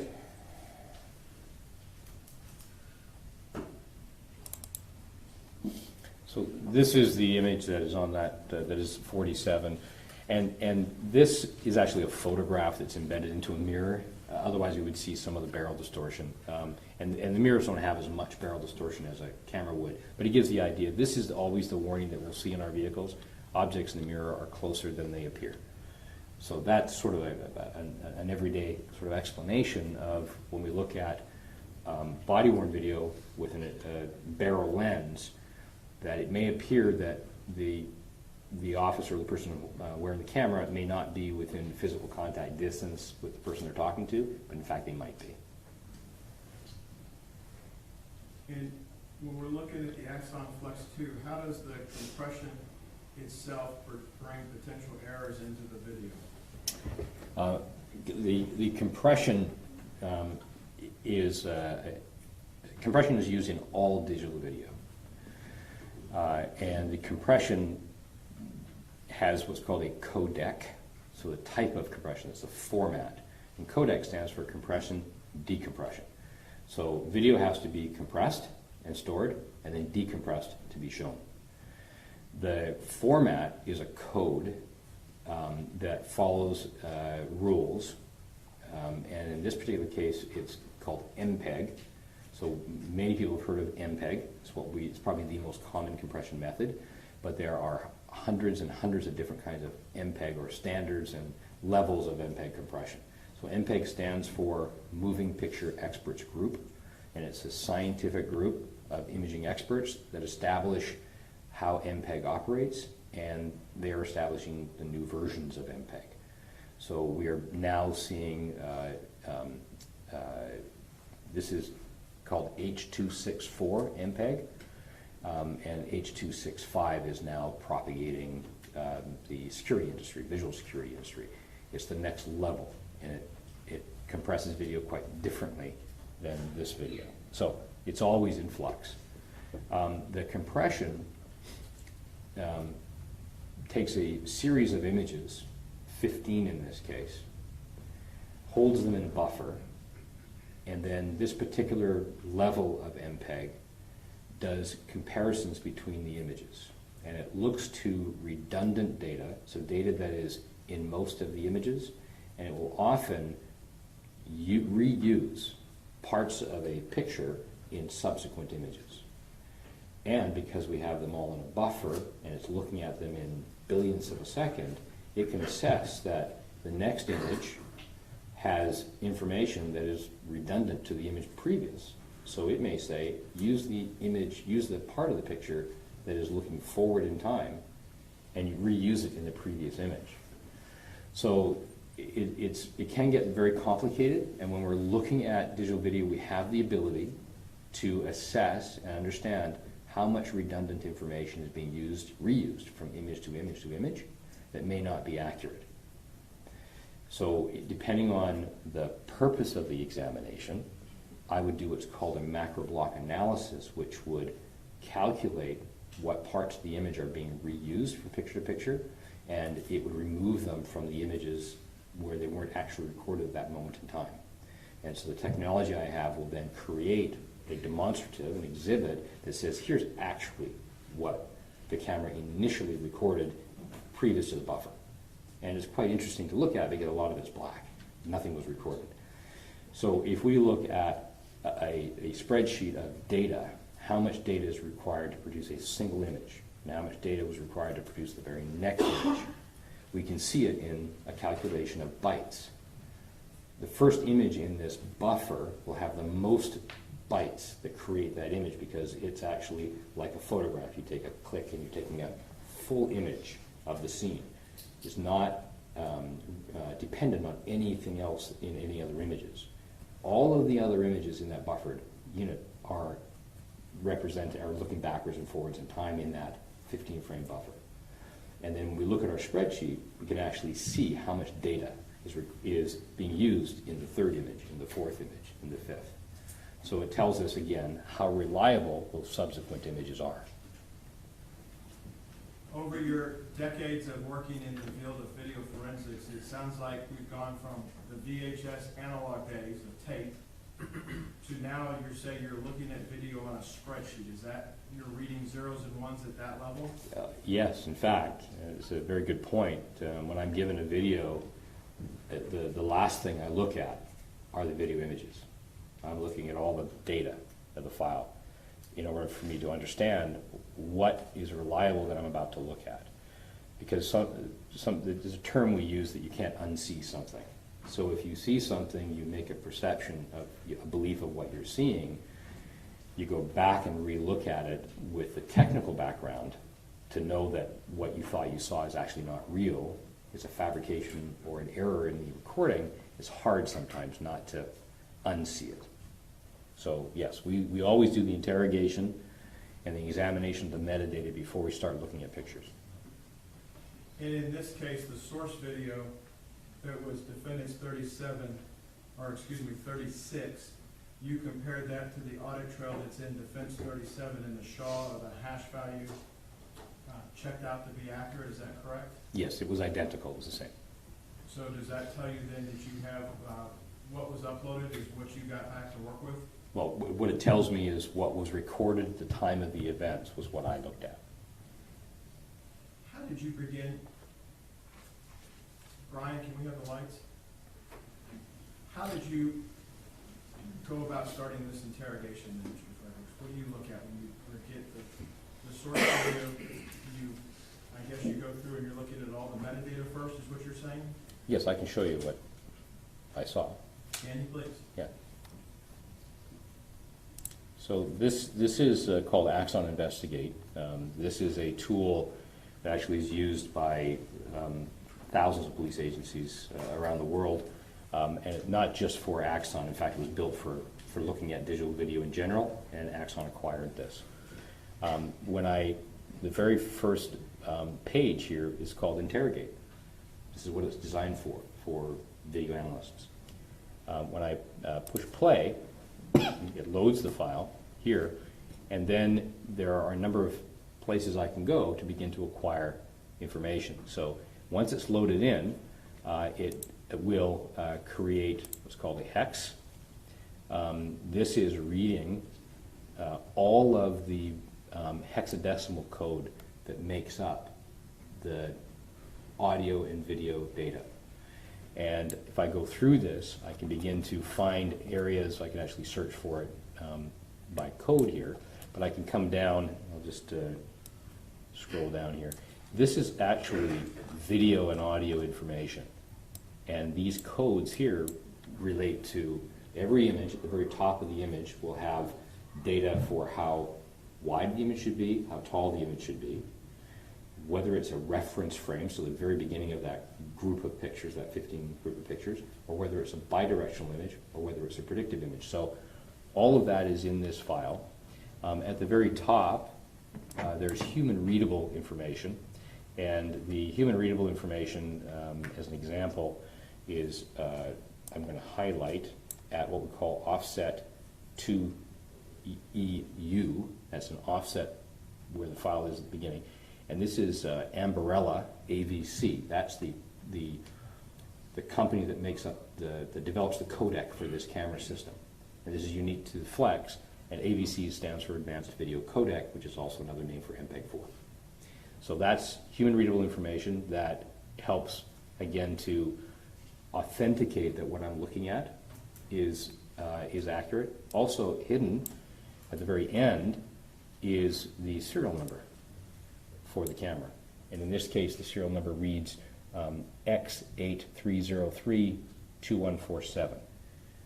So this is some form of metadata.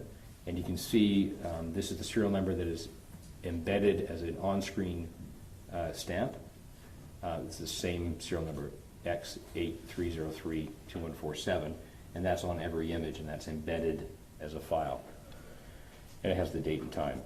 The other metadata here is it automatically produces the SHA-256 hash.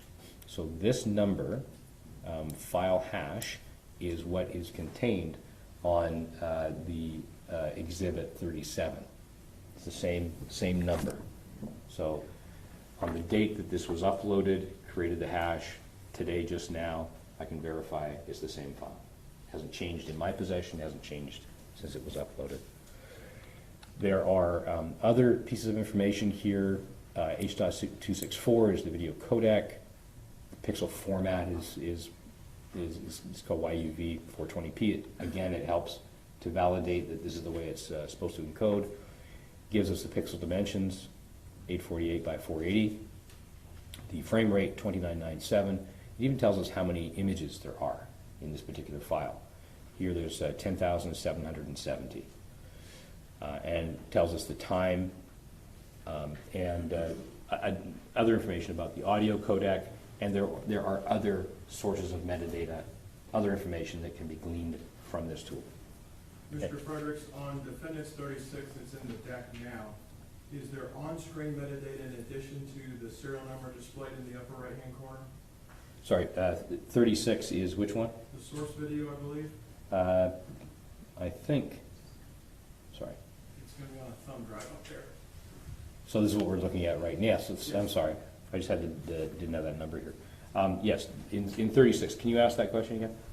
Sure. In fairness, I left 36 off the sheet to keep up with all the numbers. My apologies.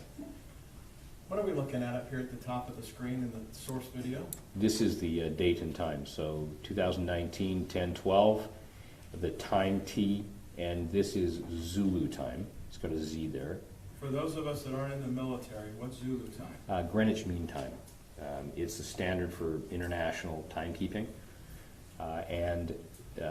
This is, I think, in Mountain Time, I think this is 5 hours ahead, I think. Okay. And your home office is in Spokane, correct? Spokane, Washington, which is 8 hours different than Greenwich Mean Time. And then we're in the central time zone here in Fort Worth. Yes. Okay. And I don't know if you do daylight savings time or not. We do. Okay. Helps get the cows in, right? Yes. Okay.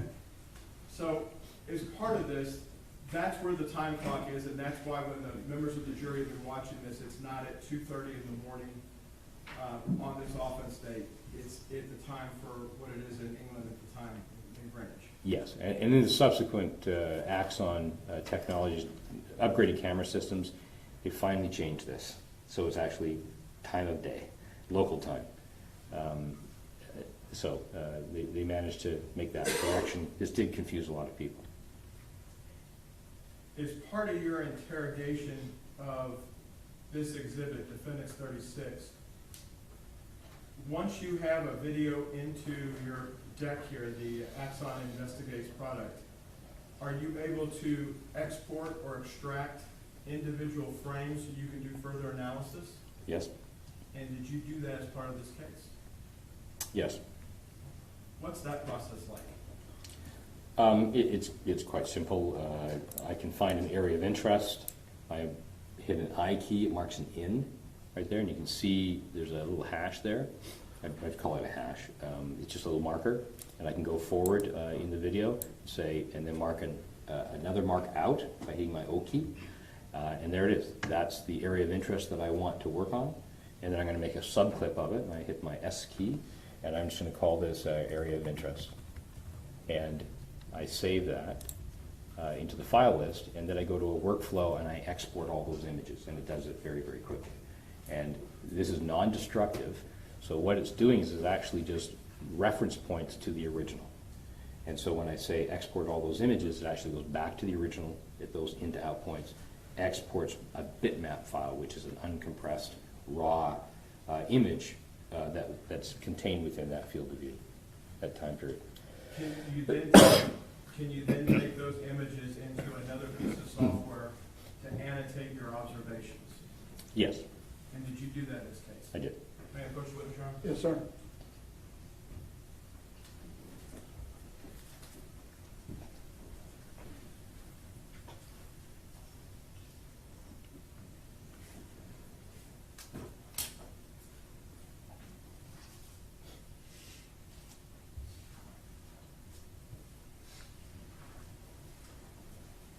Fredericks, I'm going to show you a thumb drive that's been labeled Defendants 40. Do you recognize the contents or what would purported to be on Defendants 40? I do. And I'm showing you what's been marked as Defendants 41, a hard copy. Is this a hard copy 41 of what's on 40? Yes. And in addition, on 41, due to my printing limitations, I've handwritten numbers that you've talked about when you were showing your slides for others. You put a number in the corner on your exhibits. Is that safe to say? I did, yes. And I've handwritten where they may be cut off a little bit at the edge, so there's a number in blue ink above each left-hand side of the image. Is that correct? I see that, yes. Would this help you explain your interrogation of the video evidence that you looked at in Defendants 36, which is the video that's in the deck now, and how one can look at what took place in the backyard there at the residence? Yes. Now, at this time, the defense would tender to the state Defendants 40 and 41, offer them for all purposes.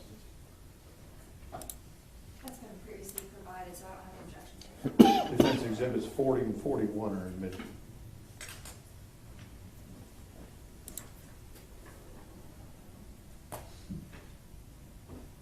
May 40 be published, Your Honor? Yes, sir. So, Mr. Fredericks, when we're looking at this exhibit, it's 40, and then the upper left-hand corner, there is a number 1 on this slide, is that correct? Yes. And that works through and jumps through, and that's the number that I hand wrote on 41 in the upper left, is that correct? Yes. And, we take the lights down? Can I just point out that this graphic on the right-hand side is not part of the image, and I think maybe, I can't do it here, but if you have control of the TV, you might be able to get rid of these graphics that are part of the TV screen. I think we can proceed with them there. Okay. They have an on-screen display that we don't know how to turn off, Brandon. I understand. I apologize. Okay, so when we're looking at it here in 40 in slide 1, what observations are you making as a forensic video analysis expert on this type of image here? Why is this one where you started? This preceded the events I was asked to examine specifically, just by a couple of images. It's before there's any obvious illumination, so there is some illumination in this area. We can see the light reflecting off of objects here in the image, but it's fairly dark, but there is illumination. This camera, given that it's low resolution, it's attempting to collect light, photon energy it's called, into the optical system of the camera. And because there's not a lot of light, we're getting what we refer to as just imaging noise, video noise. This is electronic interference. It's the system trying to hold and collect light, and it's got artifacts of poor colors, probably inaccurate colors, but there is light there. So this is just the camera trying to make sense of the illumination that's present. And that's the first image. When we deal with looking at images, are cameras, when they design cameras, if you know, based on your training, to try to mimic the human eye in some ways? Well, the ultimate, the first production of film and then video was to attempt to reproduce the human visual experience, both in motion, color, brightness. So that's the goal of the camera. And that continues to be the goal, to try to operate like a human eye would operate. Human eye is made up of rods and cones. Is that a fair understanding of how the human eye is made up in part? Well, the visual system, the system within our eyes that collects information about what we see and translates it into our brain, is dependent on cones for color and rods for brightness. So that's what we have in our eyes. That information is translated to our brain, and that's why we're able to see stuff. If we, some of us have fewer cones, we don't all have the same number. People who have a reduction in the number of cones in their eyes generally can't see colors like the rest of us, and sometimes are referred to as colorblind, because they have a limited number of cones. As we age, the rods in our eyes become less sensitive, and that's why we don't see well in the dark when we're a little bit older, which I've been getting to experience, especially driving at night. So yes, the cameras have a CCD, charge-coupled device, that operates like rods and cones. It collects brightness and color information, and then the electronics convert it into a picture. The representation here in this exhibit, 40 slide 1, of the light out there and the electronic noise that's here, that's not what you would expect the person that was wearing this camera to have been able to see out there. They would never observe any of this. This is what the camera's capturing, this noise. The visual perspective of what the person wearing the camera would be quite different. Would you agree with that? My personal experience in operating cameras with this limitation is I would see more than that. So I would be able to perceive, my eyes would collect instantly more brightness. My brain would interpret that brightness. Dynamic range in my eyes would be able to differentiate edge pattern, the objects in the background, and the brightness and what that object is, and I'd be able to perceive that easier. So yes, a human would have a much greater ability to perceive in this environment objects and movement than the camera would.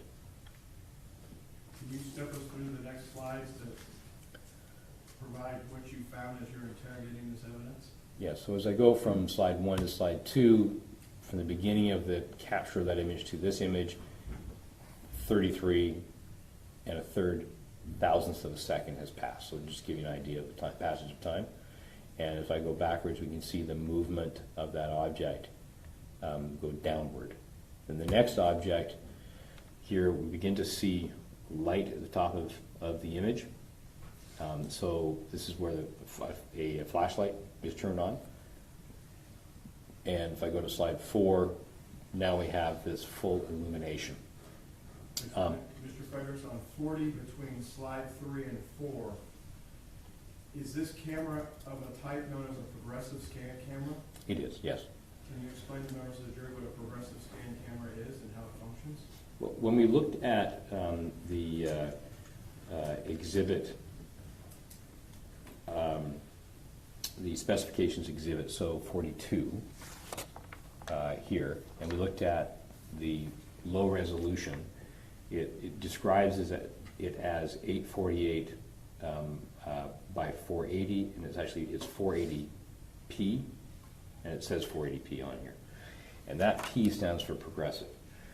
And what that's telling us is that the image is being created by scanning the image presented and the light presented to the CCD, the charge coupled device, scanning it from the very top pixel line down to the very bottom pixel line. The next image then re-scans from the top to the bottom, so there's that delay where the scanning occurs top to bottom. Sometimes the timing of the images gets out of timing, and it has an interesting effect, is that this line across the top here is actually the next image. So because of the timing of when images are created, this scan line is actually from the next image. So it didn't even occur during when this picture occurred. And so when we go to the next image, the rest of that picture is there.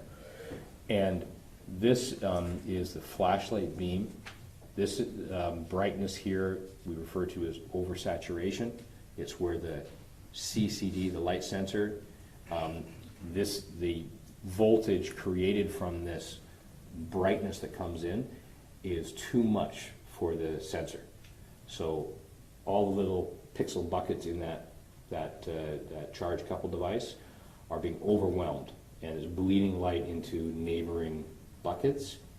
So what's happening is the system is basically blind.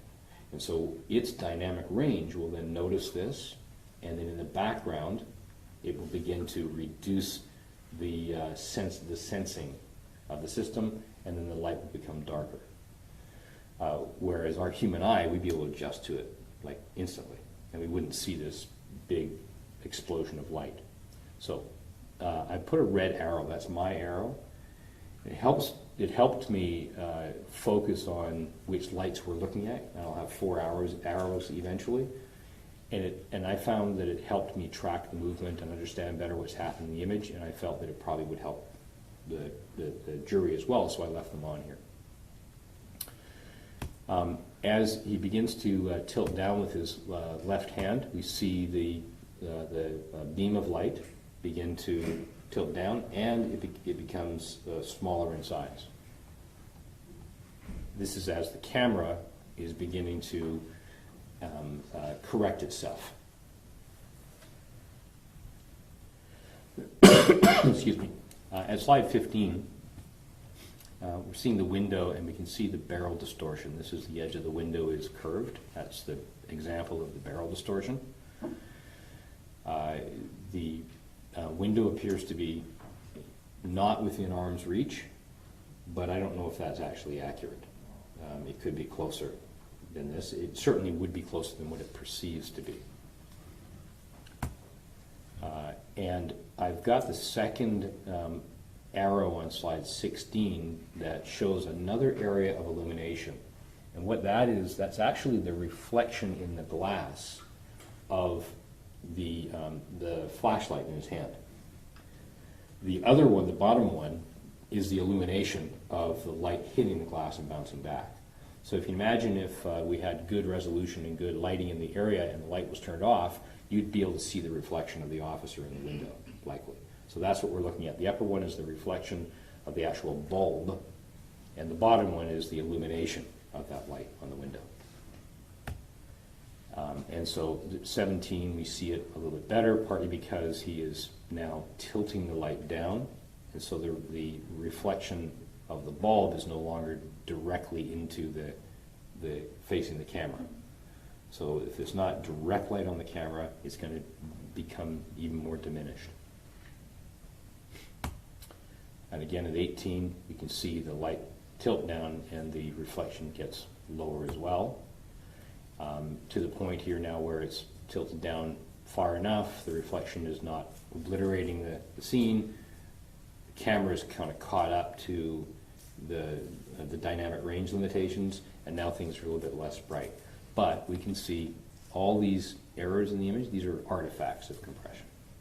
So this is what the low resolution digital video created because of the settings of the camera. And these are errors in the image.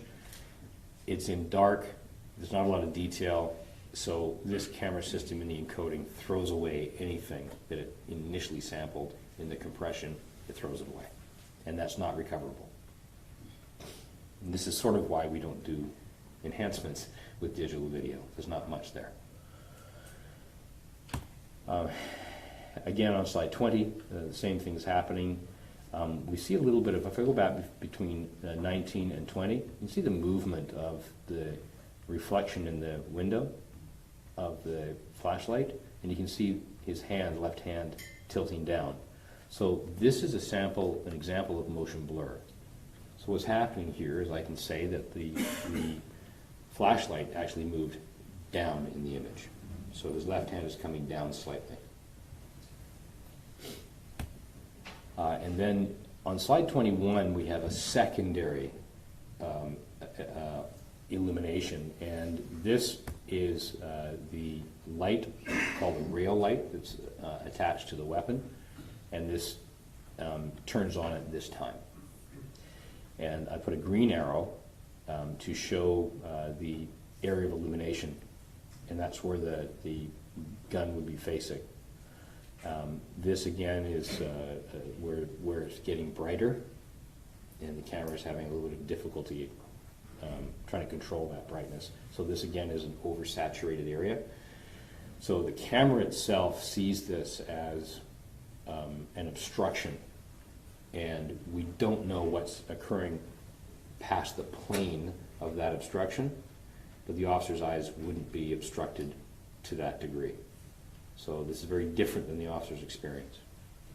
Mr. Fredericks, is that part of the monocular vision of the camera where you can't see, or the depth, No. dynamic range of how you look? This would have to do with the dynamic range limitations of the camera, not the perception of distance.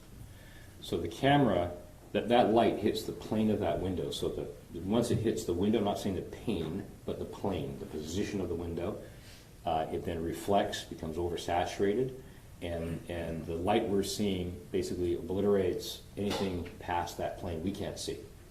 That's a feature of the camera, not the human eye. As we move forward into 40, Yes, so 23, 24, and again, I'm tracking with these two arrows, I'm tracking the reflection and the pool of light.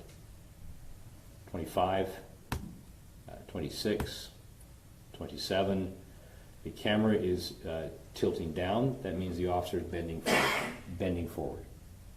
That's what that interpretation is. Camera bends down, officer bends forward. Excuse me. And I'm moving through 31, 32, 33, 34. The window is relatively close now, much closer than we saw on the earlier image. He is closer slightly than it appears to be. I would suspect that he'd be very close to the window at this point. And I'm moving through the images.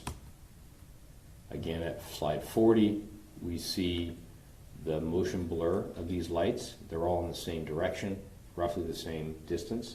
This means that the camera is what is moving quickly at this time.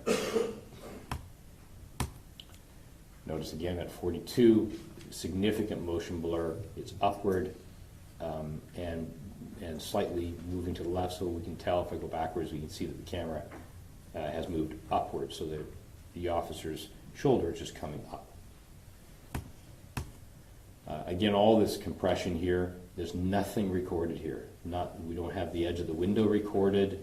There's nothing back here. This is all of any detail that might have been there. The compression of the camera system has thrown it away, and it's no longer recoverable. 45, extreme motion blur, that's movement by the camera, or pardon me, by the, by the objects he's holding, so by the lights. Because we can see that we have some definition on the corner of the window here. So this motion blur is the lights are moving.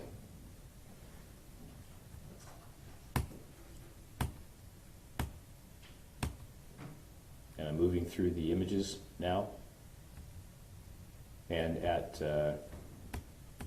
about 52, we can see a human figure in the window. And I'll come forward as we move forward in the image, we can see that human figure more clearly. I'm pointing through the top arm of the left arrow, we can see the left arm. And then I'm going to point just underneath where it says flex, that would be the head area.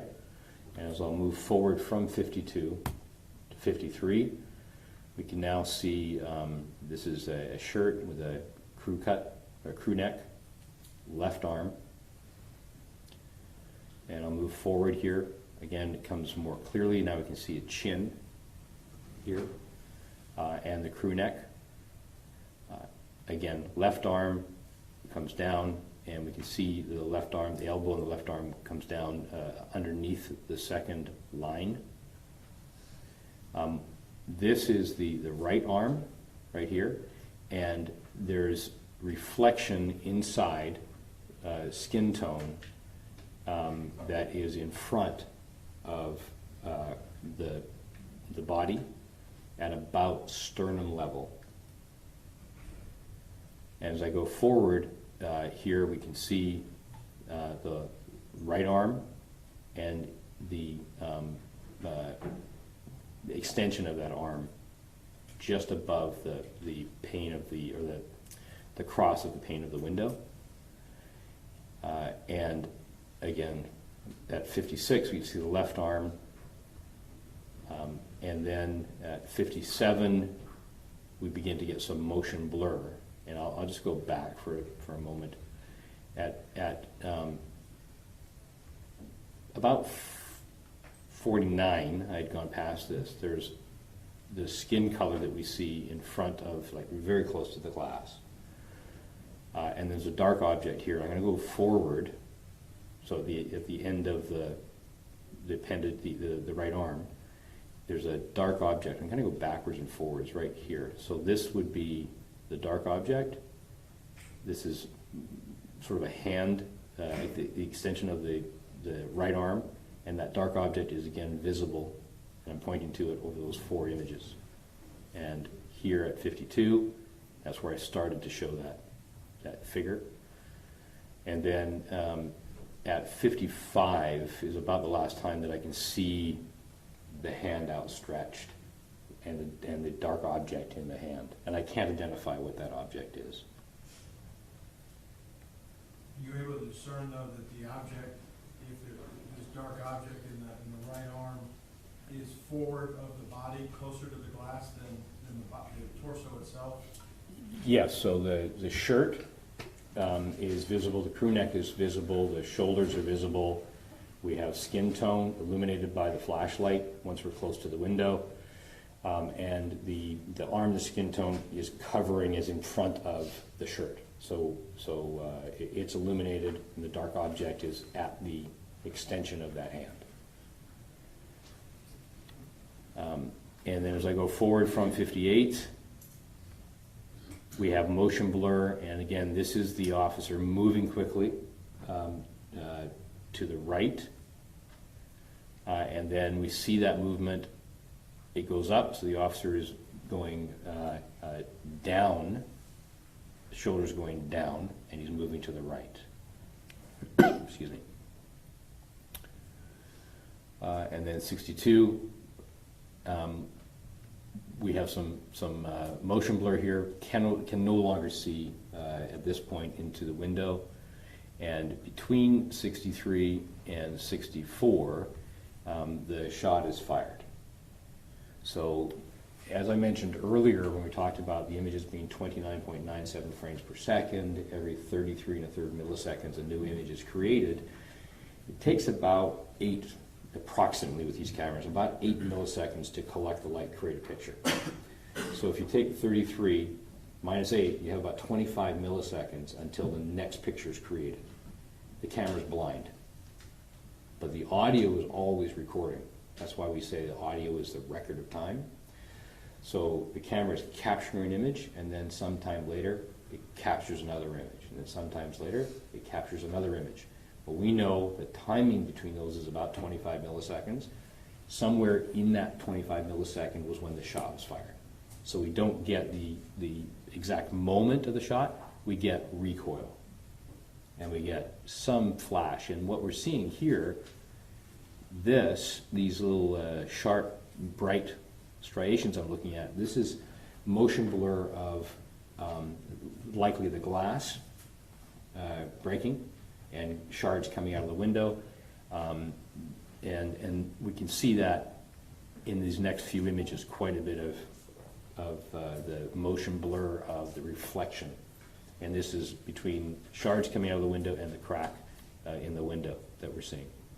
Mr. Fredericks, you've worked a number of homicide cases in your career in your evaluation of video, correct? Yes.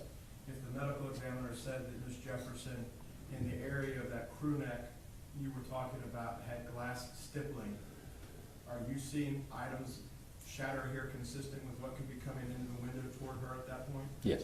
And what slides are those in Defendant's 40? Starting at slide 64. And below the second green arrow on the screen going from top to bottom, those little striations going down away from the green arrow from the right to the left? Yes. It's motion blur of something that's highly reflective. I know that there was a shot fired through glass. That's the most likely explanation for what that is. Though the camera itself on the video side is having issues in coming out of focus there with motion blur, the audio is staying consistent throughout this time period. Is that my understanding of how this evidence works? Yes. Fair question, Sean? Yes, sir.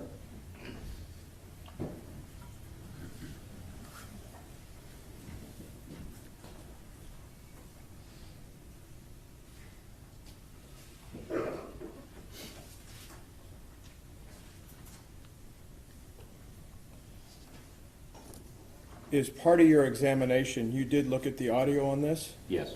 I'll show you what's been marked for identification purposes is Defendant's 43. There's a part of your business in the forensic video world that you actually look at audio, visually look at audio, is that correct? Yes. How's that work? The audio, well, the tools that monitor audio have the ability to visualize the audio stream. And I think most people would have the experience of seeing a waveform. We have a waveform display. We also have what's called a spectral view. The spectral view tells us a little bit more than a waveform. It tells us the intensity and the frequency. So we can actually see the human voice in the spectral view as opposed to the sound of a gunshot or a siren on a police car. They'd be in a different position. So the spectral view provides us with a little bit more detail, and then we can apply accurate time references to those, the visualization of the audio signal. Did you have an occasion as part of your interrogation of this to pull the audio track out and examine it in your forensic software that you have? I did. And that's what's contained on Defendant's 43? It is, yes. And with reference to Defendant's 44, is that the last slide in that deck of 15 slides that's just blown up here that shows? If this has 15 on it, if this is the last one, that would be a copy of all the slides, the layer comps put together, would it not? I'm sorry, no. No, the visualization doesn't have anything to do with the images or the image numbers. Correct, I apologize. 43. That's the visualization of the audio, yes. And this is the last one in 40. Oh, I see what you're saying. So this exhibit, 43, has 15 slides in it. That, what you're showing me right now, is the last slide in that exhibit, yes. Would this aid you in your testimony the day before the jury? It would, yes. We'd offer defendants 43 and 44 of the state as well. I don't have any objection, Your Honor, to 43 and 44. Defense exhibits 43 and 44 are admitted.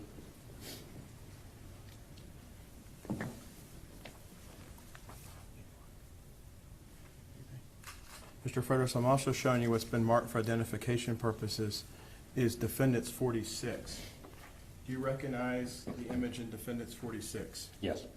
As part of the materials that we gave you to interrogate, we gave you some of the interior photos so you could see the interior part of the room, so you know what you're looking at from the outside once you actually get past the point of you can't unsee something.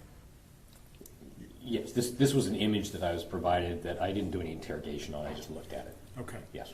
And when we're trying to go back through what you have on the screen here now in Defendants 40, the blinds that are depicted in Defendants 46, will this be able to aid you in explaining to the members of the jury how the camera can't see past certain parts of the window plane as you're looking at it? We may know what's inside, but we just can't see it. Yes.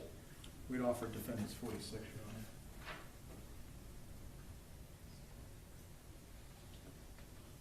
Honor. No objection. Defense exhibits 46 is admitted.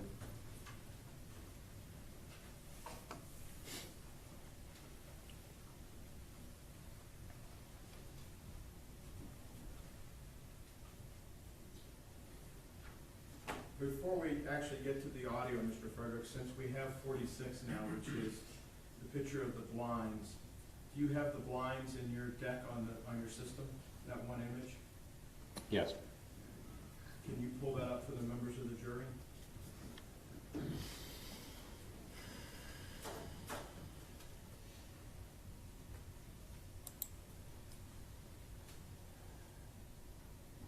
I believe it's this image, and if I click on it, it might be a different one. Well, we're going to find out for everybody here. I don't think it's, yeah.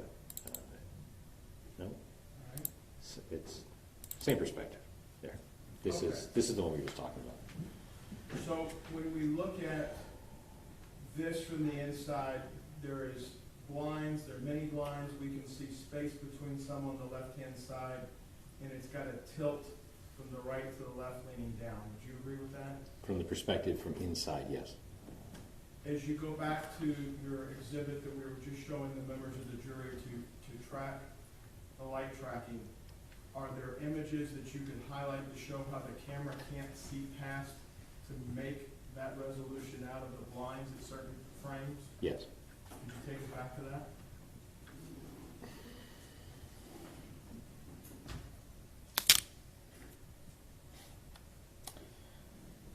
I'm back at 64. I'll just go back a little bit. So at 35, slide 35, I can see the bottom of the blinds, and I'm pointing to them, and they have that same from the outside perspective. Now they're going the other direction down, but it's in blur. And this is partly because the camera's in motion. But if I go backwards a couple of images, we can see that now we can see the blinds are cracked and open slightly. So now the camera has stabilized a little bit, so there's not as much motion, less blur, we can get more definition. And in the areas of the remaining part of the window to the left, if the camera didn't record any detail where that is, and it's thrown away, there's no enhancement, clarification in the world that can see through that glass at this point. That's correct. To come up with any image. That's correct.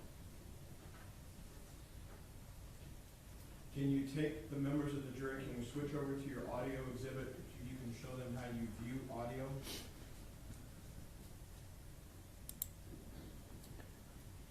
This is 43. Yes, sir.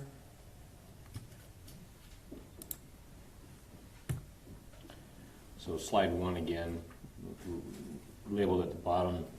This is audio from the Axon Flex 2 video on that particular date and time. So this is the name of the file that I was provided. This is the name of the file in the audit trail as well. ending in MP4, and the time reference is when the camera started to record at 00 to 1 minute and 17 seconds, and that's the period of time that I've examined the audio for. Okay.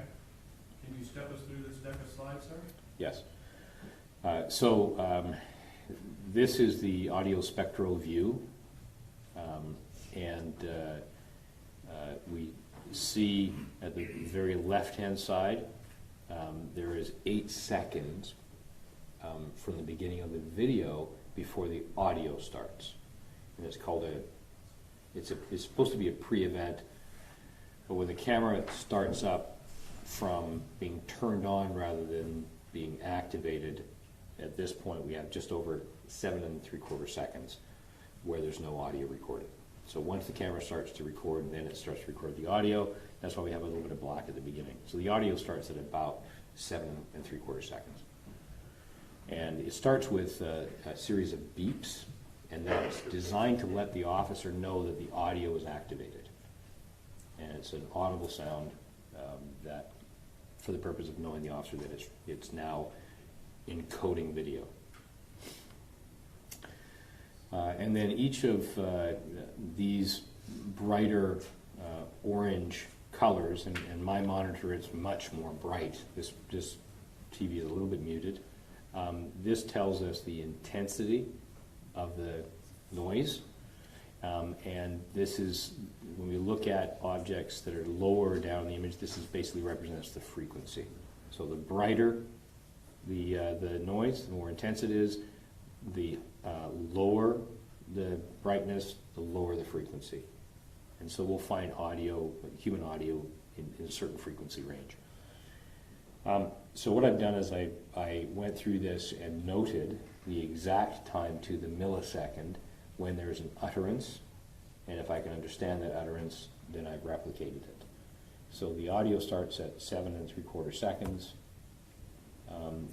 At 14 seconds, 142 milliseconds, I can hear a person identified to me as Officer Darch, excuse me, saying, whispering very, very quietly, somebody, and then there's a trail off and I can't detect what else is said.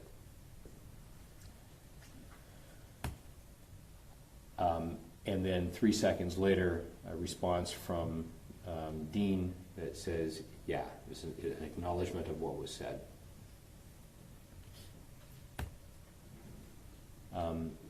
There is some sound of a body brushing by something and just some scrape noises. You're very, very quiet. Then at 36 seconds, there is some unintelligible whispering, and that's from Darch. And then a response a second and a half later that is yeah. So what we're hearing is what's recorded to Officer Dean's camera, and his partner Darch is behind him. So the camera is facing on his shoulder, facing in a particular direction. The microphone is not an omnidirectional microphone, it's a directional microphone, so it may not pick up what's behind him. And of course, he's going to have a much better ability to hear what's being said than what the camera can reproduce. At 40 seconds, he says, there's something, and then he says, break in, and then something else, and I can't hear what he's saying. Again, Darch says something at 50 seconds, 10 seconds later that is unintelligible. It's a whisper. These are the communications between them. And then he responds with sort of a question, and he goes, it's kind of like a sort of response. And I've spelt it HM. So it's a question of, it doesn't sound like he understands what was being said. And then quite clearly, still whispered, at 1 minute into the recording, Darch is heard saying, is it their bike or someone else's bike? And I don't know who she's referring to, but that's the question. And it's a whisper again, but she's much closer to the camera and it can be heard.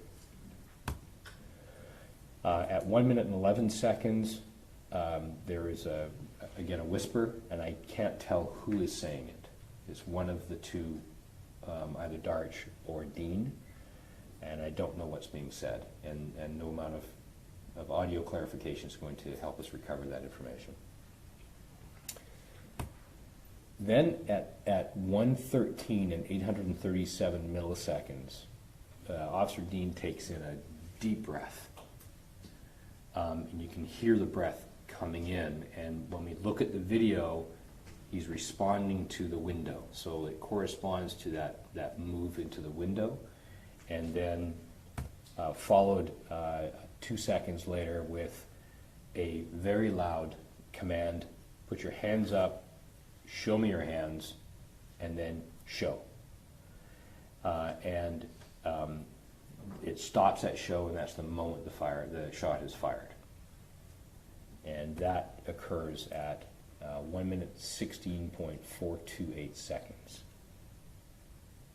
Mr. Fredericks, are you able to, now that you've walked through visually the audio track, are you able to take us to, or right before Mr. Dean takes a deep breath on the video itself through the interrogate product? Yes. Could you do that? Yes. So go right before 113.8. Yes, sir.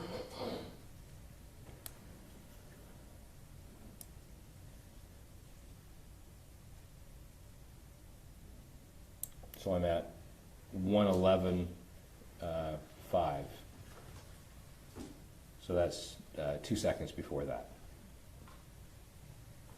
I guess we'll find out for everybody if we turn the audio on when we were setting up at the break here.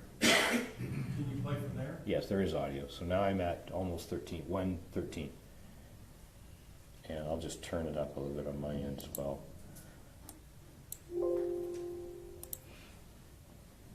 Would you like me to play it from here? Please. Okay. Put your hands up, show me your hands. So that's that piece of the audio. So we heard the breath, the commands, then the termination of the last bit of after show, and the shot's fired right then. When we're in Defense Exhibit 40, the individual frames, is there a frame that goes dark around that same time period of the deep breath? Yes. Can you take us back to Defendant's 40 then and walk through the deck where that is?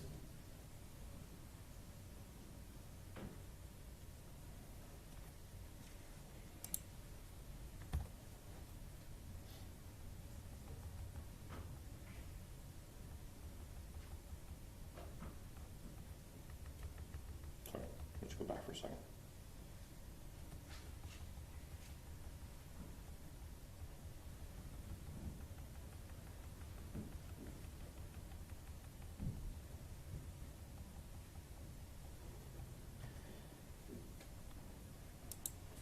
I'm going to just go by time, 1 minute, please.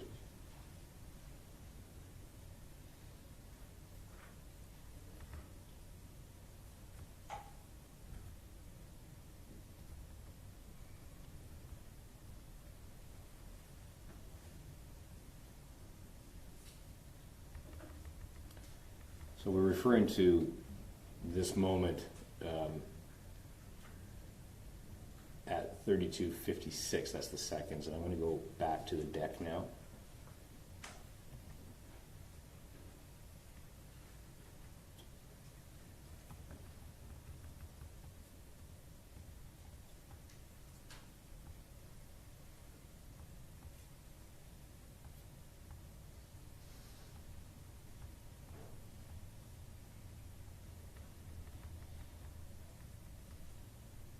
I guess this was it here. So, give me one moment to orient myself.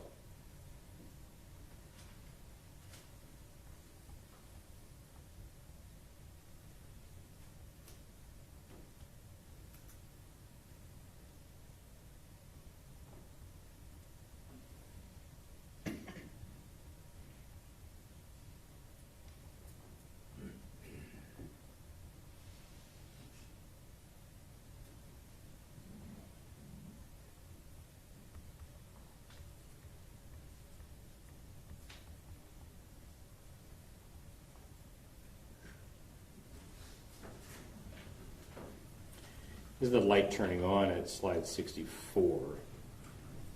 Do you ever see back at the beginning of this deck in maybe the single digits, a completely black slide? Maybe slide 1? I think it was before, the reason why I'm trying to find that for you, I think it's before the slide. Okay. So it's, and I'm now into the recorded video. So defendant's 36? Yes. So Mr. Fredericks, you have not had an opportunity, and we've kept, I guess for lack of a better term, we've kept you and Mr. Dean separate. When you came in town yesterday, correct? Yes. Mr. Dean arrived at our office when you came through on your way to the hotel. You two have never spoken on this case. Correct. We kept you isolated from his testimony today that he gave. Yes. If Officer Dean says at some point he had a momentary on flashlight in his left hand and slipped or turned it off by accident right before this incident took place, near the time of the deep breath, did you see in your deck as you were examining this a slide that went almost black in that area? One of the lights goes out, yes. And seeing an object in the silhouette of the individual's hands inside the residence when you're in your defendant's 40 in the slides around 50 to 56, you and Mr. Dean never spoke about how he observed or if he did observe a weapon in the individual's hands, did they? I've never spoken to Mr. Dean, and I've never heard him talk. You've never read any police reports or anything else like that? No. Can the human eye perceive out there, at this, given that lighting conditions based on your training experience, would you expect the human eye to be able to perceive more things than what this camera captured that night? In general terms, the human eye can see quite a bit more than this camera, but I can't say what Mr. Dean could have perceived. I couldn't know. But in general, the human eye can see more than this camera. This camera is not designed to see as well as the human eye. Even if Fort Worth had made the decision to spend the money to bring the best evidence to the triers of fact, such as this jury, and had it the highest resolution, would you still be able to discern everything out there on a night like this, given what this captures? No, I mean, even if they had used the high definition recording, it would have provided a lot more information, but it's still not designed to replicate the human eye. There are certain cameras, like for instance, the camera behind the judge. If you can see it, it's got little white dots around the edges. Those are infrared illuminators. So if we turned off every light in this room, that would become sensitive, and those lights would actually be initiated. We can't see them. They're outside of our ability to see. We kind of see a red glow a little bit, but what would actually happen was it would throw a beam of photon energy outside of the color spectrum, and the camera would record it. And so it would record reflection, and we would see everybody fairly clearly. That's at least within the jury distance to the camera. Some body-worn video systems switch like that, so they would see more than the human eye would see in very, very dark conditions, but not this one. Thank you, Your Honor. Pass the witness. Let's take a break before we do cross-examination, okay? See you in a few minutes.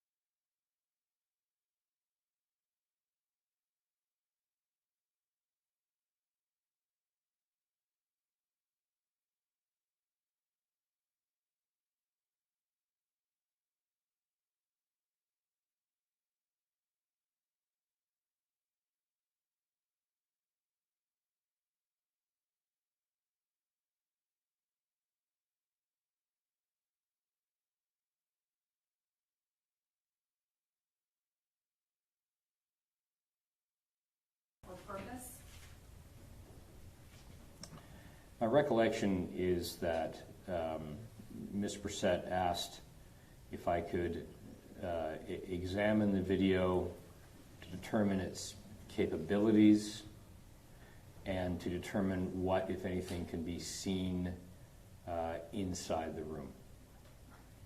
And you did not go out to the scene or anything like that, correct? Correct, I did Right. not.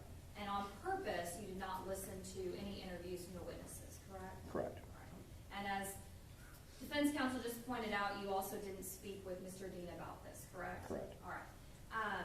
Okay. So let me ask you just a little bit, when we talk about these limitations, if you'll go ahead just to the very last slide, which shows all of the limitations. I have 17 of 17. Okay. And so are you able to tell us on what I'm going to call State's Exhibit 1, which is your Defense Exhibit 36, which is the source video, okay? The body camera video that this jury's had an ability to see. Are you able to tell us that those things, those limitations, are not present on the body camera? Or are they present on the body camera? They're all present. They're all present, right? Yes. So there's these types of things, for example, there's no way to say with any degree of scientific certainty that exactly what we see on that body camera is exactly what is on the body camera, correct? Exactly what he was seeing. Okay, so can you re-ask that question? Because what was on the body camera is what we see. Well, two things. Let me rephrase it this way. Yes. Exactly what we see on the body camera is exactly what happened. Can you say that? No. Because of these limitations, correct? Yes, these are a sample of some of the limitations. And there are others. Yes. And then we also can't say that what we see on the body camera footage is exactly what this defendant saw, correct? Yes, what we can see on the body cam footage with all the frailties of the recording is not the experience of the officer. Sure. Because as you said earlier, the human eye sees more than 180 degrees, correct? Yes, And so that's not the ability of a camera lens, right? correct. And the camera has, as you said, all types of frailties. We saw in a couple of your images, actually I think almost all of them, some artifacts. Yes. Just, can you make it real simple for me and tell us what artifacts are? Errors in the encoding. So if it was a perfect recording, we would see everything that was in the field of view of the camera. Again, we don't know which way the officer was looking, but it would be a very good image. Then when you add compression, information is taken away, and when that information is taken away, other information is added, and those are the errors. So we saw that blocky appearance, and that it's not just the blur, but it's the blockiness of the images. That's information that didn't exist in the scene, but does exist in the images. So now let's go to, I believe is your file number 2, labeled light tracking demonstrative. It should be Defense Exhibit 40. Yes. Okay. And I wanted to ask you if you can show us, if I can have the lights. All right, we're on number 1. And the time I know that it should be, or at least to be accurate here in Texas, would be 2:32 and 56 seconds, sir? Give or take a couple of seconds. Sure. Yes. All right, so let's go. You said earlier it was between slide 50 and 56. Can you go to that, please?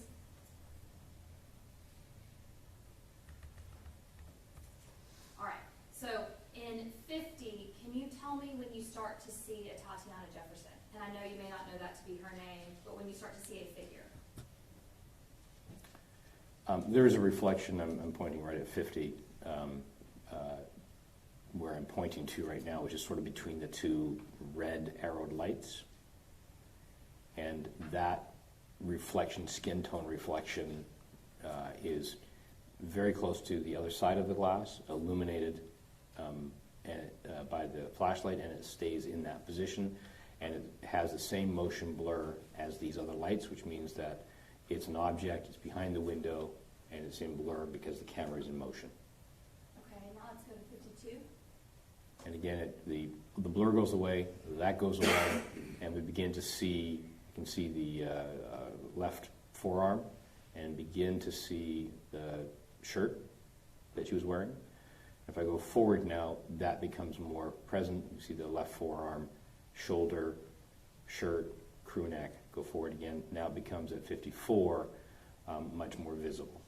And in 54, we can see you have 4 different arrows. You've already explained to us a bit about the lights that are going into the window and the reflection, is that right? Yes. I'm trying to make it as simple as possible. And so we have 2 different light sources that are going into a window, correct? Yes. All right. And those light sources are going to cause some reflection when they hit that window, is that right? Correct. And then any other reflective lights that are inside, what effect is that going to have on the view from the outside? Lights that are on inside. So, well, we have one thing that I do know of, because I see the camera go inside, that there's a monitor, computer monitor, TV monitor that's on. The light levels are very low. I don't know if this camera would be able to react, perceive, and record any lights like that. The lights that we're seeing inside, like for instance, on the object that I'm pointing to, this kind of circular lighter object, and then another object that's reflective, that's all as a result of the penetration of the flashlights into the room. And it's your understanding that it was dark outside, correct? It was dark outside. Middle of the night, 2:30 in the morning, correct? Yes. And then it's also dark inside, maybe some ambient lighting from those monitors and the TV, maybe. Not enough for the camera to pick it up. But yes, I am aware that there was a TV on. And you would agree with me that when you shine a flashlight, let's just talk about the purpose of a flashlight for law enforcement. When they have those handheld flashlights, that button on the end, they flash that into certain suspects or people of interest or defendants, whatever you want to call them, but folks they can come in contact with to disarm them at times, correct? Flash it in their eyes.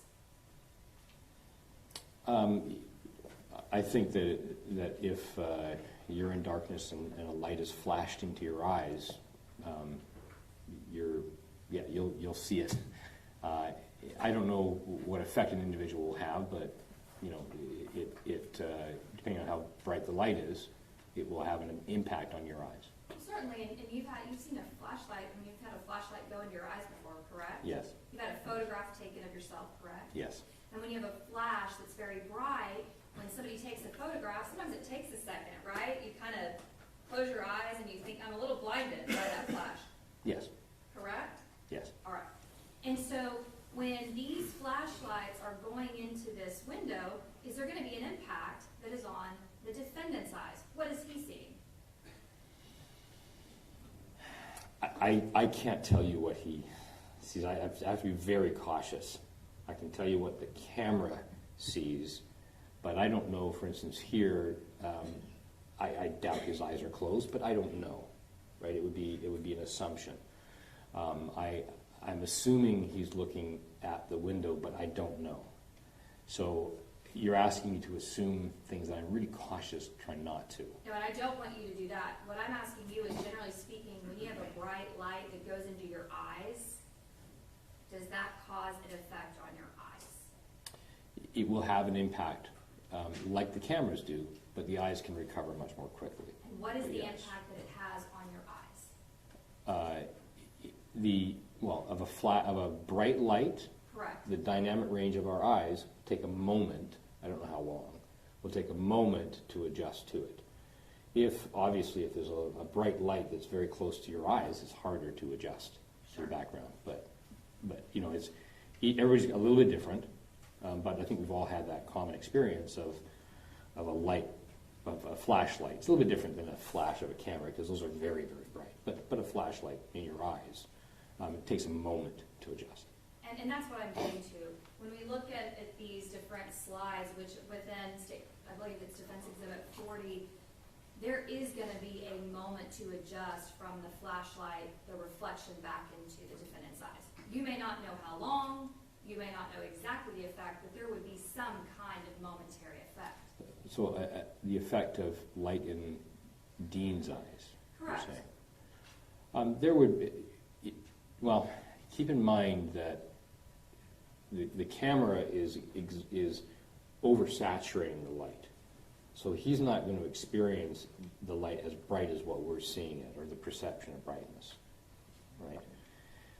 We can see his face here. It's not in extreme brightness, so there's not a lot of light coming into his face here. Likewise, the woman behind the window, the light is down below. There's not, her face is lit up a little bit, but there's not a lot of light in her face. So I would say from this point of view, there isn't any direct light in their eyes. Okay. And you said earlier we were talking about, let's go down to 50. I'm sorry. That's okay. 54, now let's go to 55. And 56.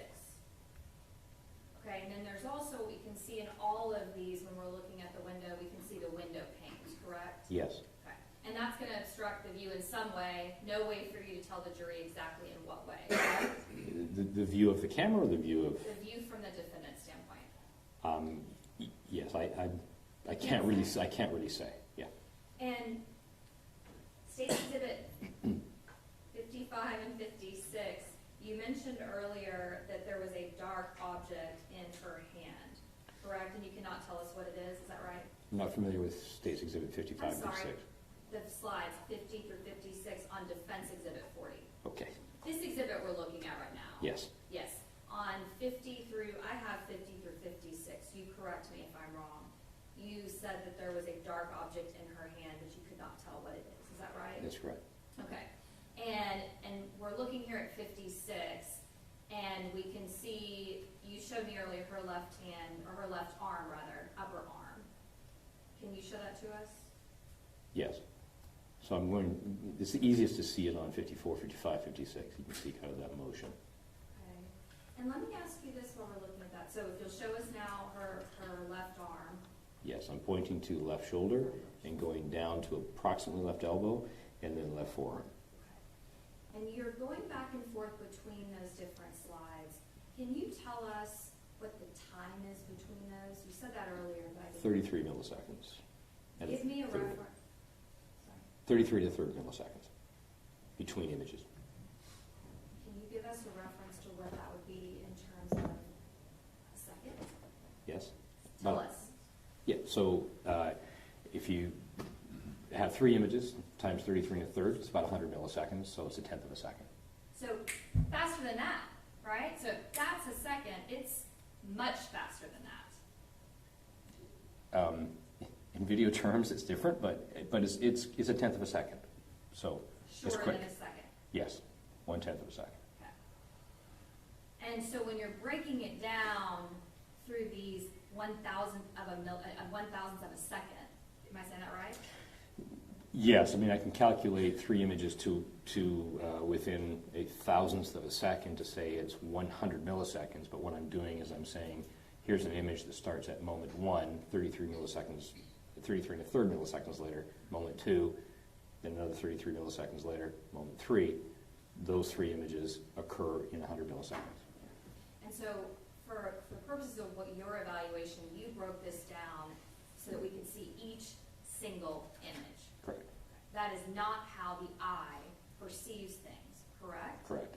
It is going much, at this point, you are slowing it down for us to see each single image, or capturing it, let's say, in each single image. Well, I'm not slowing anything down. I'm displaying an image, and we can look at it for an hour, or we can look at it very quickly. So I got to be careful that I don't want to give the jury the impression that I am playing it back at a given speed. Well, that's why I guess when I asked, I said capturing the image. I mean, you're capturing an image and we're showing it. That is different than the perception of what the human eye sees. Yes, absolutely. All right. Yeah. And so you said earlier also that this perspective that we're looking at here, it's from his shoulder or wherever the body camera is affixed. Were you given that information of exactly where it was affixed? No, it's a common placement. I can see his left chin and slightly lower, so usually the cameras would be around the shoulder area. They're often on the chest, sometimes they're on the duty belt, but this is clearly in that left shoulder area. Can you tell us on Defense Exhibit Exhibit 40, all of these different slides, if you see any lights from the inside of the room coming out. I do not. Can you tell me the slides that we're looking at, 55, and you went back a bit, 53, 54, 55, can you tell us which particular slide the shot is, please? Yes, and let me go back to answer that question. You asked me if I see any lights coming outside from inside the room. Well, there's reflection. So a reflection is different from you're referencing a light. You're asking if a light source or if light is penetrating the window. My question, thank you for correcting me, is there an original source of light coming from the inside out, or is it reflection we're seeing? We're seeing reflection. Okay. Yes. So now going to my question regarding, can you tell me which particular slide within Defense Exhibit 40 shows the shot?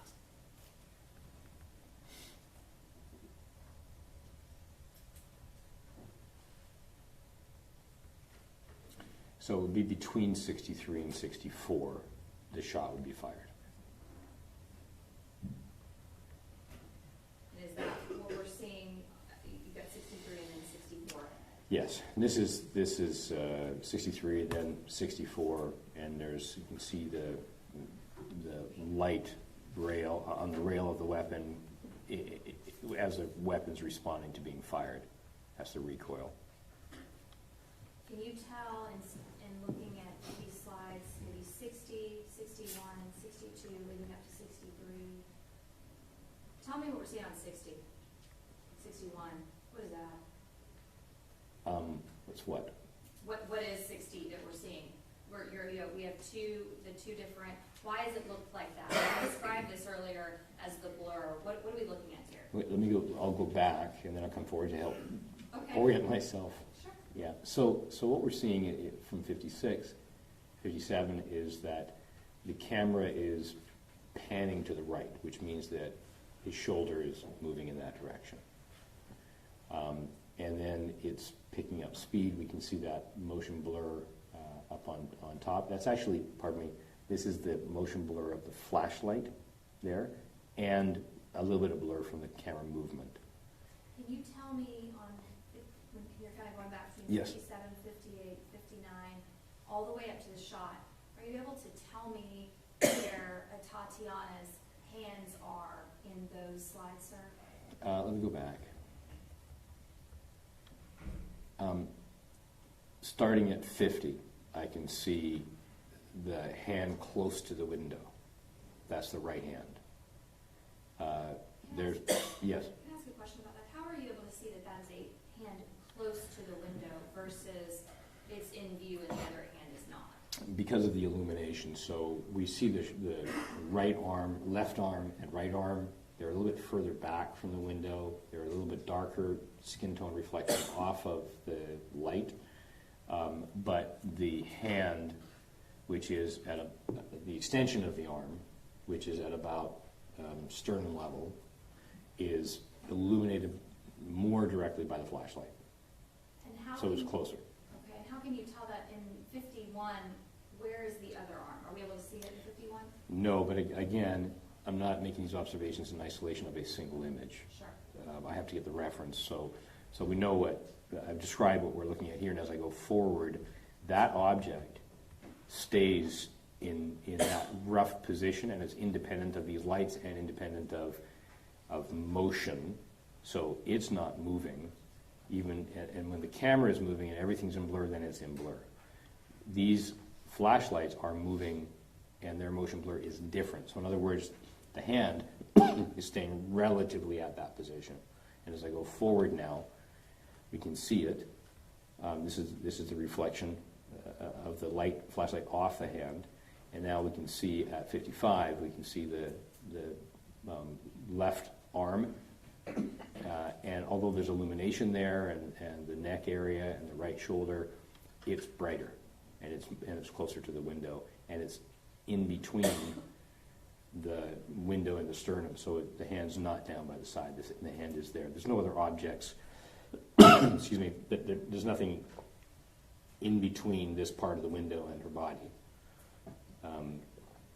And as I move forward here, at about 57, we start to get too much blur for me to say anything. I can see the right arm still, but I can't say anything about the hand. And let me ask you, actually, may I approach the board? Yes. And so you said you can't say anything about the hand.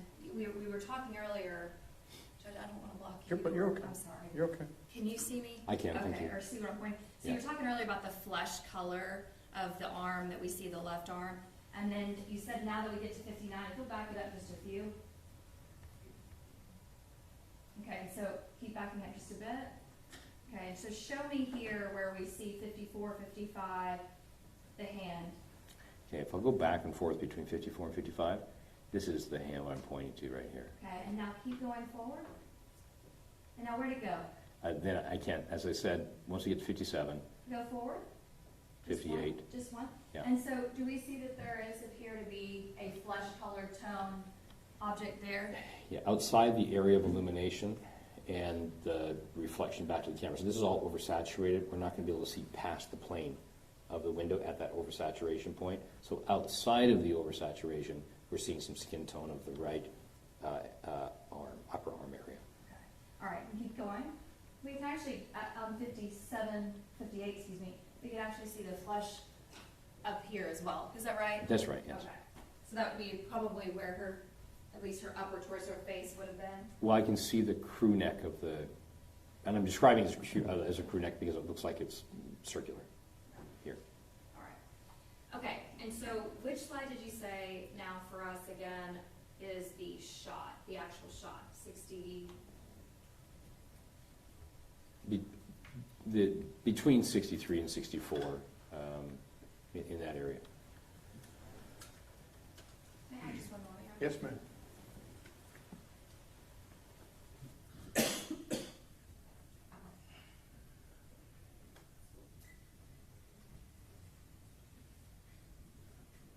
Now can we go to Defense Exhibit 43 and 44, I believe, I don't know, 44, yeah. 43 is Yes. the audio, yes. Excuse me. It's okay, that's all right. So before we get into the audio, I wanted to ask you, you've testified for both the state and the defense many, many, many times in your career, correct? Yes. And had we reached out and called you before defense did, then you would be sitting up here for us, just like you are for them, is that right? Yes, and my evidence will be the same. Sure. Yes. And it's not gonna change because you are just giving the evidence and you're just testifying to what you've done as far as your analysis, correct? That's right. And as part of your work in this case, for the defense, you get paid, that's part of how you make a living, correct? Yes. All right. So I wanna ask you a little bit about this audio, so if you'll go to the next slide. All right, so if you'll go through to the very end of your audio. Okay, so now my question is, if you said there's a deep breath and it's one, I'm gonna ask you to do some math, okay? Yes. So, between the time of the very first, the beginning of the command, so put your hands up, show me your hands, show. Now you've got 01:15.893. Is that the beginning of the command, or is that the end of the command, or where is it in that command? That's the very beginning of the first utterance of the first word. So, right as he's saying put, like just right there, that's the 01:15.893. That's right. All right. Then we see shot fired 01:16.428. Yes. How many seconds, what's the time difference between the beginning of that command to the time that shot is fired? Approximately 600 milliseconds. Okay. So is that even a second? No, just over a half a second. Just over a half a second. Yes. And that's from the time that the command starts to the time that the shot is fired. Correct. All right. And there is no way to be able to tell us what Tatiana Jefferson could see inside of her bedroom outside, correct? Yes, I have no, I don't know. And there's no way to tell what this defendant saw from the outside looking in, correct? I do not know what the officer saw, yes. May I pass the witness, Your Honor? Redirect. No, Your Honor. We would ask that if we're going to excuse him, he's finally excused due to travel. Any objections? I don't have any objection to that. Okay. Mr. Frederick, if you'll unhook that microphone for me, you may step down.